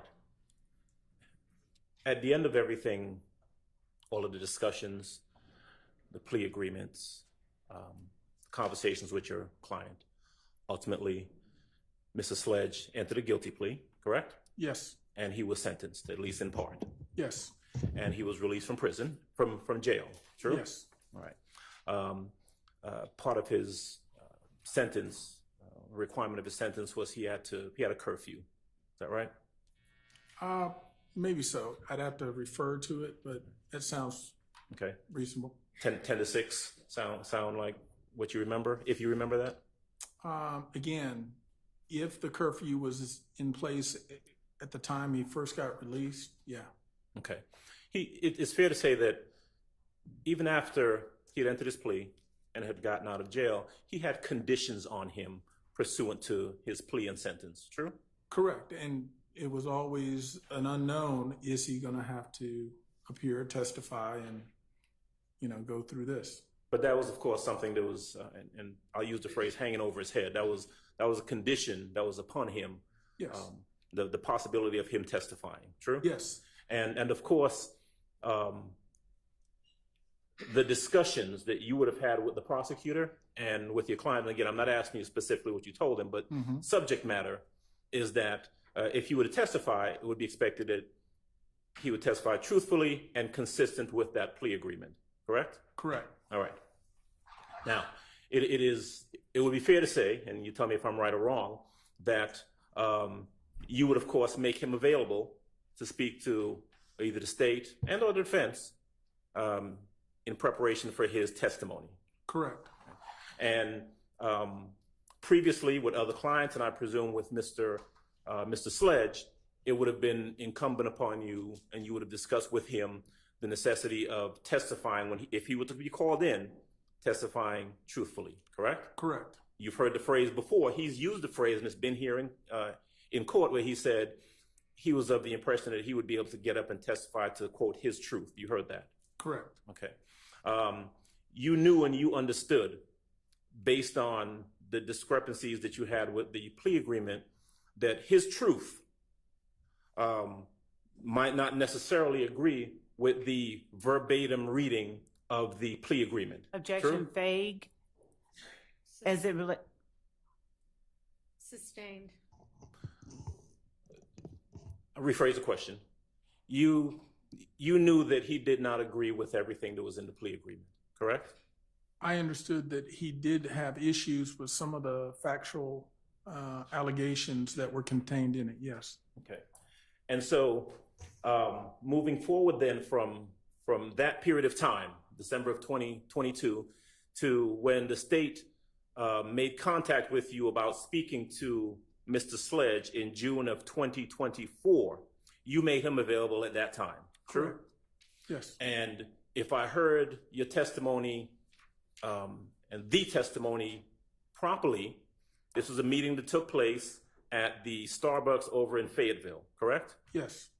Would have been yourself, Mr. We've Sledge. gone Yes. through who it was. Asked and answered. Sustained. All right. You testified that the meeting that was had with Mr. Sledge at that time was approximately 40 minutes. Is that accurate? Objection, asked and answered. Your Honor, I'm entitled to a thorough and sifting cross-examination. I'd like to be able to explore that because it has been made an issue by the state in their questioning. Okay, I don't know that the length of time of the meeting has been made an issue. Just go on to what it is that you want to get to with this witness and questions. Yes, Your Honor. All right. Did you describe in your previous testimony this meeting as a getting to know you sort of session? Yes, it didn't seem like a detailed question answer preparation kind of meeting. Is more of a feeling each other out, getting to know you kind of meeting, and giving you a general idea of, hey, you're going to be testifying, and therefore, you know, I'll be asking you questions, and so we need to get a sense of each other. Was there a discussion from the state of, did they advise Mr. Sledge of what they would be asking him? No, there was general questions again, but it was not, often when you think about prep, witness prep, you think, hey, I'm got 20 questions here, the 20 questions on it wasn't anything like that. It was really more of a introduction to each other, get to know you kind of meeting. It did not appear to you to be what you would consider a witness prep session. Correct. And that was on June the 9th of this year, correct? Objection, asked, answered. Sustained. Mr. Adams, go ahead and just focus in on what it is that, I mean, we're all familiar with what he's already testified to. At any time after June the 9th of this year, and when Mr. Sledge was brought in to testify, did the state ever, in fact, conduct a prep session with him where they asked him or discussed questions they might ask him on the stand? Objection, No. relevance. Overruled. No. That was, like I said, we met the one time, and then we've appeared for trial. And to be clear, we appeared to trial a couple times, but we weren't called. But they did not ask questions or anything. We just sort of waited. Mm-hmm. So again, trial was really the next instance of any communication between the state and my client. Did Mr. Sledge at any time ever indicate that he would not comport with his plea agreement and come in and testify? Did he ever exhibit any reluctance to come in and testify? No. Did he ever attempt to avoid a subpoena or to avoid reporting when he was asked to report? Relevance. Overruled. No. In fact, for us, in our posture, we wanted to make it clear if they need to meet with us, see us, when we need to come in, we were always going to make sure we are there and make ourselves available so that at all times it's clear we're fully cooperating. During the course of that meeting, you described, and I'm going to use your words, that when Mr. Sledge started talking about what Jeffery Williams had said about taking Woody down to see the police, that, quote, the prosecutor didn't seem to like that topic. What I said then were words to the effect, and I'll say it again now, that she made it clear that wasn't what she asked him, which is true. That wasn't the question that I heard her ask him. But ultimately, my observations were that it was a topic that she wasn't asking about. And again, it just sort of raised a red flag for me that, is this a hot topic? There's something to that. When Mr. Sledge testified that the prosecutor said to him, quote, "I'm not going to ask you about that." Do you have a specific recollection of him, of that being said? What I can say is, again, I didn't hear Ms. Love say that, but I do know my client indicated that's what he heard. So we were both present, but we heard things differently. So yes, he has always contended that's what he heard. And again, to the extent that what I heard was not the same. Did he contend that prior to him being put on the stand? Let me rephrase that question so it's clearer. Okay. You heard his testimony when he testified to that on the stand, am I right? Yes. Had he indicated that to you, that sentiment to you, that that's what he heard prior to him coming in here and testifying? Yes.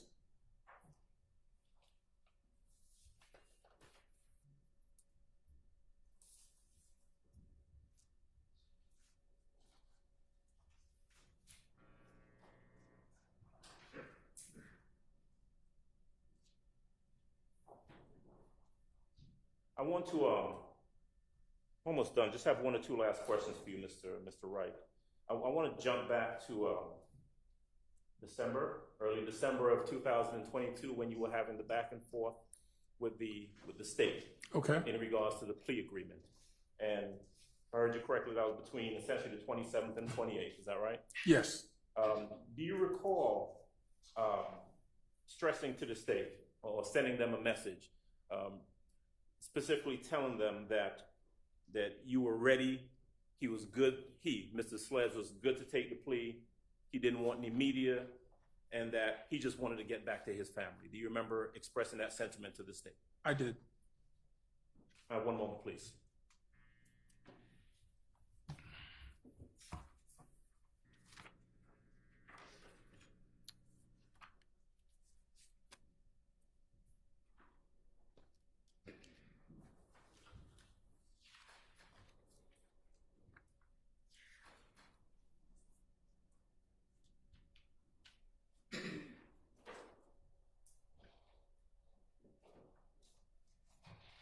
Attorney Wright, thank you. That's all I have at this time. Thank you, sir. Thank you. Mr. Sharp?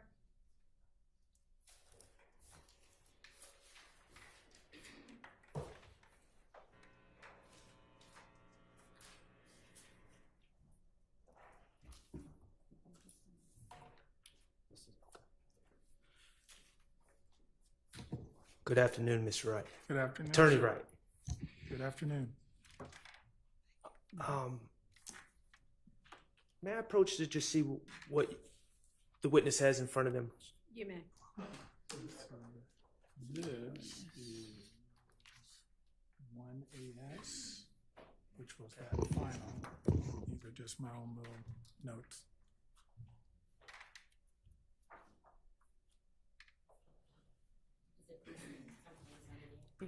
This shouldn't be. These are all just my own notes. Okay. I'm just going to put these in front of you. Sure. So they're handy. Thank you, Your Honor. Okay. Attorney Wright, on direct examination, you made reference to identifying a portion of a certain factual acknowledgement that you and your client disagreed with and bringing it to the attention of the state, correct? Yes. Well, you mentioned several, but there was one in particular that the state changed for you, correct? I need you to give me a little more info on which one. And I'm not going to get into the contents of it, but it's in what's been marked 455Y. Okay.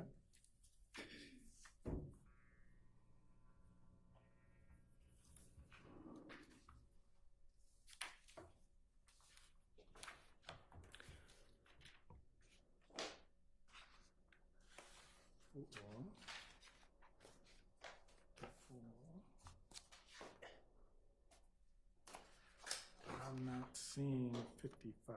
Let me, one more time. 56. State's just handing it to me. Okay, Unapproached. gotcha. That's okay, Your Honor. It is. Ah, I believe Okay. that's 455Y. yes, Yes. yes. Now, we're throwing a lot of numbers at the jurors. Okay, Just so we know what we're talking about, 455Y is not the final plea agreement with the final factual acknowledgments, correct? no, Okay. On 455Y, on factual acknowledgement number 8 on that document, not the final document, but number 8 on that document, isn't it true that you identified that factual acknowledgement and said that you had some problems with that factual acknowledgement? And I'm specifically the last part of it. yes, Okay. Now, as the attorney in this case for Mr. Sledge, you received discovery, correct? yes, And you were able to see what your client may have said or did not say to any police officers. correct, Okay. And certainly you were representing your client and are aware of what your client may have said or didn't say to any district attorneys. okay, And you're aware, you would be aware of what your client would have said to any district attorney investigators, correct? yes, Okay. The part of factual acknowledgement number 8 that you asked to be removed, and the state removed it. Okay? You with me? yes, The state removed it. We agree? yes, Okay. That part that you asked to be removed, from your review of the discovery and from representing your client never said such a thing, correct? I can say that my client never said or adopted that statement, and that was one of the reasons he asked it to be removed. Okay, and I understand he didn't adopt it, but to your understanding, he never said it. Correct. Okay, and that's why I'm just trying to clarify. That portion that you asked to be removed is not something that your client once said and is now disowning or saying he's changed his mind. It's something that was never said. Objection asked and answered twice. That's correct. Okay, thank you. I just want to talk to you about the timeline of you receiving the plea offer and in actual pleading this case, okay? You received the first version of the factual acknowledgments, you would agree, at approximately 5:00 p.m. on December 27, 2022? Yes, Okay, and that was the day before the plea was entered. correct. And as I understand, I'm not going to belabor the point, as I understand, you went to 901 Rice Street, the Fulton County Jail, to discuss the plea offer with your client. Yes, Okay. Mr. Sledge. And do you recall how long you met with him that day? now that I don't know. It would have been long enough to make sure we're going over things for me to get a good idea of what his response would be to our conversation and the things I was going over with him. And then at some point I would leave, and then, of course, as I said, later prepare a response email to the state. And this meeting with your client, was this you were in the attorney booth at 901 Rice Street? Yes, Okay, and as an attorney, or when you met with Mr. Sledge, you were on one side of the booth, there's a glass. Objection relevance is to. I'm discussing their ability to go over this document. Overruled. There's a thick glass barrier in between you and Mr. Sledge for this meeting, correct, and he's on the other side of the thick glass, correct? correct, And of course, you have to talk loud, but Yeah. you can hear each other, correct? correct. And let me, at least so you know, because this is some time ago, I'm assuming I was, again, because we are almost always in the attorney booth. We get a little key, we can unlock it, we can go in. We can also hand documents back and forth. Right. That is my recollection of how I met with him, which meant I would have been able to hand him a copy so he can read it, I can read it, at the same time and go over whatever we need to go over. I'm sort of stating it because it's so long ago. Is it possible that I just saw him through one of the more window only kind of things where I could not have handed him stuff?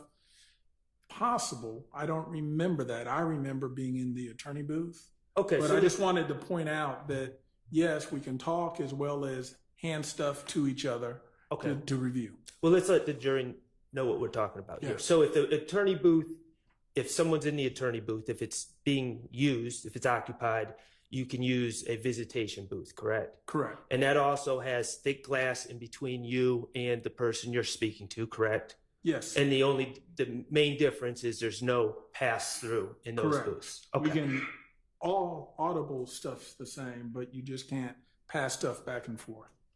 Okay. And of course, when you met with him on the 27th, met with Mr. Sledge on the evening of the 27th, you had whatever version of the plea agreement was in effect at that point, but not the final version. Correct. Okay. All right. Could you refer to 1AS Okay. for me? I have it, sir. Okay, thank you. You would agree that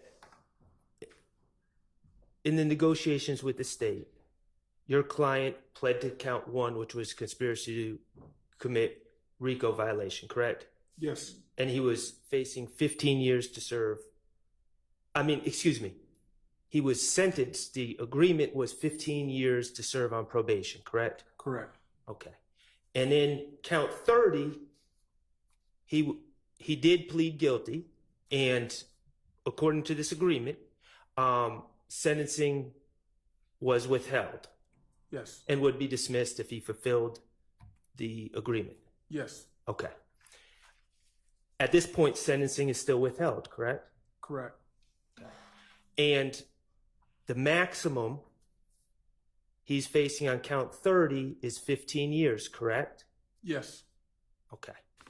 So right when he testified earlier today, he had a 15-year sentence hanging over his head as well as the probation. Correct. Okay. And so his maximum exposure is 15 plus 15, correct? Yes. Technically less, we'll say any time he's already ticked off since the agreement. But generally speaking, it's 15 plus potentially another 15. So, and at this point, if he's done a year on probation, it would be 29 years instead of 30 years. Correct. Okay. Now, you indicated in your review of the final plea agreement, there was one factual acknowledgement that you testified you missed, correct? Correct. Number 8 on the final agreement, you missed. Correct. And, well, I'm not going to ask you to speak on behalf of your client, but you missed it. Yes, I can only say that I missed it. And had I seen that, I would have immediately, because it was of a certain subject that from the very beginning we had sought to exclude from this. But ultimately, for whatever reason, we missed it. Okay.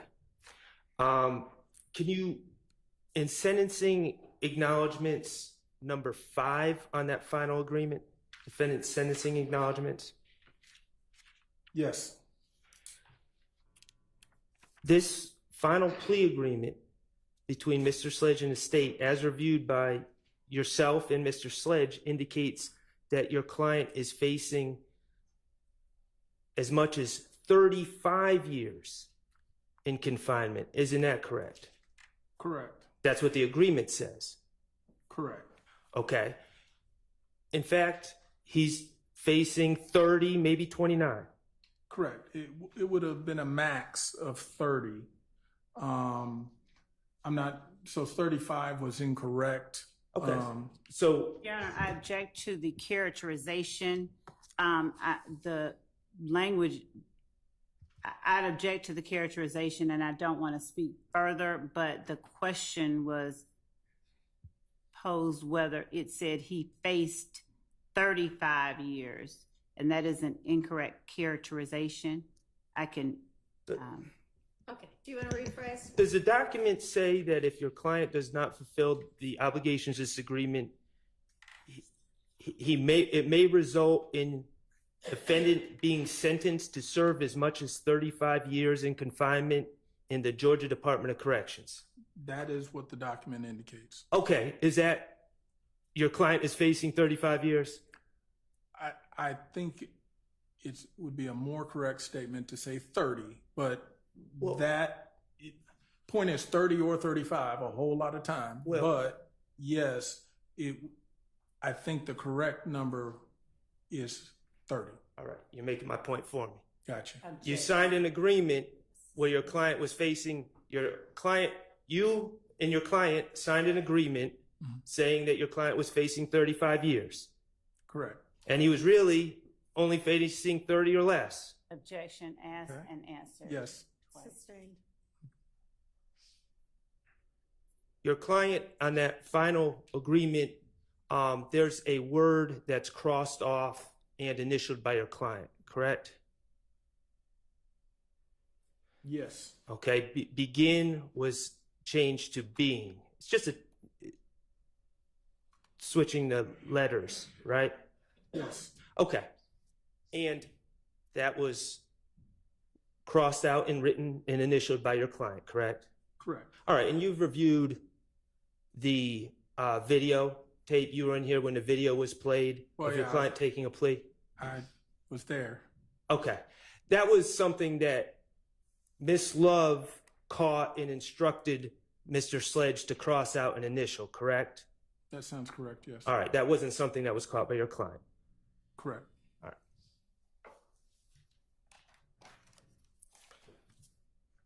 Okay, Mr. Wright, you, in addition to what I first asked you about number 8, the portion of number 8 that you pushed back on the state and they changed, you also pushed back to acknowledgement number 3 on the final plea agreement, correct? Correct. And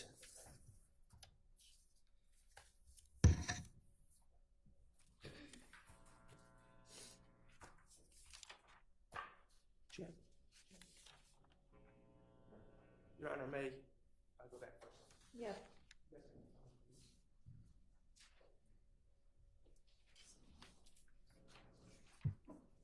Okay, and number 3, which you pushed back on, regarded the video that your client made with Quindarius Zachary, where he was, we'll say, threatening a gentleman by the name of Kelvin Watts, correct? Correct. Okay. And you're aware that the factual acknowledgement indicates that your client, while associated with YSL and to support and express loyalty to YSL, made this video. Correct. And it indicates, the acknowledgement indicates that the video was made on behalf of YSL, correct? Correct. Okay. Your Honor, I'm going to object to a characterization. Sustained. I mean, if you read it carefully and then rephrase. On behalf of YSL, defendant threatened to harm a person named Kel. You can ask that. Okay. But the acknowledgement indicates that on behalf of YSL, defendant, that would be your client, Mr. Sledge, threatened to harm a person named Kel, correct? That's what the acknowledgement says. Yes. Okay, and you pushed back on that and you sent Ms. Love an email, correct? Correct. Actually, we began taking issue with that characterization from the very beginning. And this was, I think I testified, an example of where we felt one way, the state felt another, and that was one of the examples where it was not changed. Right.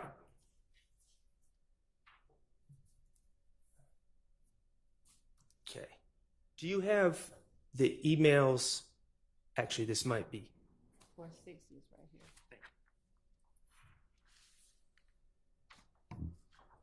Do you have 460 in front of you? Yeah. No.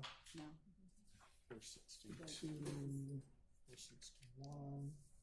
He- One moment. This is the only 460. Ms. Love gave me this one. I'm going to okay. approach, if Your Honor will allow. I'm handing you what's been marked as 461. Yes. Going to read to you from your email what you said about acknowledgement 3 to Ms. Love. And this email was sent on December 27th at 8:43 p.m., correct? Yes. Okay, and this is the night before Mr. Sledge entered his plea, correct? Yes. Okay. You wrote regarding number 3, the video may have seemed like the issue was gang related, but it was actually about a girl that Sledge was dating, and Kel started kicking it with her. That was the real issue behind that. Not denying the video, but the issue was the girl. Is that what you Yes. wrote? And is that verbatim? Yes, that was verbatim. Okay, so the point you were trying to get across is you're not denying that your client, Mr. Sledge, made the video, Correct. and you're not denying that he had an issue with Kel, Correct. but that issue was about a girl. Yes.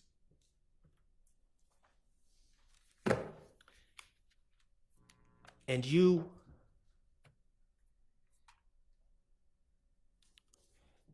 ultimately, the state was unwilling to change that factual acknowledgement in the plea agreement, correct?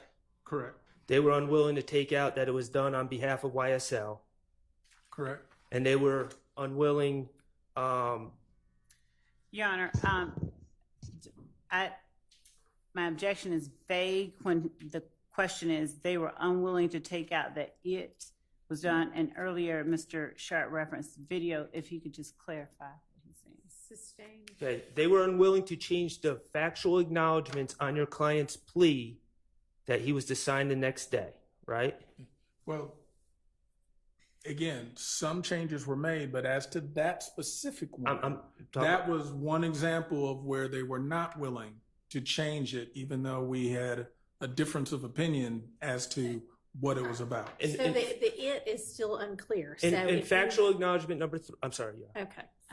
Yes, my objection was to, could they specify what it we're talking about? And it may help. Factual acknowledgement number 3, which relates to the video that was made Yes. with your client and Mr. Zachary in it, correct? Yes. Okay.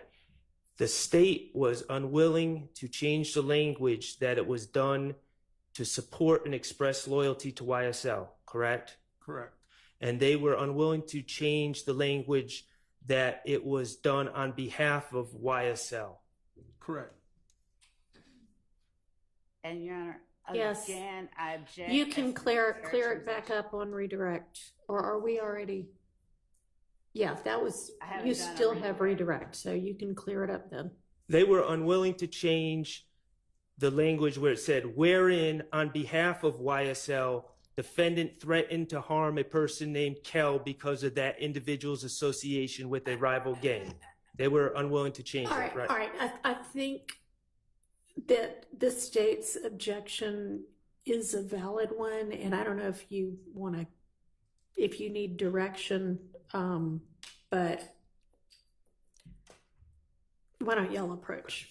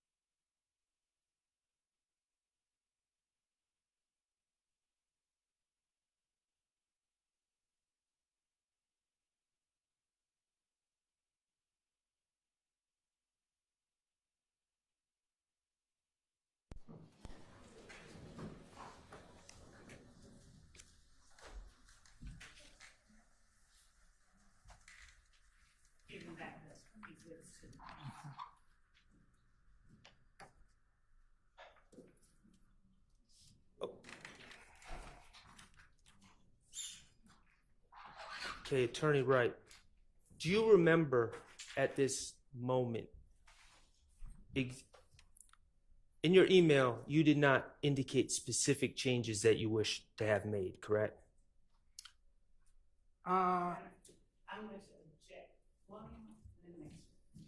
Actually, in my email, the way I even described what I put, here are recommended changes, and then I went number by number, all the way 8 through 13 for the agreement I had at the time. I get it. It's not like you went through it like you do in Microsoft Word and mark it with red or anything like that, like an editor would, correct? Correct.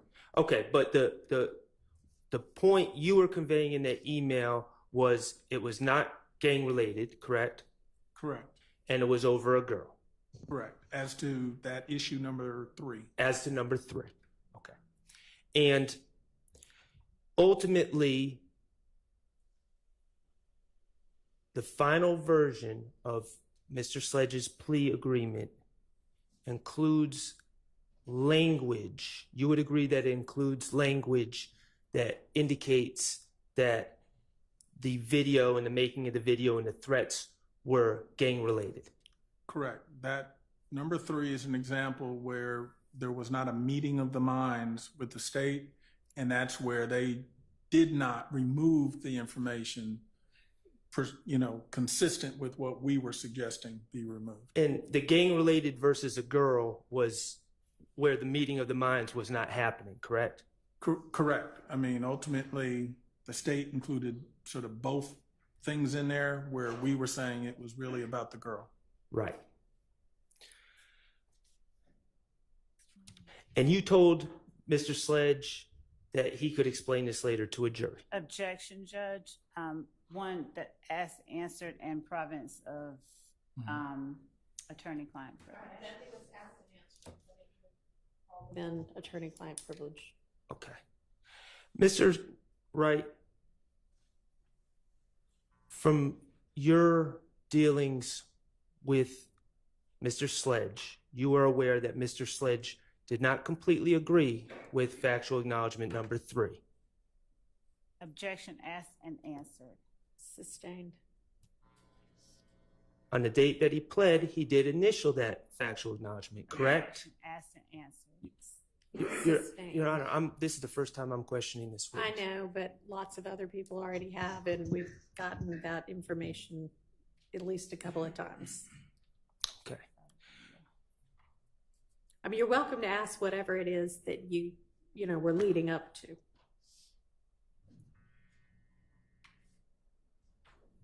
I believe on cross, you indicated that in negotiations, you can't have everything, and sometimes you have to live with some things, correct? Correct. And your client initialing number 3, even though he didn't completely agree with it, is an example of having to live with things, correct? I think I previously did state that number 3 was an example where there wasn't a complete meeting of the minds, but his choice was to either walk away and proceed with trial or enter into the plea agreement. To go home, Mr. Sledge would have to live with that as part of the negotiations, correct? Objection, Your Honor. That part is asked and answered. And Sustained. All right, here's my question. Is it fair that Mr. Stillwell would have to live Objection, with Your your Honor. client? Asked and answered. No. I'm sorry. That is not what I meant to add. Objection, relevance, and improper question. Is it fair that Mr. Stillwell will have to do anything is an improper question for this witness. So forgive me for... Sustained. Was Mr. Stillwell a party in these negotiations? Objection, that is, again... I'll permit that question. Was Mr. Stillwell a party in these No. negotiations? And- Was your client signing a factual acknowledgement that wasn't true? Is that something that Mr. Stillwell should have to live with? Objection, one... Sustained. The signing of these incorrect factual acknowledgments, you would agree that it affects more people than just Objection, Mr. Your Sledge, Honor. correct? Overruled. I will state this. Any person in a case where there are multiple defendants, once they enter into a plea agreement that includes certain factual stipulations, that can impact all the defendants, not just themselves. So, to your point that yes, when Mr. Sledge was completing his plea, his focus was on him. However, there are effects or ramifications that could affect others. And your focus Your was, Honor, and your my focus Hang was on on just a him. second. Hang on. And my objection was to the characterization of the incorrect or improper factual acknowledgement. So the answer, I think, sort of dealt with, but my objection was that that was a mischaracterization or improper characterization. Was All factual, right, well, the jury's heard the testimony, so. was factual acknowledgement number 3 completely correct from your client's perspective? We indicated that we took issue with some of number 3. Some of it we were acknowledging, and some of it we took issue with. And he initialed it, and he got to go home. Correct. Objection. I And didn't ask him. it affects these other gentlemen back here, correct? Ask him, ask him. Sustained. No further questions. Okay, does any job questions, Mr. Williams or Mr. Harvey? Okay, all right, anybody need a break before we do redirect? Okay, let's take a quick kind of 10-minute break, try to be back here close to 3. Yes.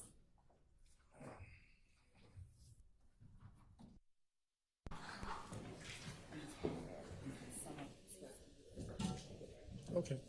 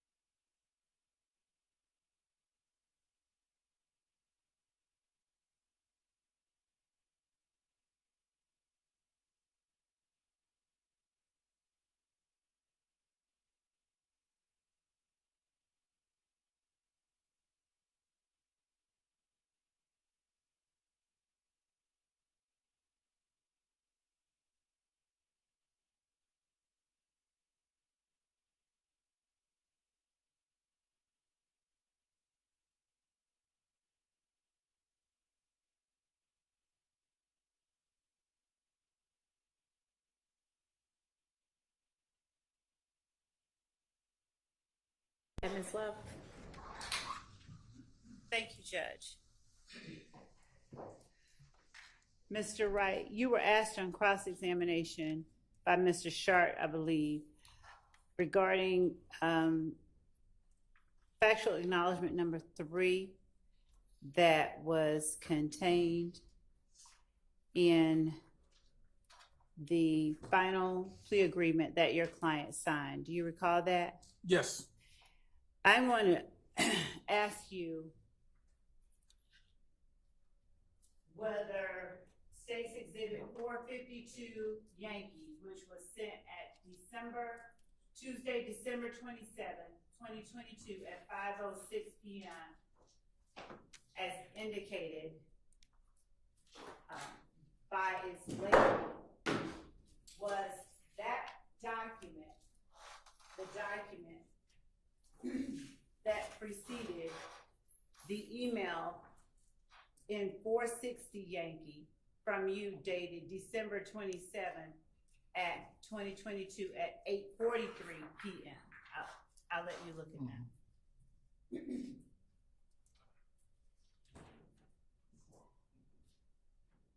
Paying particular attention to number 3 in State's 452 Yankee. Yes, it does. It does appear to be number 3 in Exhibit 452 Yankee is what my email note was referring to. All right. Would you please read exactly what number 3 in State's Exhibit 452 Yankee says that was sent to you before you sent the email in 460 Yankee? Okay. While associated with YSL and to support and express loyalty to YSL, defendant and co-defendant Demikian Garlington and Quindarius Zachary appeared in a video with another person, AS, wherein the defendant brandished a weapon used in a drive-by shooting, and wherein, on behalf of YSL, defendant threatened to harm a person named Kel because of the individual's association with the rival gang. Now, exactly what did you respond with relation to number 3 when you sent that email in 460 Yankee? Objection. That's Your asked and language. answered. What'd you say, Mr. Adams? Asked and answered. I'm gonna allow some leeway. Go ahead. In 3, I said the video may have seemed like the issue was gang related, but it was actually about a girl that Sledge was dating, and Kel started kicking it with her. That was the real issue behind that. Not denying the video, but the real issue was the girl. On any part of 460 Yankee or any other communication you made with the state, did you ever assert on behalf of your client that Kelvin Watts was not a rival gang member? No, I did not go into. No. Okay. And He can explain his answer. Your Honor, I don't mind explaining, but I wanted to ask, with the court's permission, certain questions that are frankly binary questions, yes or no, and then if he could be allowed to explain, I would Okay, just well, he said no, and he was Okay. about to explain, so you may follow that up your no if you want to with something else. Go ahead. I was simply going to say no. But again, the whole point I was trying to make is that it wasn't, from our perspective, really a gang-related issue. It was a girl-related issue. And then ultimately, you did change it. However, the change ultimately sort of included both. That it's a girl issue, but you also kept the fact of some of the YSL and gang contention. And that was just what I would say is sometimes in negotiations you agree to disagree about, what was at issue. Okay. I'm going to ask you the next question. Did you ever indicate in any way on behalf of your client that your client was not associated with YSL as stated in the first part of Section 3 of 1AS, the factual acknowledgement? There's never been a time where I've ever contended or represented to you that my client was not YSL. Okay. And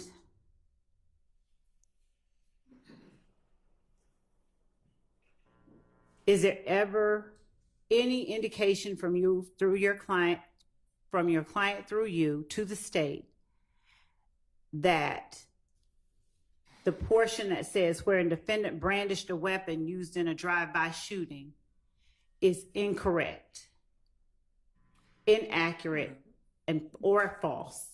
The answer is no. And further, again, we took no issue with the video. The video is what it is. The issue was just, we were saying sometimes what the motive was. The motive was a girl-related motive, not YSL. Yes, he may be YSL, and yes, the video he does. I'm going to object. Hang on just a second. I'm going to object to the response that he may be YSL, that invades the province of the jury. Your Honor, we're talking about his. Overruled.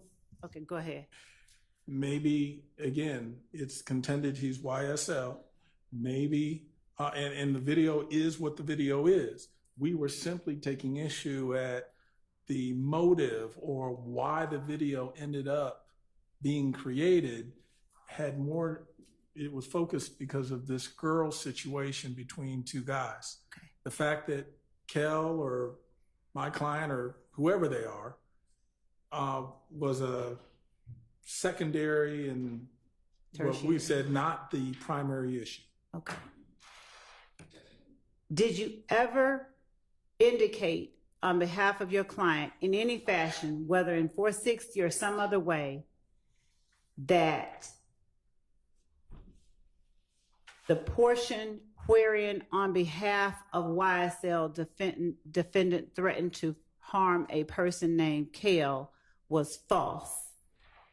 No. All right. All right.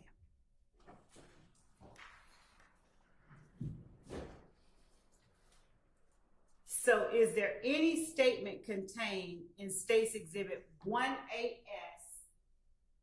Section 3? Is there any portion of 1AS, Section 3 that your client, through you, contended was false? At any time that you conveyed to the state? The part which says that ultimately his actions in the video. Wait a minute. Where's the word ultimately in that? Okay, well, no. Sustained. Okay. He's Okay. trying to explain it.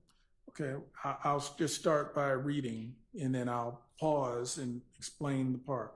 While associated with YSL, comma, and then here's the part, and to express support and loyalty to YSL. That part is, again, it was not a gang motive. That was the part that my comment would take issue with, that he wasn't shooting this video or making any comments or doing anything. This was about the girl, not about trying to support or express loyalty to YSL. Now, the rest of the, quite honestly, the rest of it is essentially just describing the video. It's correct. And then ultimately at the very end where it was added, had begun a relationship with defendant's ex-paramour. That was correct. So the only issue was an inference that it was in the furtherance or in support and express loyalty to YSL. That was the only part that we took issue with. So that's where, when I say sometimes there's something where we agree, but also part of it disagree. That was the part of disagreement. And to not split hairs, but did you at any point say in your email or anywhere else that that part is factually incorrect? No, but also understand my email came the day before. As we started getting into these later versions, I was here in court. I wasn't sending emails. At that point, we were communicating verbally back and forth because we were sort of both here. But the point being is, that was something that my recollection is, hey, we changed it to the extent we're going to change it, and that ultimately you weren't going to change it further or, eliminate that. So my client, as he, I think, testified to, would say, look, some parts I may not have liked, and guess what? When asked, I'll explain it. But ultimately, I don't want to not do a plea. I want to get the plea done so I can move forward. And that's that point of compromise. Thank you for explaining that. All right.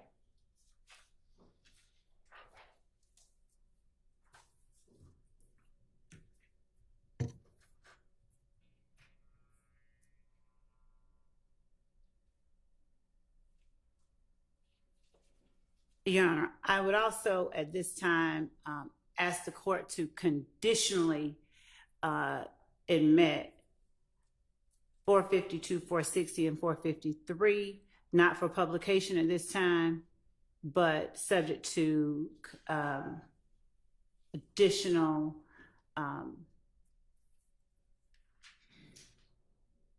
restrictions as the court sees fit. And we can discuss outside the presence of the jury. Conditionally admit them. If we want to talk about them more, we can talk about them more. Yes, Your Honor, thank you.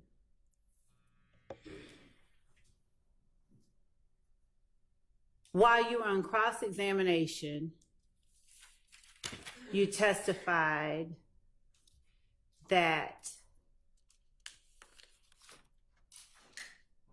some of the factual allegations that were contained in the final plea agreement were not ones that you had agreed to. But on direct, am I correct that you said number 3, you asked to be changed and it was changed, but not exactly like you wanted? Mm-hmm. And then number 8 was one that you said today that you missed back at some point when you were reviewing the document. That is correct. Okay. I have said today that number 8 was missed. Okay. And a review of it versus our earlier comments to you, they can't be reconciled. I mean, in other words, it's clear that that was not something that we would have anticipated. In other words, it was something we objected to and wanted removed. Ultimately, it reappeared in that final version. We did sign it. Again, I'm not taking issue. We missed it. And unfortunately, had I seen it the day of, I would have paused, stopped everything, and said, this is a hard stop. We got to figure this out. We'll come back to that in just a moment, okay? Other than number 3 and number 8, do I remember correctly that everything else your client through you acknowledged was Objection, Your Honor. accurate? Asked and answered. Sustained. When you spoke of some of the factual allegations, were number 3 and number 8 the only two Asked you and were? answered. Sustained. Outside of what's contained in the final 1AS, is there any other thing that you asked the state to change that we Your did Honor, not? Asked and answered. I think that was also asked and answered. I did. Okay. Objection. We'll move forward. Now, as I said, when you mentioned number 8 being something that you had not seen before, are you able to tell the jury the first time that you can now recall paying attention to number 8? Number 8, when you were questioning my client, and number 8 came to light, one of the first things I started to do was go back to read to figure out where that came from. And of course, my reasoning, without going into the content, was that was one of, from the very early things that we said, hey, this is not accurate. And then I'm thinking, where'd that come from? But I went back, I realized it was there. How we missed it, how I missed it, I don't know. But apparently I did.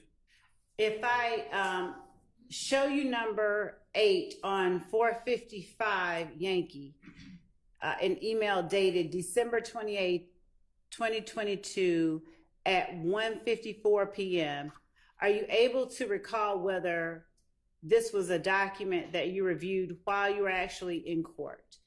I believe that was one that I did review while in court. I think you said 155?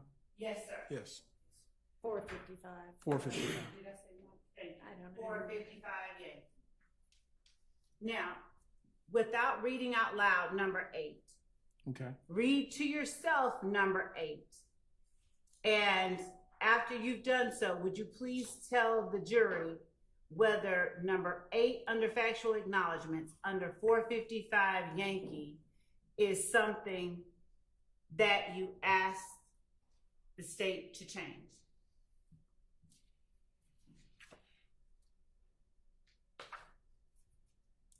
If we, With just okay. because I can't have you read it. No, I'm not going to read it. Okay. But what I was going to say is, having read it, Mhm.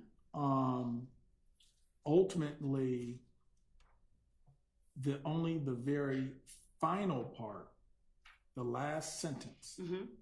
really the and then everything after that is the only thing we would have asked to be removed from this paragraph.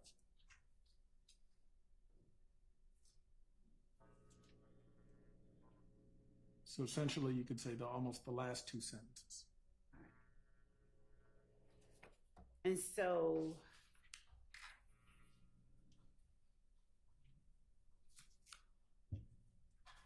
$455 number 8.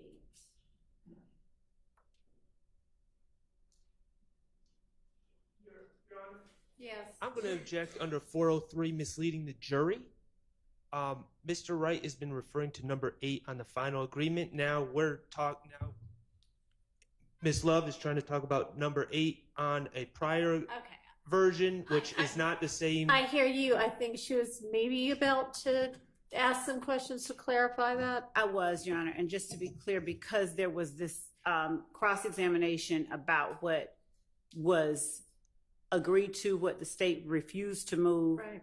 So this, we believe, is a proper line of inquiry, and we'll try and keep it as concise as we can. So, may I continue? You may. So, Mr. Wright, when you speak of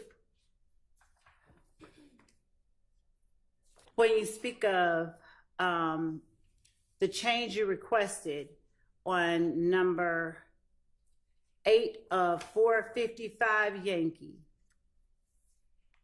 does number 8 on 456 Yankee, is that the difference, and is that the line that you're referring to that appeared in the final version? Well, they are 2 completely different statements. Right. And does 456 Yankee contain the line that is now contained in the final version? No, what I can see is that in 455 Yankee, where item 8 in that document was the one we had been talking about, and we took issue with the last couple sentences of it. When it becomes 456 Yankee, that is moved to being now number 9. The lines in question were in fact removed, but a new number 8 is inserted, and the new number 8 is what I said we missed. We didn't see that because it had not been part of the prior version. So, but you can sort of see by comparing the two that what happened was it got kicked down to 9. A new number 8 was put in, but number 9 does in fact remove the line at issue in the old number 8. If that wasn't confusing. Not at all. Okay. And what I was asking you is that in 456, that line in 456 Yankee, is that number 8 the line that appeared in the final version? It did. Okay. And again, I'm not sure how we missed it. I think because I'm thinking, and again, I can't speak for my client, I can only speak for me, that we were still going off the last thing we had seen. Honestly, I know this final version got emailed to me.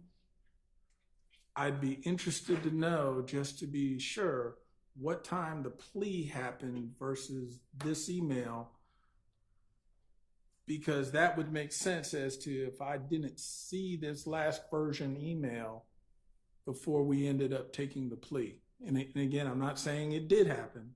I'm just saying I'm trying in my mind to figure out how we missed that. How did that happen? And as you were asked on cross-examination about your understanding and your client's understanding or initialing of each of these acknowledgments,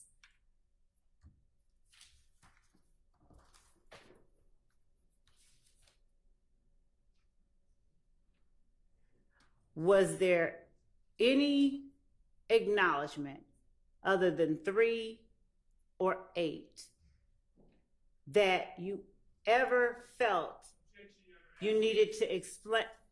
I don't think this particular question's been asked before. That you ever felt you needed to express to the state, my client may need to explain these further?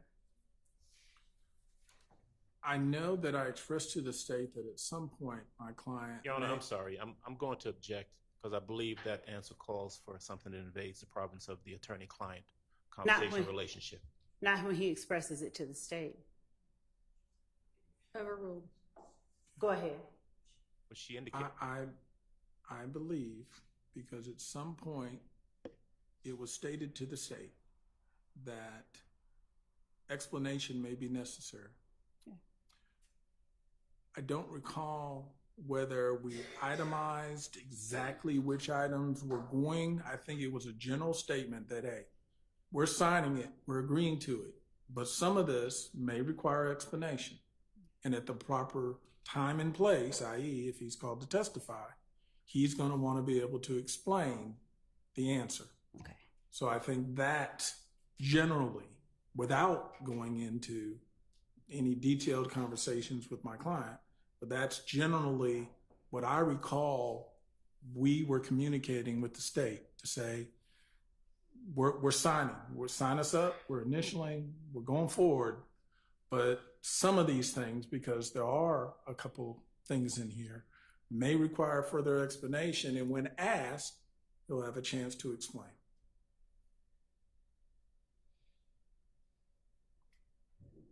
Were any of those things inclusive of any other acknowledgement or understanding besides the 2 that you already pointed out?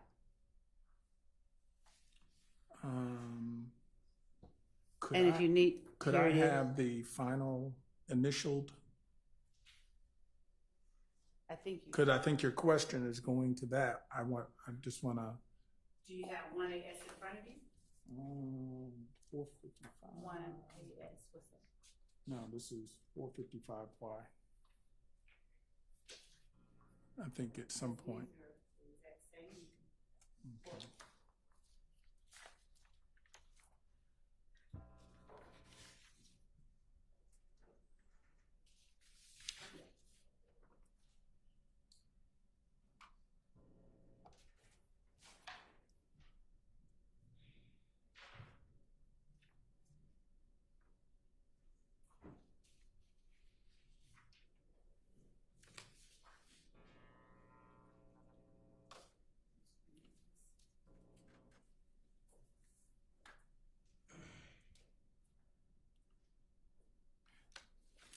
reviewing this, 3 and 8 would be the only ones that I believe he would have, oh, I'll strike that. 3 and 8 were the ones that there seemed to be issues that may require explanation. Okay. Just 3 and 8.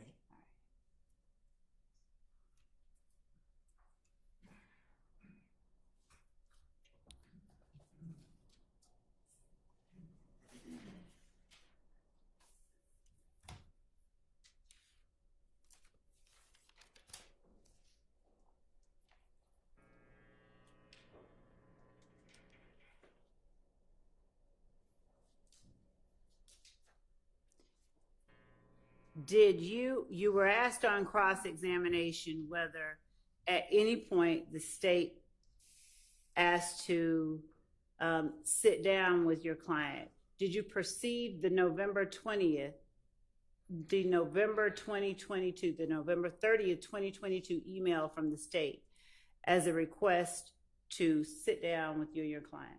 Well, it was a proffer offer. So yes, that would essentially be your communication to see about having a sit down with my client. And I think I indicated I received it, but we did not respond until middle of December. Okay. And that response, did it include any agreement to sit down with the state? No, it actually was simply saying, why don't we talk about a resolution? Okay.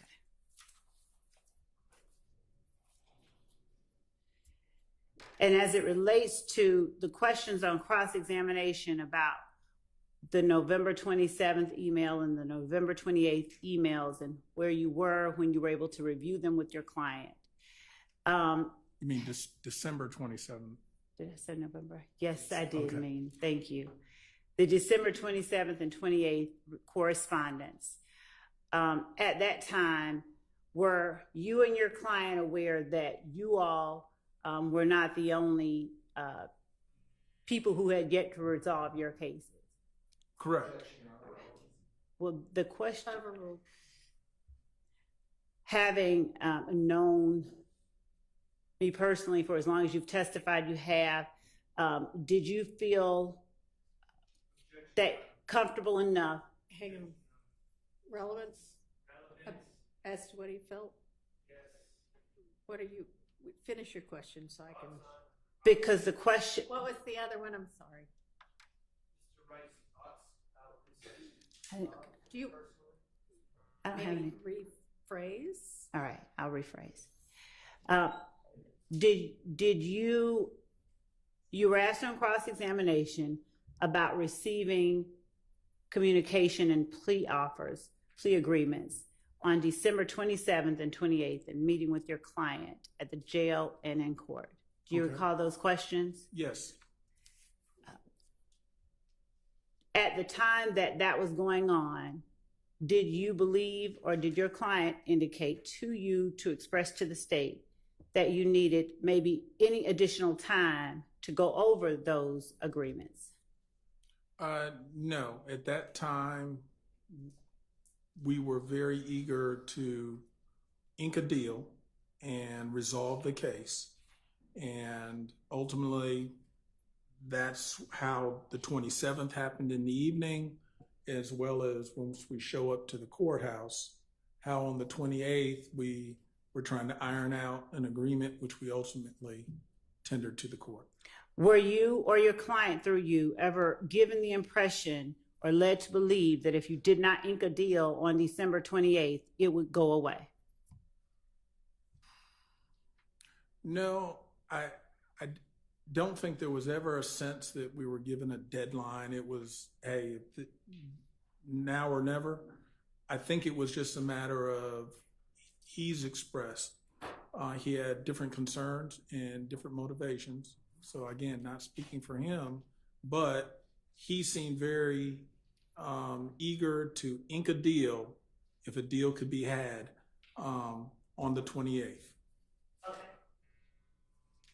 And you were also asked about your desire or willingness to go to trial. If your client chose to go to trial rather than ink a deal, regardless of the financial arrangements that you had made, would you have continued to represent him? I hate to say I could not have afforded to stay on the case and to go to trial, because a trial of this length would have bankrupted me. Okay. I mean, starved me. I don't know what's the word, but ain't no money being made when you're in a courtroom, and if you're not getting paid for being in the courtroom, there just ain't no money. Understood.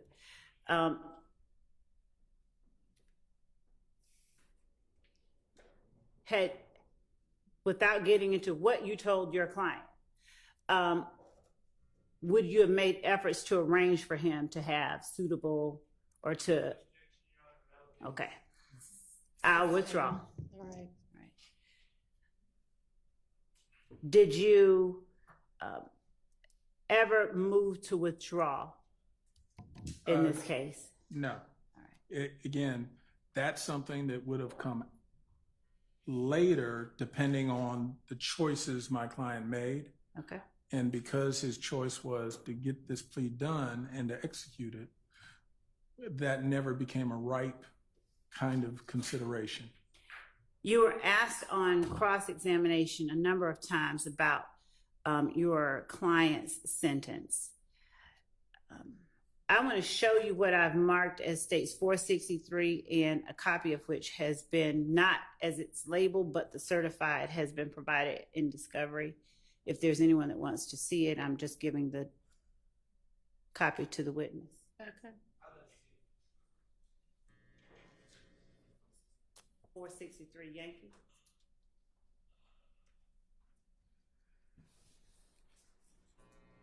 You were asked on cross-examination whether count 30 was held open until the end of this initial trial. Do you remember that? Something to that effect, yes. And do you have any memory of it being necessary for your client to be sentenced on count 30 as a result of the way that that particular count had to be filed with the clerk of court?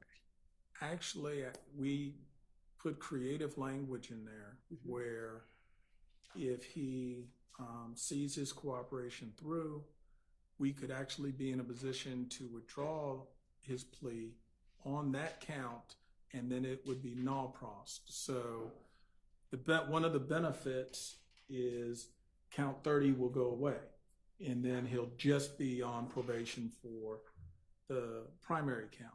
So that was, I guess, one of the incentives in this agreement was, I guess you now have both ends. The incentive that that count could go away, or the deterrence that, hey, there's a hefty sentence if you go afoul.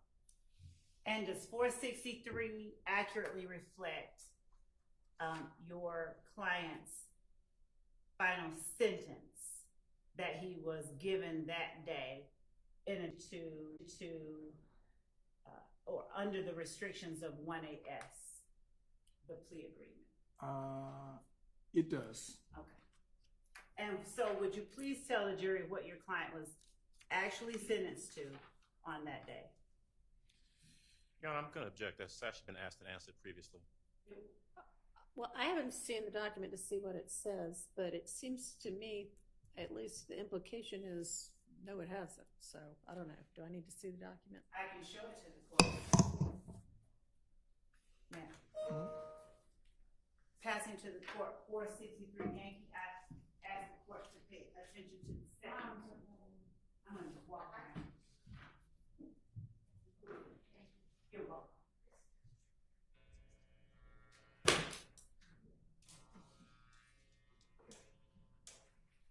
Okay.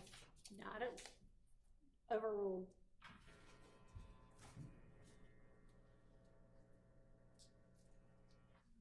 Thank you, Judge.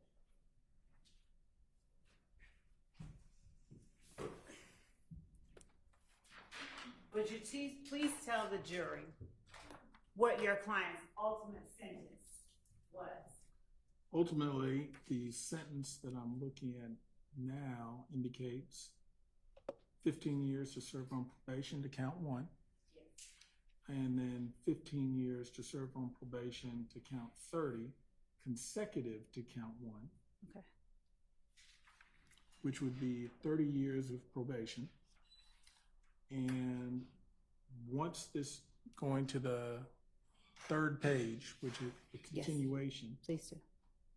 that if the special conditions outlined in this sentence are satisfied,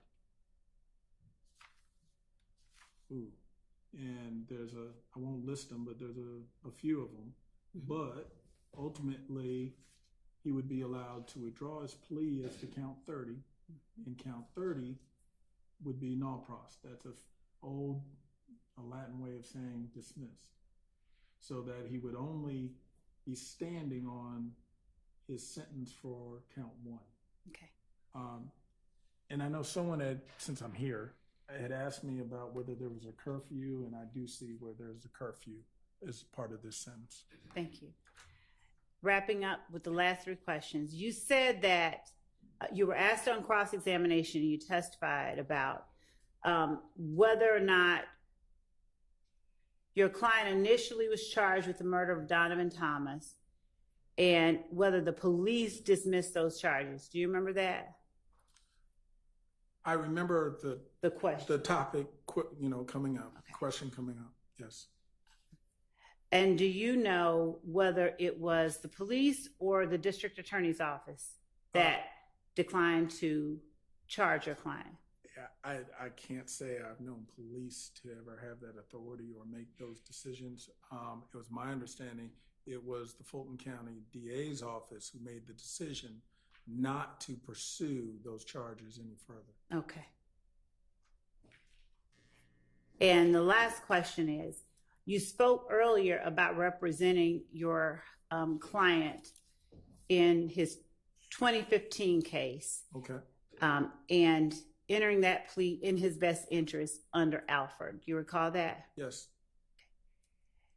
And at the time that you represented your client on 22 SC 183.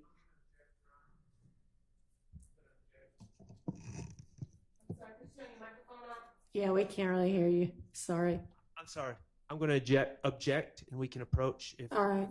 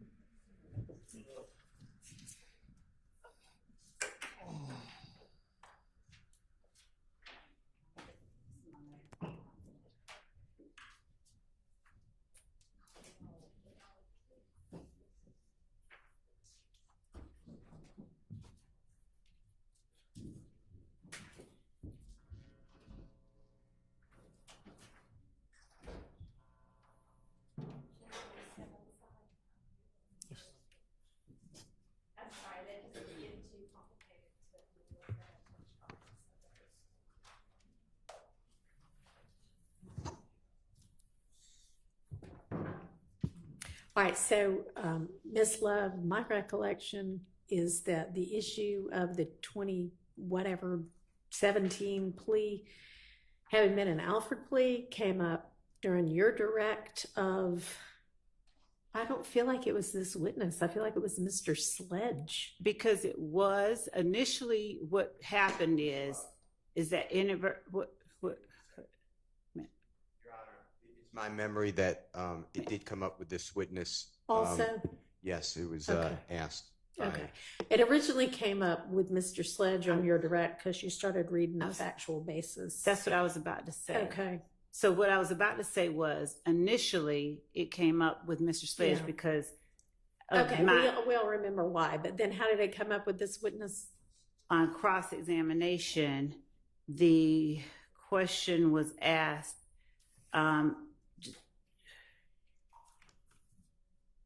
if, I think something along the lines of, and it may have been by Mr. Adams, what is an Alford plea? Do you do that because you feel it's in the best interest Right. of your client? Yeah. And does that consist of certain things? Okay. And so because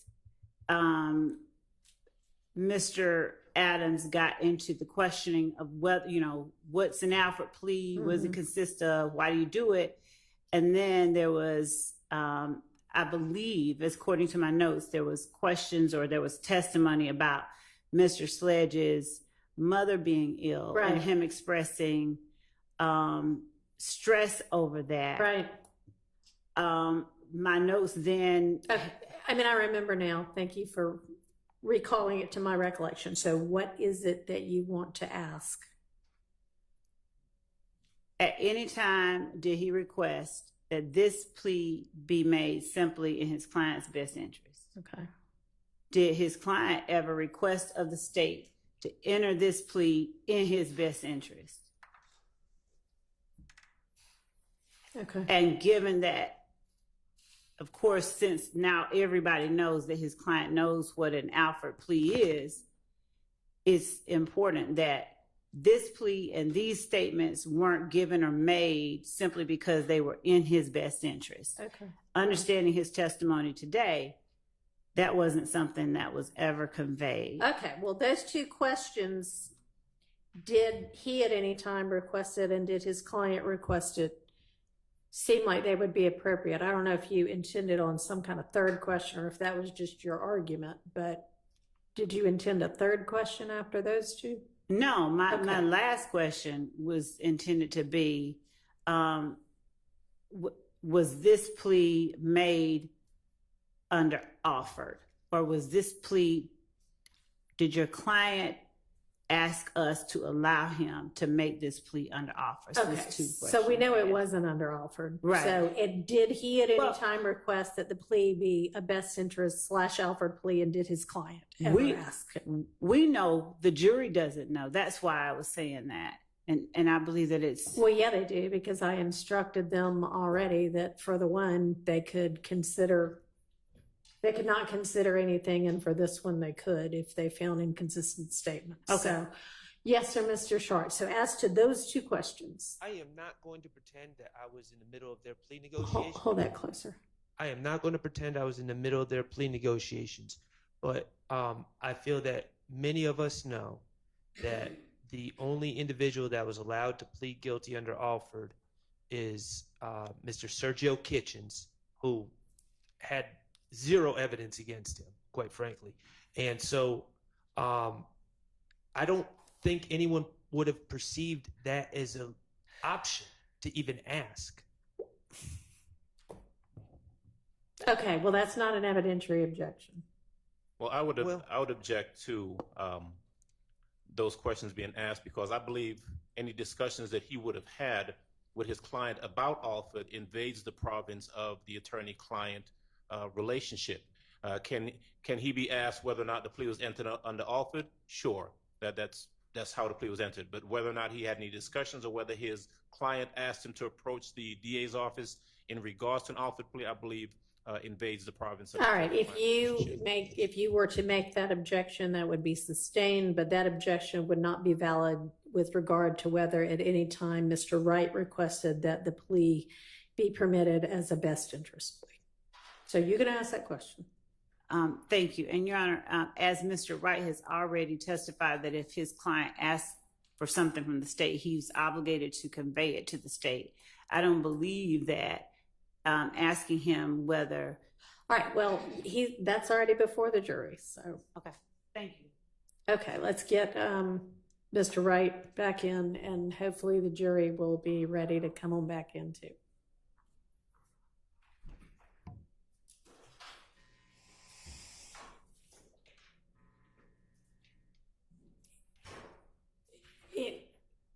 I wonder, I don't know whether he heard that or not. Can somebody see You want whether me to the get Mr. jury's Wright? ready? No, I know that, the jury. Mr. Wright's on his way. Yeah. Okay. Is the jury ready? Great, they seem to be.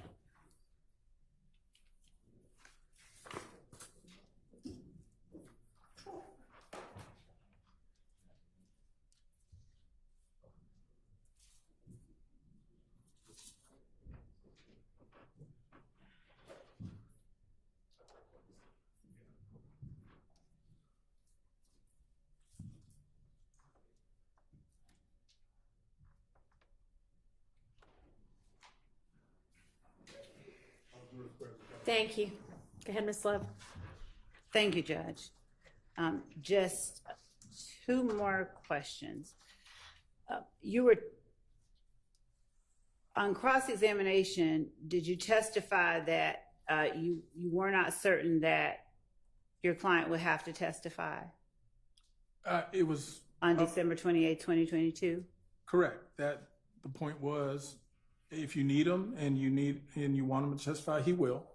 But it wasn't set in stone. It was going to be a game time decision once you made the decision.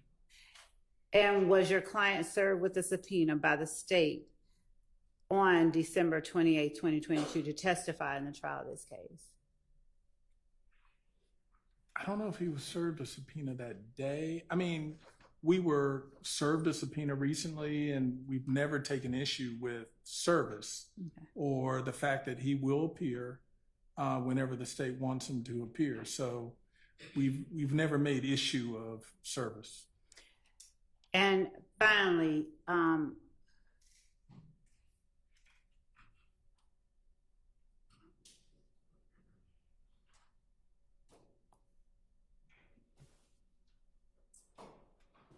you were asked on cross-examination about an Alford plea, and it revolving around somebody saying they're not guilty. Was this one of those pleas? This plea, no. Thank you. That's all that I have. All right, thank you. Is there any recross from any of the defense attorneys? Mr. Stillwell. No recross on behalf of Mr. Williams. All right, thank you very much. Mr. Wright, thank you for your time. Thank you, Judge. And remember, your client is excused but not released, so if he comes back, we'll see you again, but otherwise. Understood. Thank you, Judge. All right, call your next witness. Yes, Your Honor. The state calls Mr. Thomas Burnett to the stand. Thank you.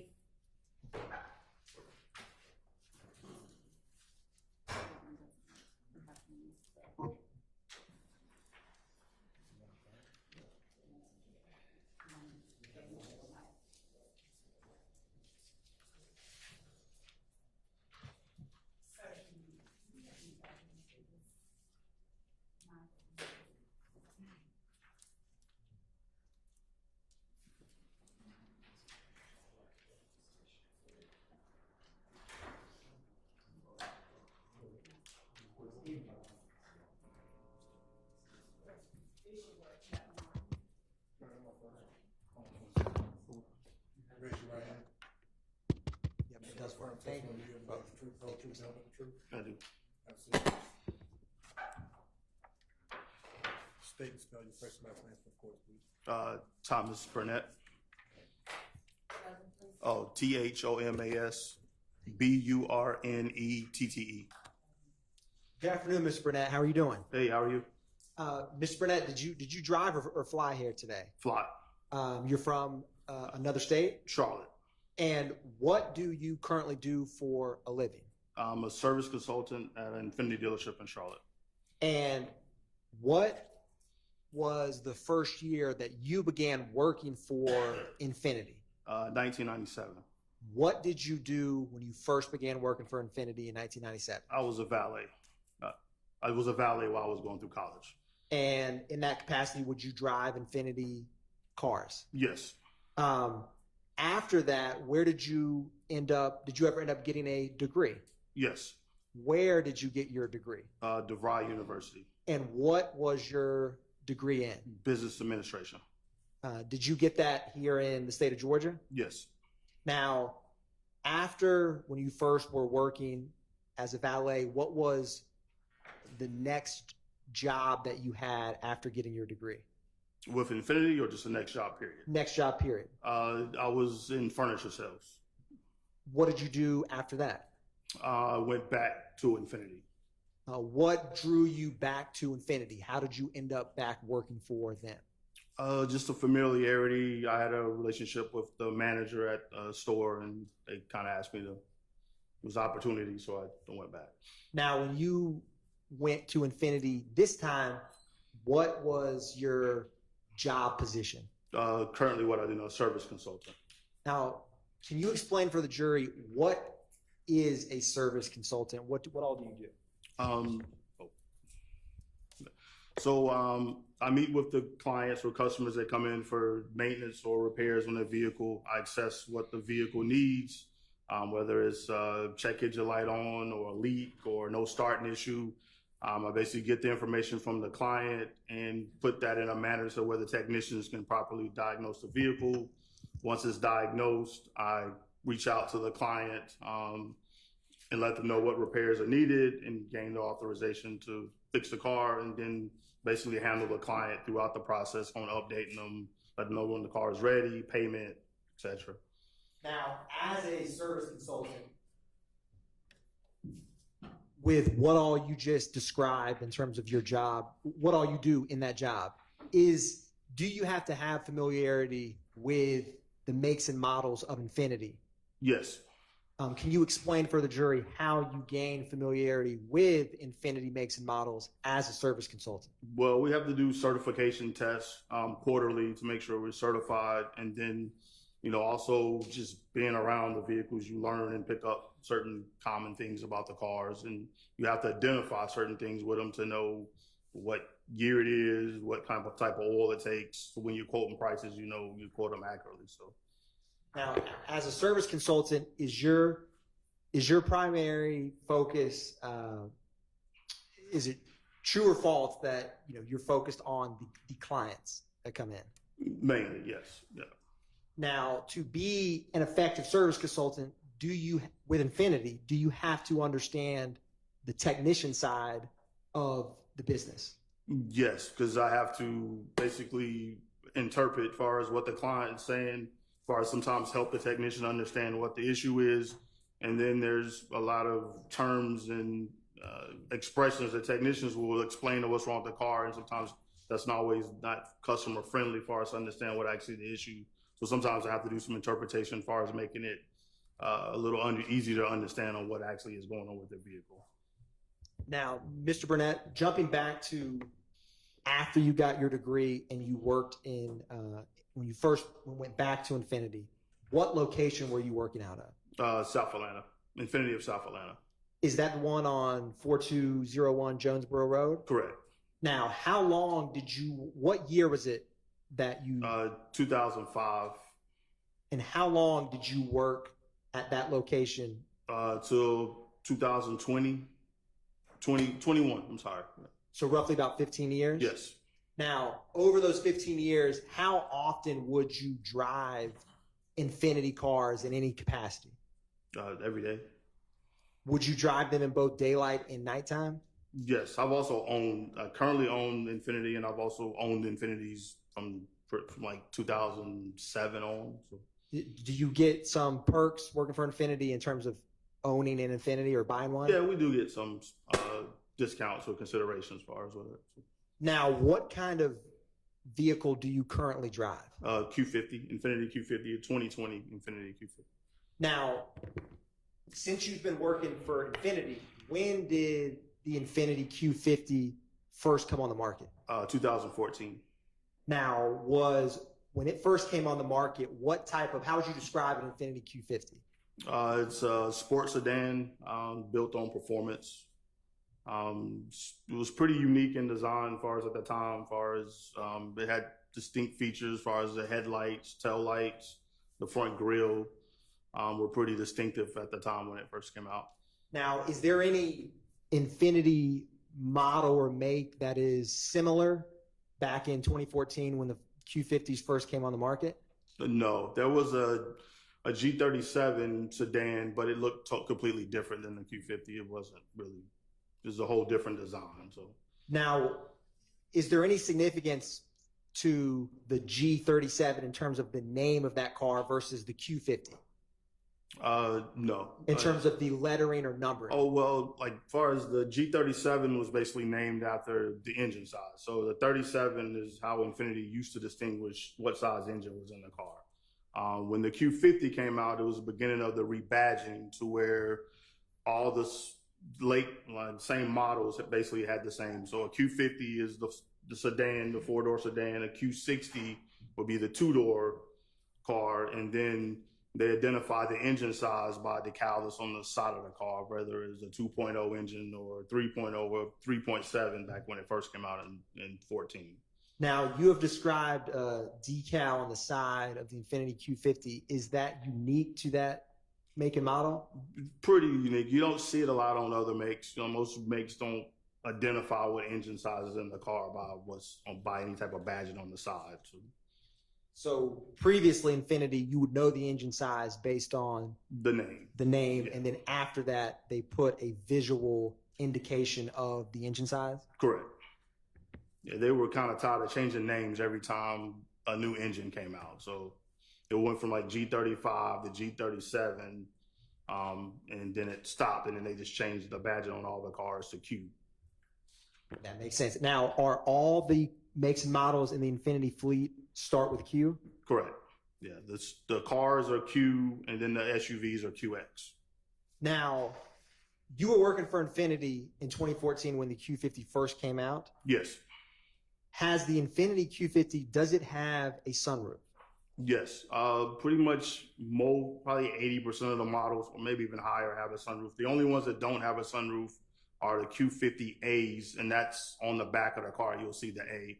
And that was kind of like the base entry-level car, which we didn't sell very many of those cars because dealerships wouldn't order them because they knew they wouldn't sell them. So now, when you said when you went back in 2005, you worked till 2020. What did you do after leaving the South Atlanta Infinity in 2020? I moved to a few dealerships around. Initially, I took a job as a service manager at a Nissan store in LaGrange, Georgia.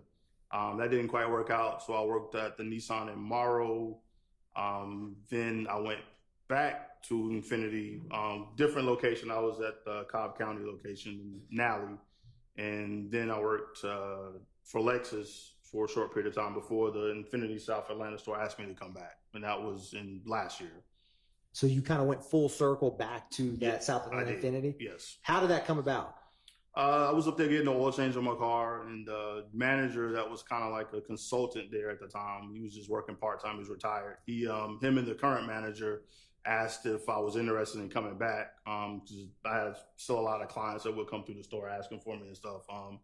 So they asked if I had any interest in coming back, and it lined up with what I needed at the time, so I went back.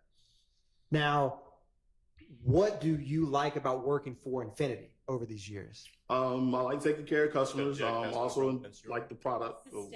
Hang on just a second. If you hear somebody say objection, will you just pause for a minute while I deal with that? Sustained. Yes. Now, yes, Your Honor. Mr. Burnett, I'm going to show you what's been marked as State's Exhibit 459 Yankee and 459 Yankee Alpha.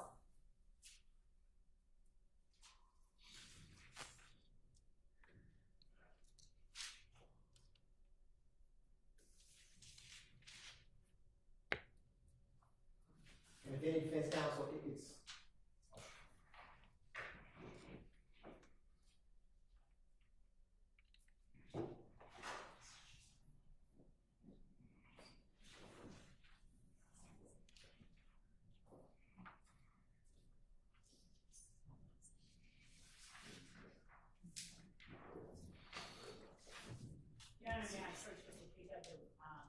exhibits from the stand. Sure.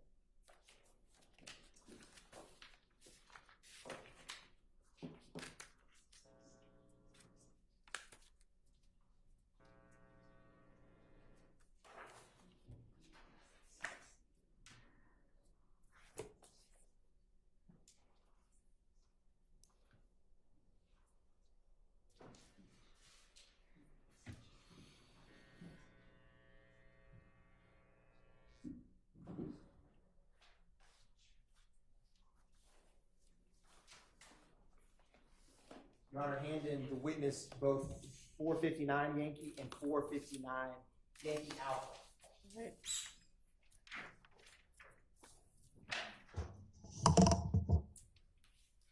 Mr. Burnett, what are 459 Yankee and 459 Yankee Alpha? Both pictures of a Infiniti Q50. How are you able to recognize them? The shape of the vehicle, the headlights are pretty distinctive. The front grille and the tail lights are also pretty distinctive. And it also says Q50 on the back of the picture there as well too. And for your testimony to the jury, would using 459 Yankee and 459 Yankee Alpha aid you in describing a Q50 for the jury? Aid your testimony? Do you mean that he's helped with this? Yes. Yes. Your Honor, at this time, the state is tendering 459 Yankee and 459 Yankee Alpha for demonstrative purposes. All right. Those are admitted as demonstratives. Publishing State's Exhibit 459 Yankee.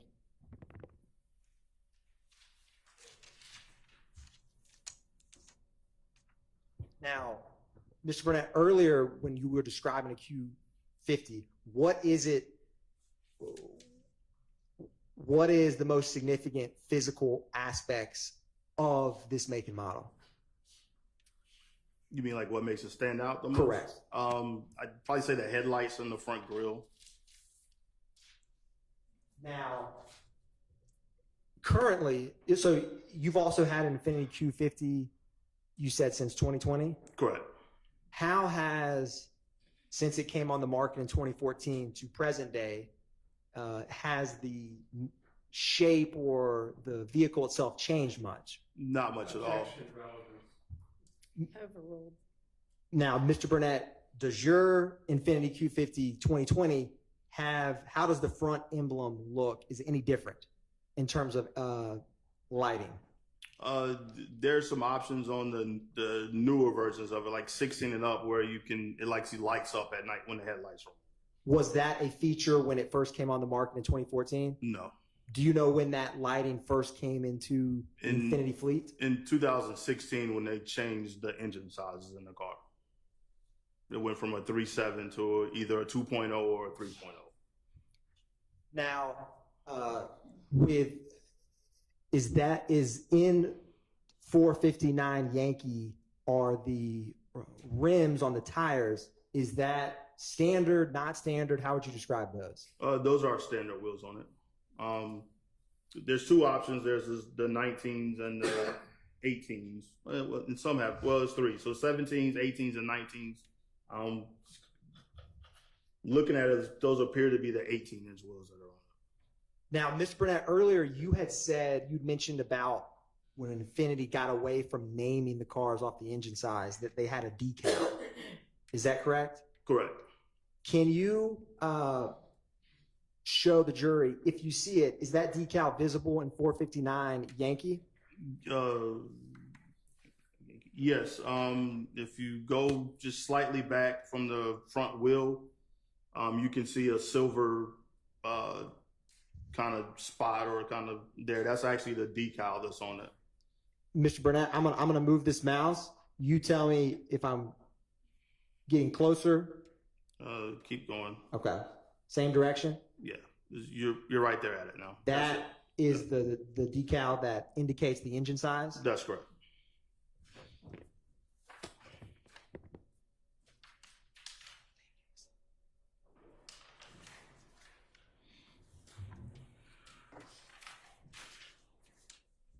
Now, turning to 459 Yankee Alpha, can you describe for the jury what stands out to you in terms of it is different about the Infiniti Q50 compared to other Infiniti makes and models?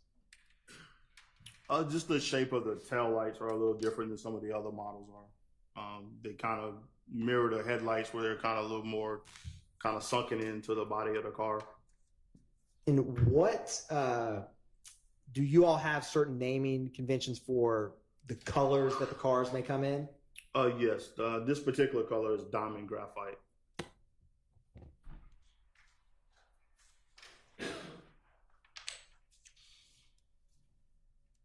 Now, when did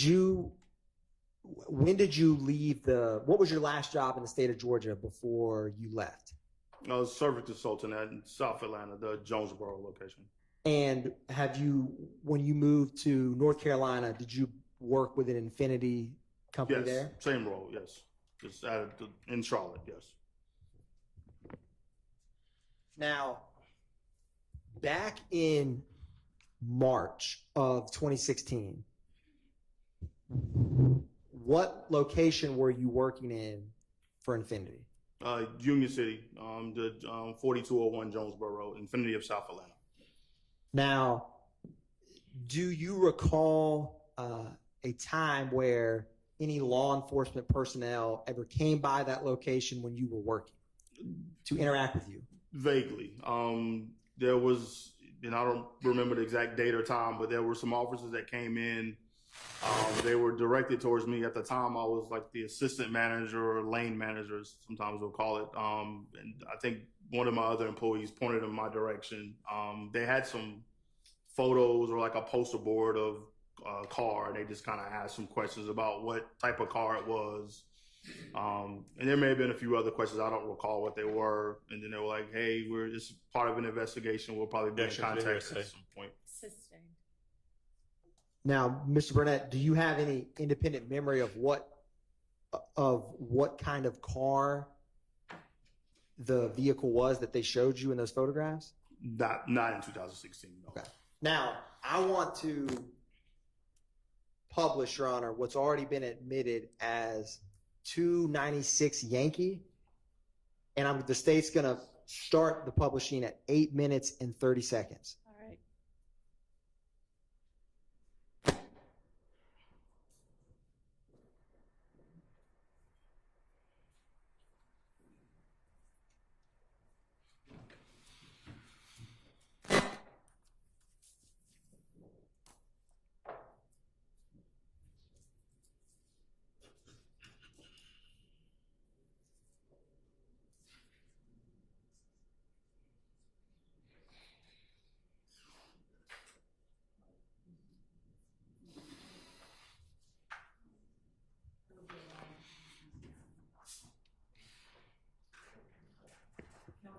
Mr. Burnett, while that's getting set up, Oh, yeah, sorry. in Didn't know you- preparation for your testimony, have you? Hang on just a Sorry, second. Your Honor. I don't see anybody waiting.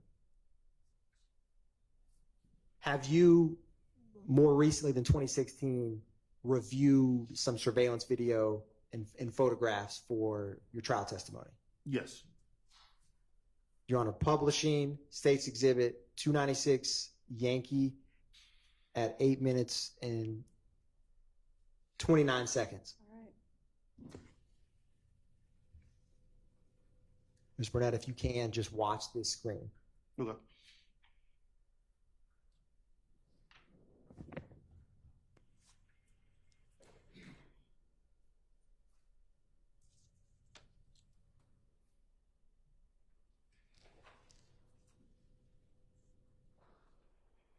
Pausing. Now, Mr. Burnett was, I know that clip was quick. I'm going to publish 292 Yankee Hotel, which is already admitted. Now, is that surveillance video clip that you just watched, have you reviewed that before testifying in court here today? Yes. And what vehicle was depicted in 292 Yankee between 8 minutes and 30 seconds and 8 minutes and 40 seconds? It was Infiniti Q50. Now, I'm going to, briefly on the screen, what's going to be published is 292 Yankee Hotel. Let me know when you can see that.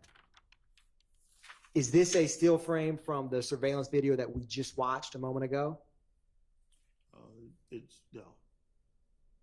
Yes, it looks the same. Now, can you describe for the jury what stood out to you about being able to identify this as an Infiniti Q50? The headlights, the way they appear, you also can see the black grille, and it's kind of hard on this one, but as it gets closer, you can see like a little bit of the logo, like the silver reflecting in the front grille area. And when you mean when it gets closer, you mean when As it starts to come, I guess, closer to where before it goes off the screen. Publishing, Your Honor, what's already been admitted as 292 Yankee Indigo.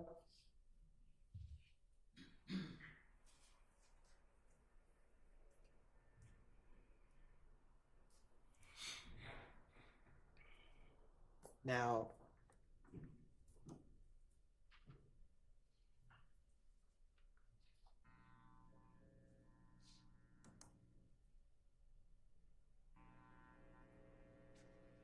Mr. Burnett, is this also a, I know it's currently blocked, but still framed from the surveillance video that we just watched? Yeah, that still seems to be the same car, the Q50. Now, what I'm going to do, Mr. Burnett, is I'm going to replay 292 Yankee at 8:30. You tell me when to stop when you had mentioned the silver emblem, right, as the car gets closer, in your words. So I'm going to play 292 Yankee starting at 8 minutes and 30 seconds, and you just tell me when to stop when you think it would be helpful to see that.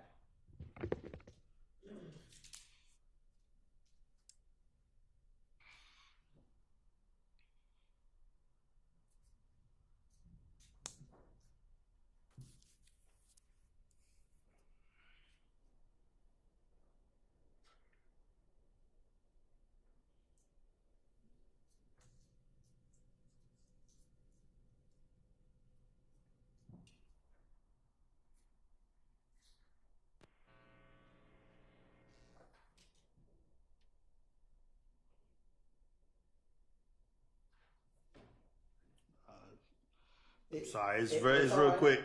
It's all right. I'm going to publish 292 Yankee Juliet. What's already been admitted as 292 Yankee Juliet.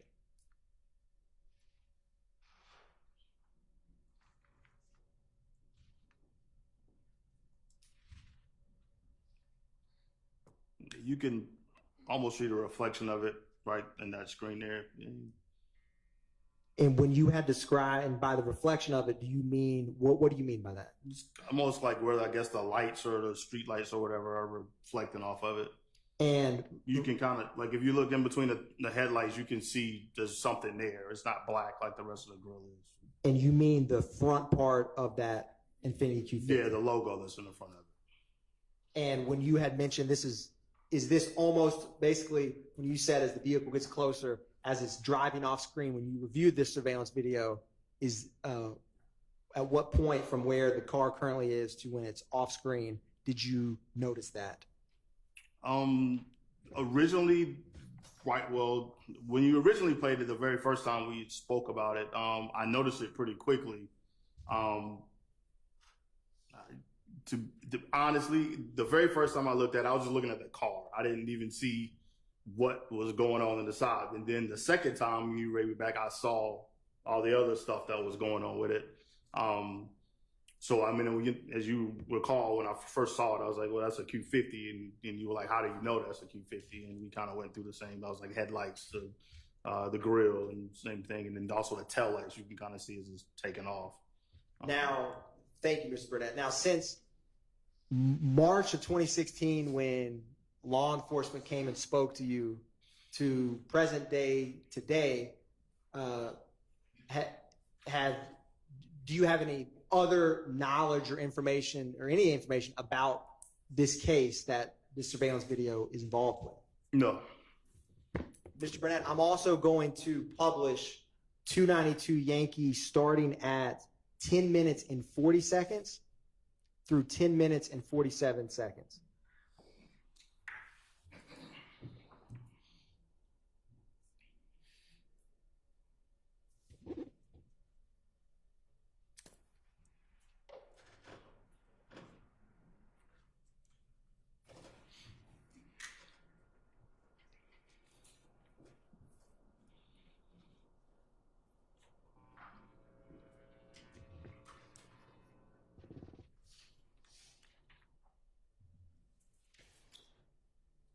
It's gonna, it's close.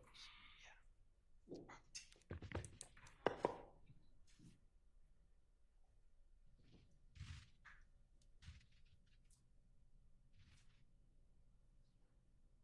Mr. Burnett, that surveillance video that we saw, have you seen that angle before? Today I saw it. Okay. In preparation for your testifying. And in that, what car do you see in 296 Yankee between 10 minutes and 40 seconds until when we paused it at 10 minutes and 48 seconds? It's the same car from before, it's just a different angle, it looks like. We're seeing more of the back end of it.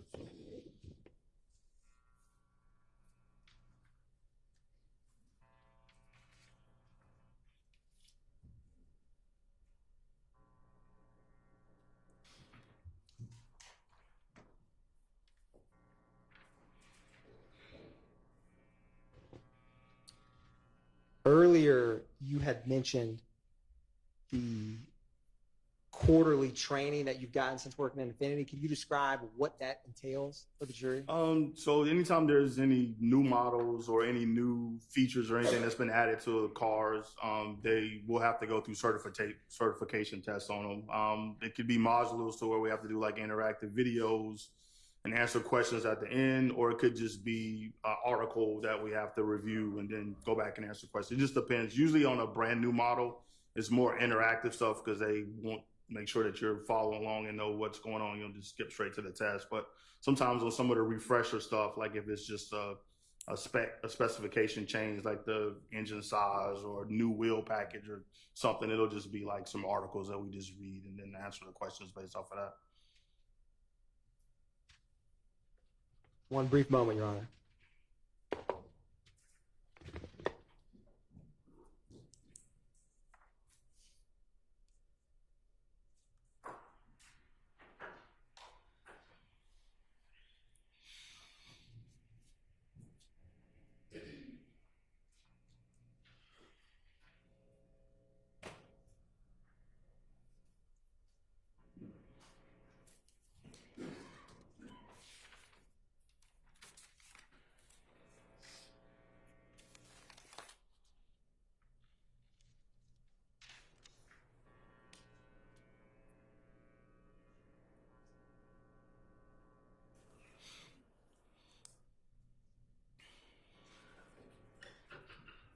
Ms. Burnett, when the Infinity Q50 came out on the market, when was the first time that you drove it? Did you ever drive a 2014 Infinity Q50? Yes, it was.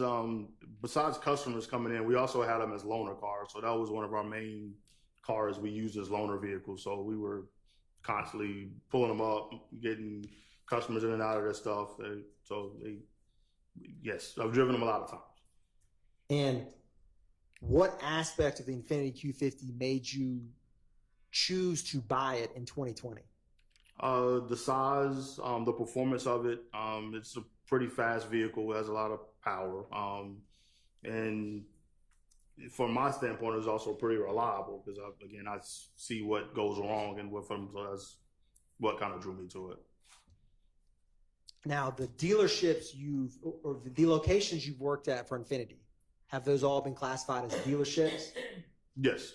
And is your customer either primarily or exclusively people buying a car for themselves? Or brief indulgence, Your Honor. All right. In terms of, do you have any familiarity with Infiniti vehicles being sold to rental car companies? So they would buy directly from them. So they buy Hertz Enterprise, they buy directly from the manufacturer. Now, we do see them when they come in for recalls and that sort of stuff. So they do bring or if there's warranty repairs that need to be done on them, Hertz Enterprise, they do bring cars to us for us to service. So, as far as purchasing wise, they buy them directly from the manufacturer. And Mr. Burnett, what is your favorite physical attribute of the 2014 Q50? I'm going to object that to the relevance. Sustained. I would too, Your Honor. That's why I asked. With that said, Your Honor, the state does not have any more questions for Mr. Burnett. Thank you, sir. All right, thank you. Are there any defense questions for this witness? Yes, sure. Yes. Thank you.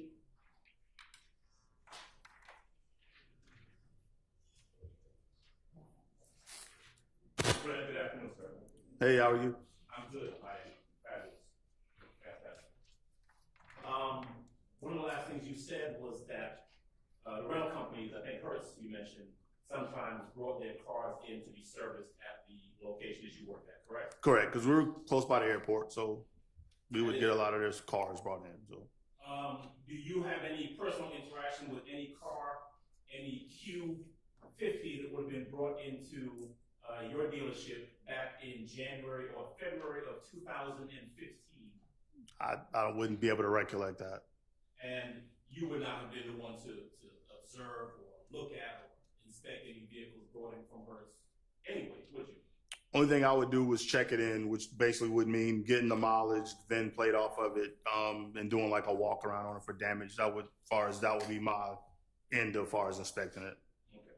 But in 2015, was it 2015 or 16 when the Atlanta police came to talk to you about Infinitis? I don't actually remember the exact date. You have no real memory, no clear memory of when that was, right? No, not the date, no. Okay. Is it fair to say that when they came to see you, though, they didn't bring an actual vehicle with them for you to look at or offer your opinion on, right? No, they were like photos. They were photos. Yeah.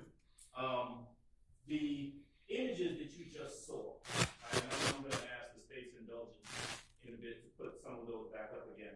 You would agree with me, though, that those photos.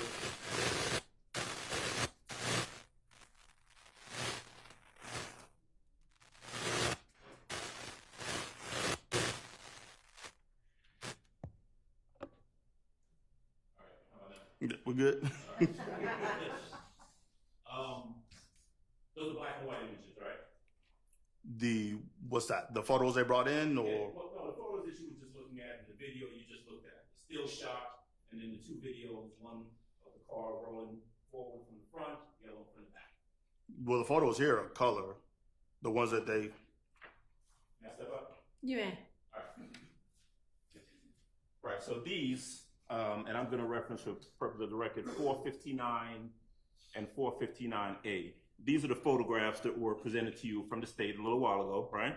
Correct. Right. Now, that's not what I'm talking about, though. I'm talking about the video that you were looking at, that the state played. Would you agree that was a black and white video? I don't know if I would classify it as black and white. It wasn't the greatest of quality of video, but I would say it was black and white. Okay, let's look at it again. Snyder, would you be kind enough, please, to put up what the state has marked as 292 YI, Yankee Indigo, I guess.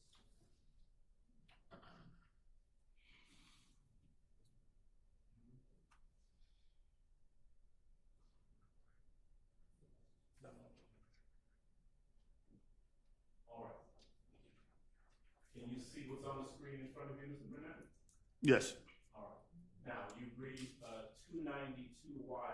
That's the image that you looked at before, correct? Yes. All right. You're not able to tell what the color of that vehicle is, are you? I can tell it's a grayish color. I mean, just like the car that's behind the white one appears to be like a reddish color. Okay. So let's see. Are you going to tell me that that vehicle that you said is an Infinity is a, what did you say it was a diamond graphite color vehicle? Could I say it from the picture? No, I mean from this, no, I couldn't say it was diamond graphite, but I could say it's grayish in shade though. Okay. You said that you recognize this as an Infinity because of your familiarity with Infinities, correct? Correct. Now, to be clear, you're not a scientific expert, right? No. You've never been qualified as an expert in Infinities or identification of vehicles, true? No scientist, no. Okay. You've never been qualified in a court of law as an expert in identification of vehicles. Never been to court before or anything for it, but as far as an expert in knowing Infinities, I probably would say yes, I know all the models. Okay. Tell me whether or not that vehicle that you're looking at, the one that you've identified as an Infiniti Q50, has standard size wheels or non-standard wheels on it as you described earlier. We're talking about the screen, not the pictures, right? Talk about the screen. I couldn't, you can barely see the wheels from this. All right. Looking at that image that the state showed you that's on the screen right now, tell me where you see on that there is an Infinity emblem or insignia on the front grille. This one doesn't capture it. He tried to roll it forward to where you could see that there is something silver in it, but technically they couldn't stop it at the right time. Well, you said technically, but you don't see it at all, do you? Not in this frame, no. And in fact, when you were describing the image you said earlier, or you saw earlier, you said that you can quote almost see it. Am I saying that? Correct. All right. Looking at this vehicle on the screen, are you able to tell whether or not there's any damage to the front bumper or fender of that vehicle? If there's been some sort of accident of some sort? Not on the screen, no. Are you able to see anyone, if there's anyone hanging out of the sunroof? Not from this angle, no. I'm curious. Do you know whether or not the 2014 Infiniti Q50s have? I'm going to use OnStar. I don't know if there's another name for tracking. It's Infinity Connect, yes. Okay. That's a tracking system. Correct. Right. Do you know whether all of the Infiniti Q50s had tracking software in it that would allow you to track the car and tell you where the car is at a given time?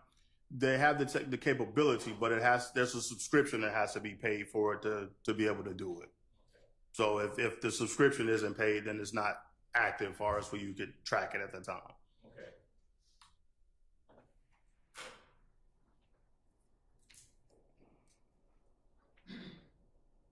You testified earlier, and I'm still referencing the images up on the screen, right? You testified earlier about there being an emblem on the side of the Infiniti Q50 that's a little bit behind the front wheel, right? You remember that testimony? Yeah, but that was off of the picture though. Okay, all right. So put the picture aside for right now and just looking at the image that was shown to you by the state. And this is the same image that was shown to you back in 2015, right? No, they just had pictures. They had like pictures that came back in then. There was no videos or anything then. Okay. So when APD came to see you in 2015, they didn't show you this video? No. Okay. So looking at the video that you're seeing right now, that you've identified, looking at that car, point out to me where that You can't see it from this angle. Not on the video.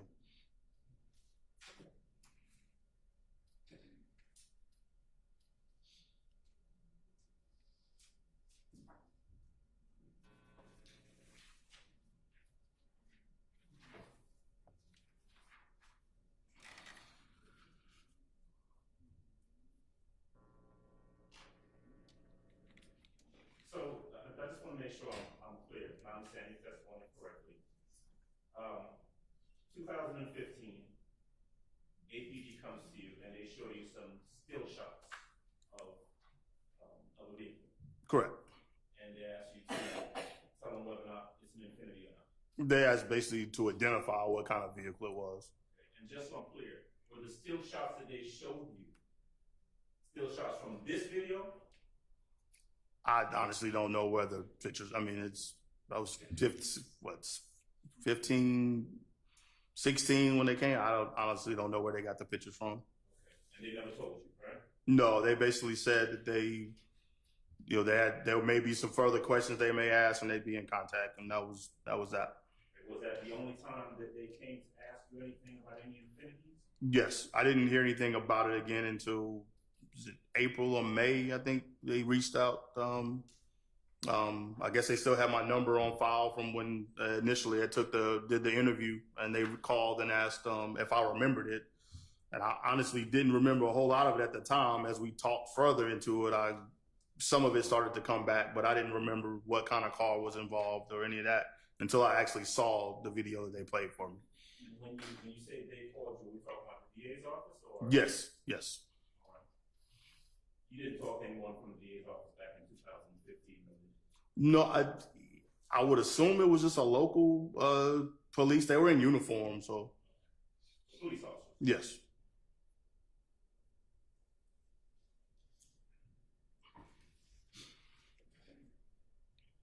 First time that you've seen that video, and when I say that video, I'm going to refer to 292YJ. I think that's the one that you said you saw from. It's the back view of the vehicle. Yes, the store or whatever. It looked like a store or something from what I could see. Ms. Knight, would you be kind enough, please, to put up 292YJ for me?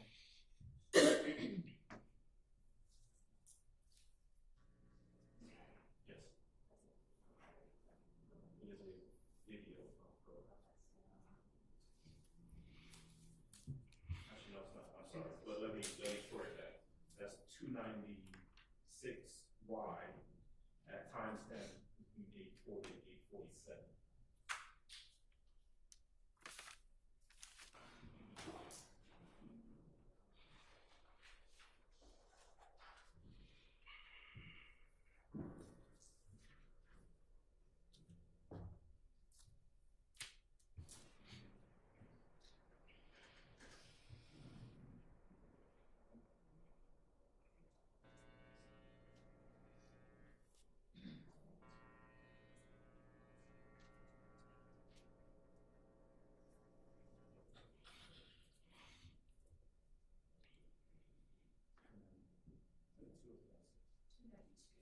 Let me correct that for the record. That's exhibit 292 Yankee Delta.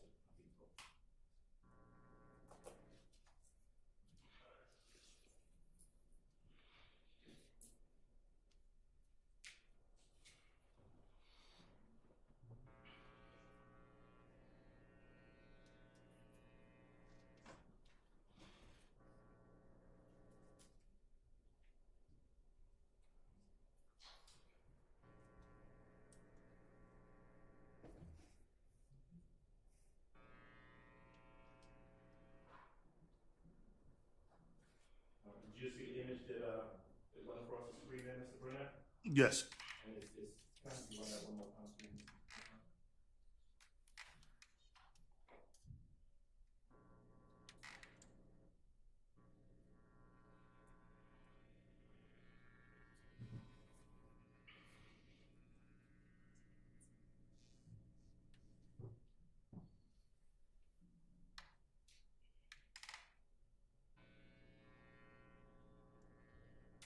Wait fast. Let me ask you a question. Sure. Would I be correct if I were to say that back in 2015, Perk's location to look at any infinities? No.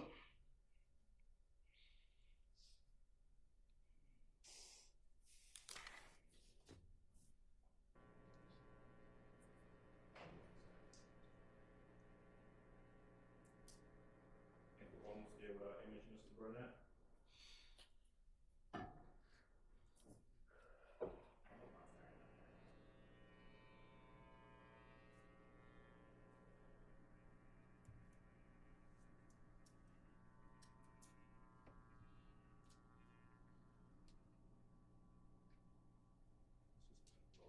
Mr. Burnett, I want you to pay attention to the, it's between 840, 847, okay? Okay. See that car driving past? Yep. So that is the car that you took a look at today. Today was the first day you saw this video, right? This one, yes. Okay. And your testimony is that based on that vehicle passing by in the video, between 840 and 847, you can recognize that as an Infiniti Q50, as an Infiniti Q50, is that right? Correct, yes. And it was written below that even that image, as it went by, you didn't see any Infiniti emblem on the side of it. No. You didn't see an Infiniti emblem on the back of it, right? No. You didn't see anything that looked like damage to either the front or the fender or of the vehicle, right? No. You didn't see anybody hanging out the sunroof or window, right? No. You saw the lights on the car. Yes. And you saw that it was a car. Yes. Thank you, sir. That's all. Any other defense attorneys have questions for this witness? All right, is there any redirect? Yes, Your Honor. Go ahead. Mr. Burnett, when law enforcement came to meet you, did they ask you if it was Infiniti or ask you if it was what car it was that you were looking at? They just asked me to identify the car, the vehicle. And since you and I have spoken or met, have you always lived in different states? Yes. And previously, were we able to speak or Zoom with one another? Is the first day you met in person, you flew in today? Correct. Ms. Burnett, I'm going to try to slow this video down. So the state's going to publish 292 Yankee Alpha. It's going to go at a slower pace, and if you see, Mr. Burnett, where you want to freeze it, where you can spot the emblem in the front grille, just let me know. Okay.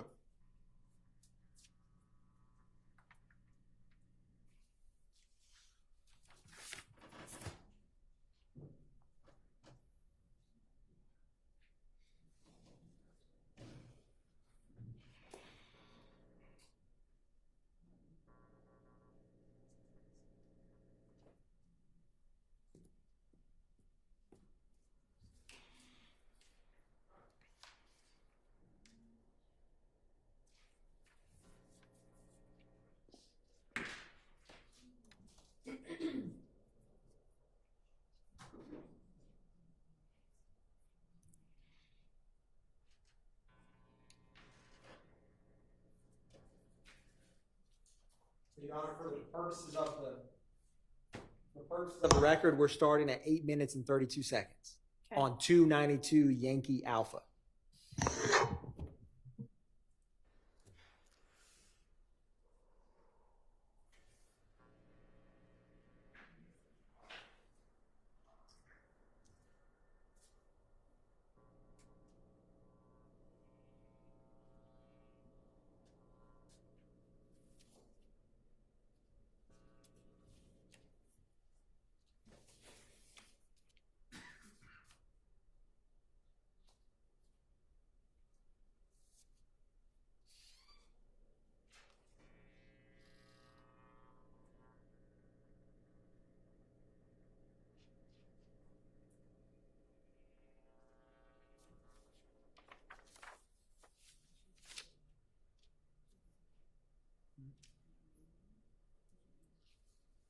Mr. Burnett, did that help any slowing it down, Mr. Burnett? Not really. That's fair. It's fair. Now, some of the questions, do you remember being on cross-examination, you were asked questions about, can you see the decal or can you tell about the tires? Do you recall that? Yeah, the questions you just asked? Yes. Yeah. And with this surveillance video that you've seen, is it that they don't exist or you're unable to give an answer on those questions because of the surveillance video? They Objection exist, I'm calls just for not able- speculation. Overruled. You may answer, Mr. Burnett. Okay. Of course, the wheels and those things exist on it, and you know it's a Q50, so it's kind of hard to. Being that I know the vehicle, it's kind of hard to know. Okay, that's a Q50, and I know where everything is on it at. But trying to necessarily make it fit into the video where I can say stop right here, I see it. It's kind of a little hard to do in real time. And for the court's time, I don't know if we got this time to start just dissecting and stopping it every 2 seconds to see if we can get to there. But again, I've seen the pictures. I drive a Q50, so I know, like, you know, what actually is on the vehicle and where it's located at. But as far as trying to using this quality of video as far as to stop it is kind of hard to do.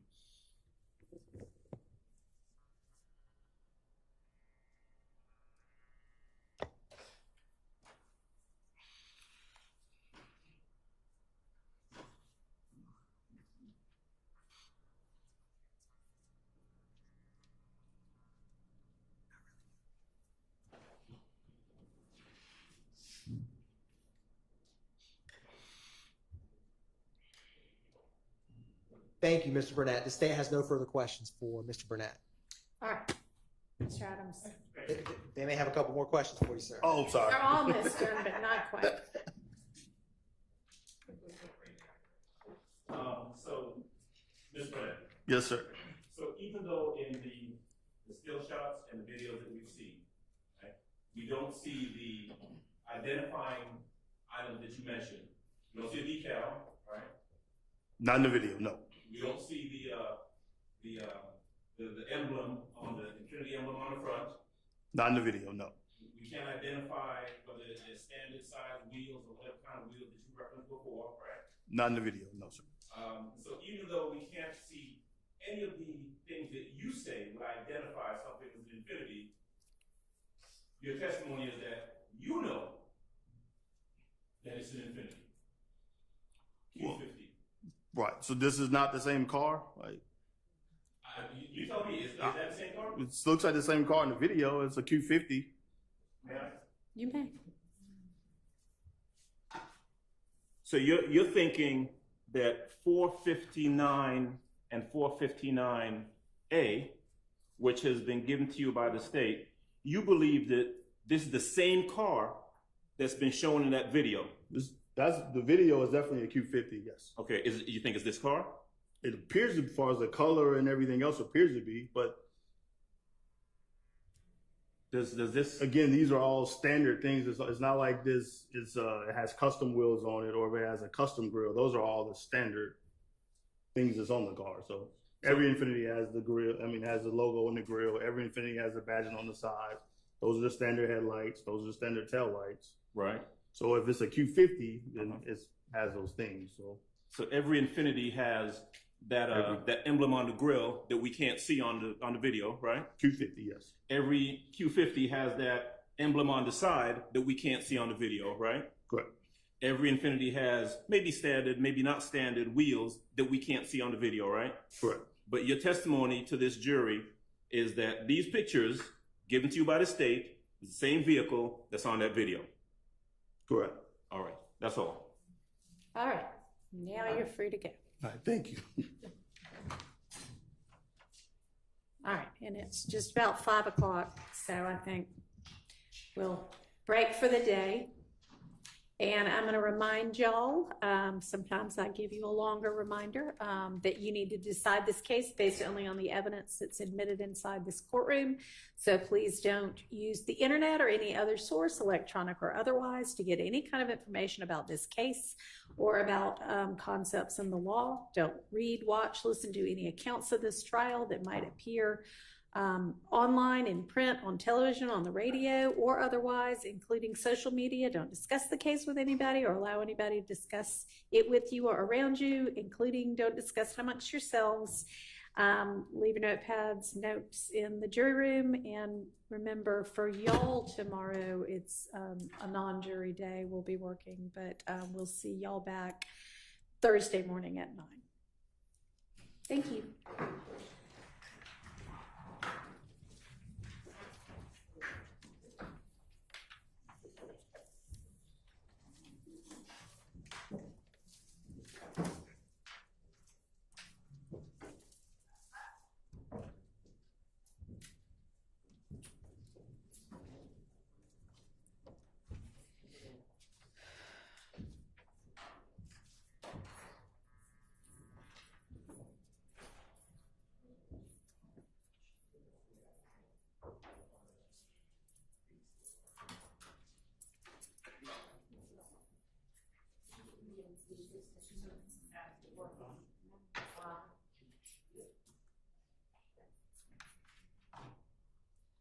Okay, Miss Love, you had wanted to, I guess, tender for admission 452, 453, and 460Y. So, Judge, they were all referenced, and by conditionally admit, what I was asking for permission to do, since they had all been identified by a witness as a particular thing and true and accurate reflections of them. And because they had been referenced so much during the testimony, my request was to tender or admit, rather, for as evidence 444Y, since 1AS You didn't even mention 444Y. I didn't mention all of them that I wanted to. I started, but then when the court seemed inclined not to entertain that. Deal with it right then? Yeah, right. Since I didn't know what you were really Right. talking about in terms of conditional admission. Okay. Right. So 444Y is Yes. one of them. So Okay. the state tenders 444Y conditionally upon any redactions that we either agree on or the court simply instructs have to be made. 450Y, 451Y, just 452, 453, 454, and 456Y, as well as 460Y.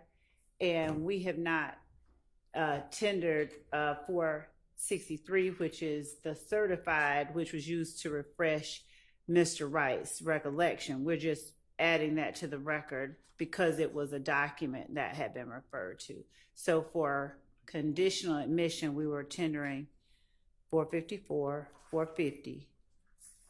I'm sorry, 444Y, 450Y, 451Y, 452Y, 453Y, 454Y, 455Y, 456Y, and 460Y, to the extent that those reflect the emails from Mr. Wright to the state. So there And were. then what about 463Y? That was just the last. Right. Are you tendering that one? No, I have it in my hand. I was about to hand it to Ms. Winfrey because it is a document that needs to go as part of the record, as something that was used to refresh the recollection. I had it, and while I had it, I just referred to it. It's not being tendered. Okay. It's just certified of Mr. Sledge's conviction. Okay, and tell me what you mean by conditionally admit. Do you mean potentially redacted in some way? Yes, I Okay. do. All right. And are there objections to the admission of any of these in any form? All of them. Whatsoever? All of them. Okay. Now, if the point is they were referenced in testimony and therefore for the purposes of the record, not to be Well, I wouldn't consider that admitted. right. But I mean, I assume every exhibit that is utilized, whether tendered and admitted, tendered and excluded, or just used with a witness, is going to be a part of the record. Is that y'all's understanding as well? yes. Okay. So, in terms of admitting them, So, okay. The emails. yes. 450 was admitted. That was not. Yes, 450 was, you're right. The emails, we had lengthy discussions about the emails and about the objections and about the problems with some of the things that were discussed in the objections. Miss Love indicated that she wanted to talk about number 3, which seemed pertinent and wanted to get the wording exactly right. I had no problem with it. The other defense counsel didn't seem to have a problem with it, so we read exactly what the wording is. There's no need to admit that, and there's still problems with the other email, the other factual acknowledgments that are discussed in that email regarding the prior versions of the agreement. I went through great lengths to preview what I was going to ask so as not to open up any doors for quote unquote statements that were never uttered or adopted by the witness to be admitted into evidence.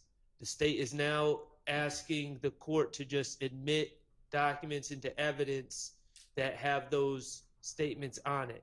Those statements provide nothing to the jurors. I don't know what conditionally means.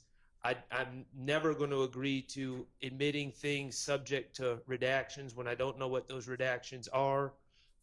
And it's completely unnecessary. We have read from the documents to get the words correct regarding specific things from those documents, specific acknowledgments from those documents, and both sides have done that.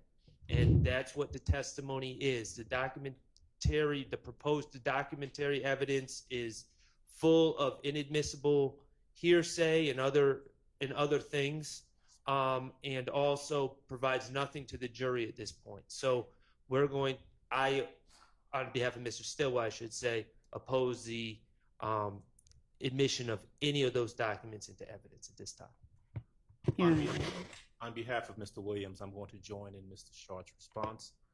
We've already objected to the admission of any of those documents, and we would. I also do not know what a conditional admission of evidence is, so I'd oppose. Right. So I guess she means she wants to, if possible, be able to come to agreement about redactions of them, and if not, then present them to the court with her proposed redactions, which, I mean, maybe y'all can get together, and since we have a non-jury day tomorrow, we can deal with that tomorrow. But I don't mean y'all figure out what the potential redactions are tomorrow. I mean, have something ready to present. Yes, and so, tomorrow. Your Honor, in as much as the tendering was done today, I'll withdraw that request until I have a redacted version to show counsel for defendants into the court. Okay. And the court had it exactly right. It was until there was either an agreement or something that the court Or then deemed. you can present it to me and I'll make a decision. Yes. Okay.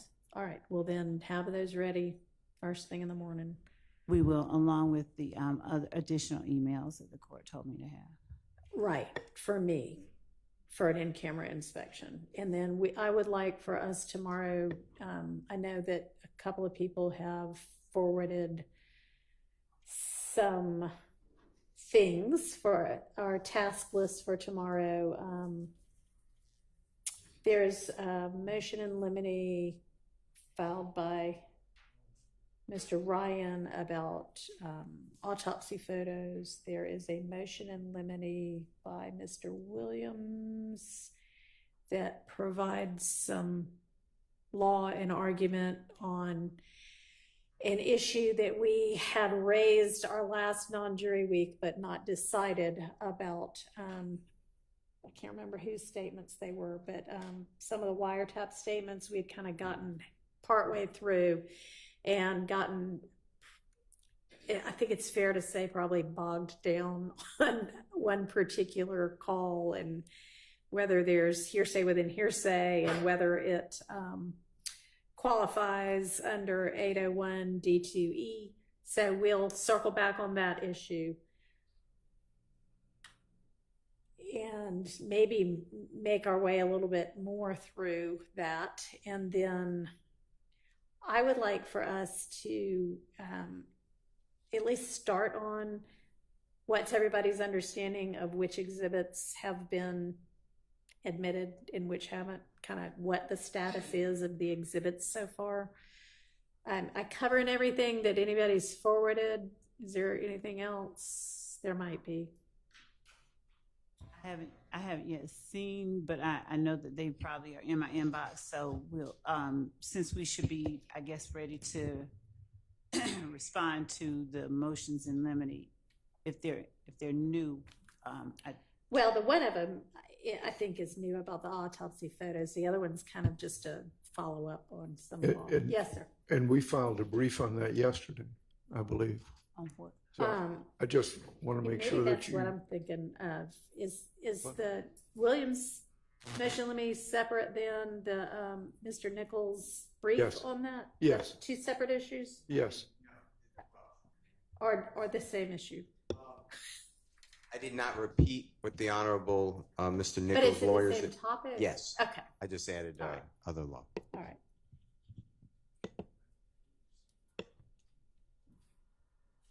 All right. And honestly, that'll probably carry us through the day. We probably won't even get through all of it. But any other topics or items we need to be thinking about? Could the court just inquire who's the next several witnesses? It got kind of. Sure. I know it's a witness issue, I was told. Yeah. So Thursday and Friday, who do y'all anticipate your witnesses being? Second, let me get their list.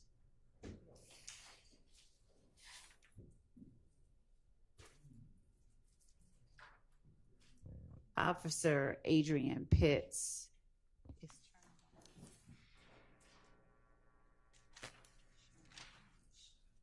Miss Sharon Latners.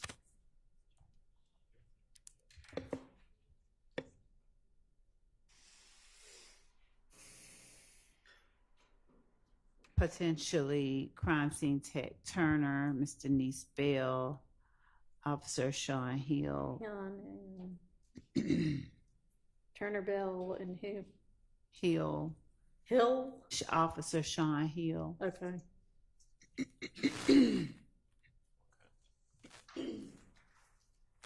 All right. Crime scene tech Jenkins, Detective Thorpe.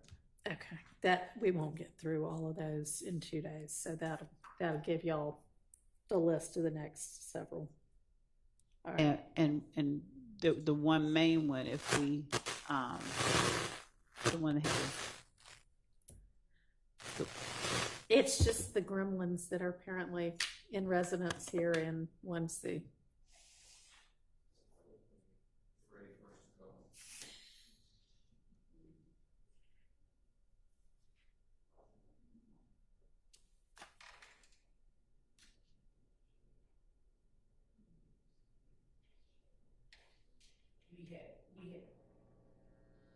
We had intended to. That one doesn't seem to be working at all. We may need to put new batteries in some of these.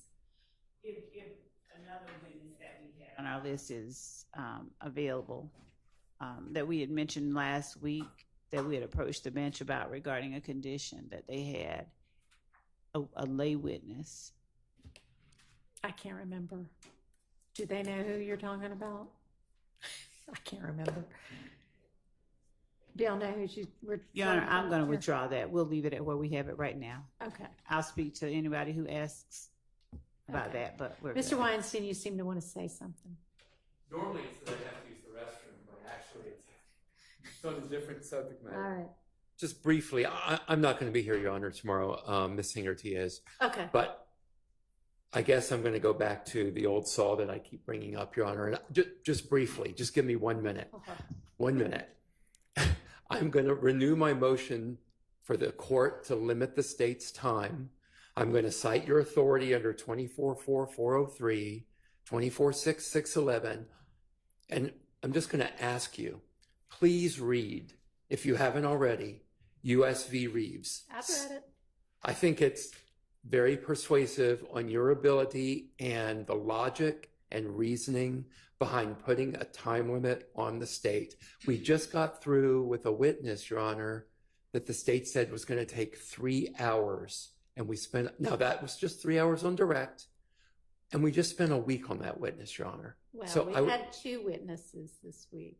5 days. And then, yes, Your Honor, I'm not going to disagree Well, with you. wait, no, this is only, what When is today? This is only it was Tuesday. Tuesday, I think it was Tuesday, Wednesday, Thursday, Friday, and then Monday. But whatever, it was far, far longer than 3 hours. So please look at Reeves again and consider it, Your Honor. So,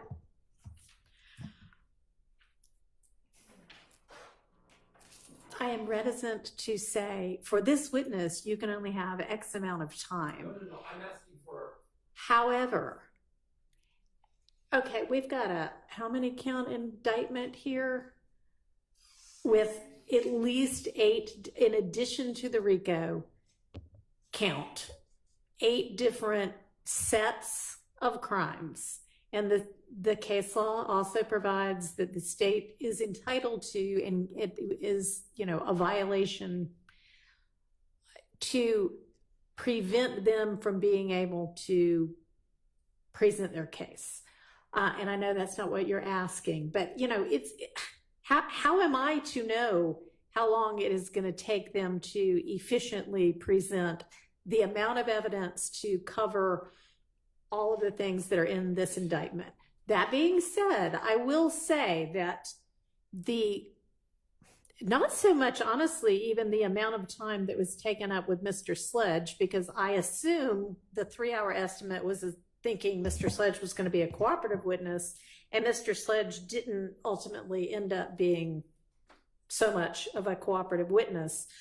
But y'all, I mean, the amount of time that was taken up by everybody with Mr. Wright was probably a bit excessive. And I put everybody who asked questions almost in that category. I do think that the state needs to, get more targeted and focused with the examinations. And then there seems to be redirects take almost as long as the directs, and that should not usually be the case. And nobody ought to be rehashing things that have already been established, either a little bit of leeway every once in a while to, okay, let me refamiliarize you to this as I lead into what I want to get to. But like a 5-question, there's this, there's that, there's the other that everybody's already heard, and I'm addressing this to everybody who might need to hear it. That we don't need. And we just don't need to be rehashing everything. And we also need to think redirect is supposed to only cover things that are in cross, and recross is only supposed to cover things that were in redirect. So please get more focused, and to the extent that people make the 403 waste of time objection, I'm going to take it seriously. Well, I think Reeves addresses, I guess, a lot of that and the need for us to raise 403 by eliminating that and eliminating the courts, or reducing, according to the judge in that case, eliminating the need for the court to spend a lot of time on 403s, because it forces the state to be more efficient in their presentation of the case. And to say that the state is moving with any degree of efficiency or I just don't know what to say about the plotting rate that the state plows through the direct examination. And I don't see anything. I mean, we're 100 witnesses in. We got 100 witnesses to go. I know that's a rough number. I'm hoping we don't actually have 100 witnesses to go. Well, that seems to I be really a would bottom. like that to be narrowed down, but I don't think we've gotten to the point yet where we can turn to that topic. But I mean, I've said a couple of times that the state needs to take a very close and careful look at the witness list that still exists and do everything you can to make sure that we're not being cumulative with our witnesses. And I hear you saying maybe we should be doing the same thing about a time limit. And y'all, I mean, you know, and I know it's not a trial, but incredibly important issues get decided in appellate courts all the time. You get, 20 minutes to talk about something that could be groundbreakingly different. So, I'm not saying that at some point I might not just say, all right, you've got 5 hours for this witness's direct and you can do it in that amount of time. I'll need to know more about what you need to cover with that witness, but it's not outside the realm of possibility. I do think that given how long Mr. Copen was on the stand, that we've made real progress in that we've now been able to finish 2 witnesses in far less time than that. But yeah, I hope 3 witnesses in far less time than that. So I feel like it is progress, but we could probably get more targeted than we are. Okay. So I can, and in as much as this, I'm probably the most verbose of us all, but I can make my questions tighter. Okay. The intent on redirect has always been to respond to things that I hear brought up on cross, and to the extent that I can be more precise in pointing out the specific question that was raised on cross that I'm trying now to have the witness explain further or give an explanation for, I will do that as well. All right. And I do not want to call anybody out in front of the jury. I also don't want to excuse the jury constantly. That takes a lot of time just for them to even file in there and file back.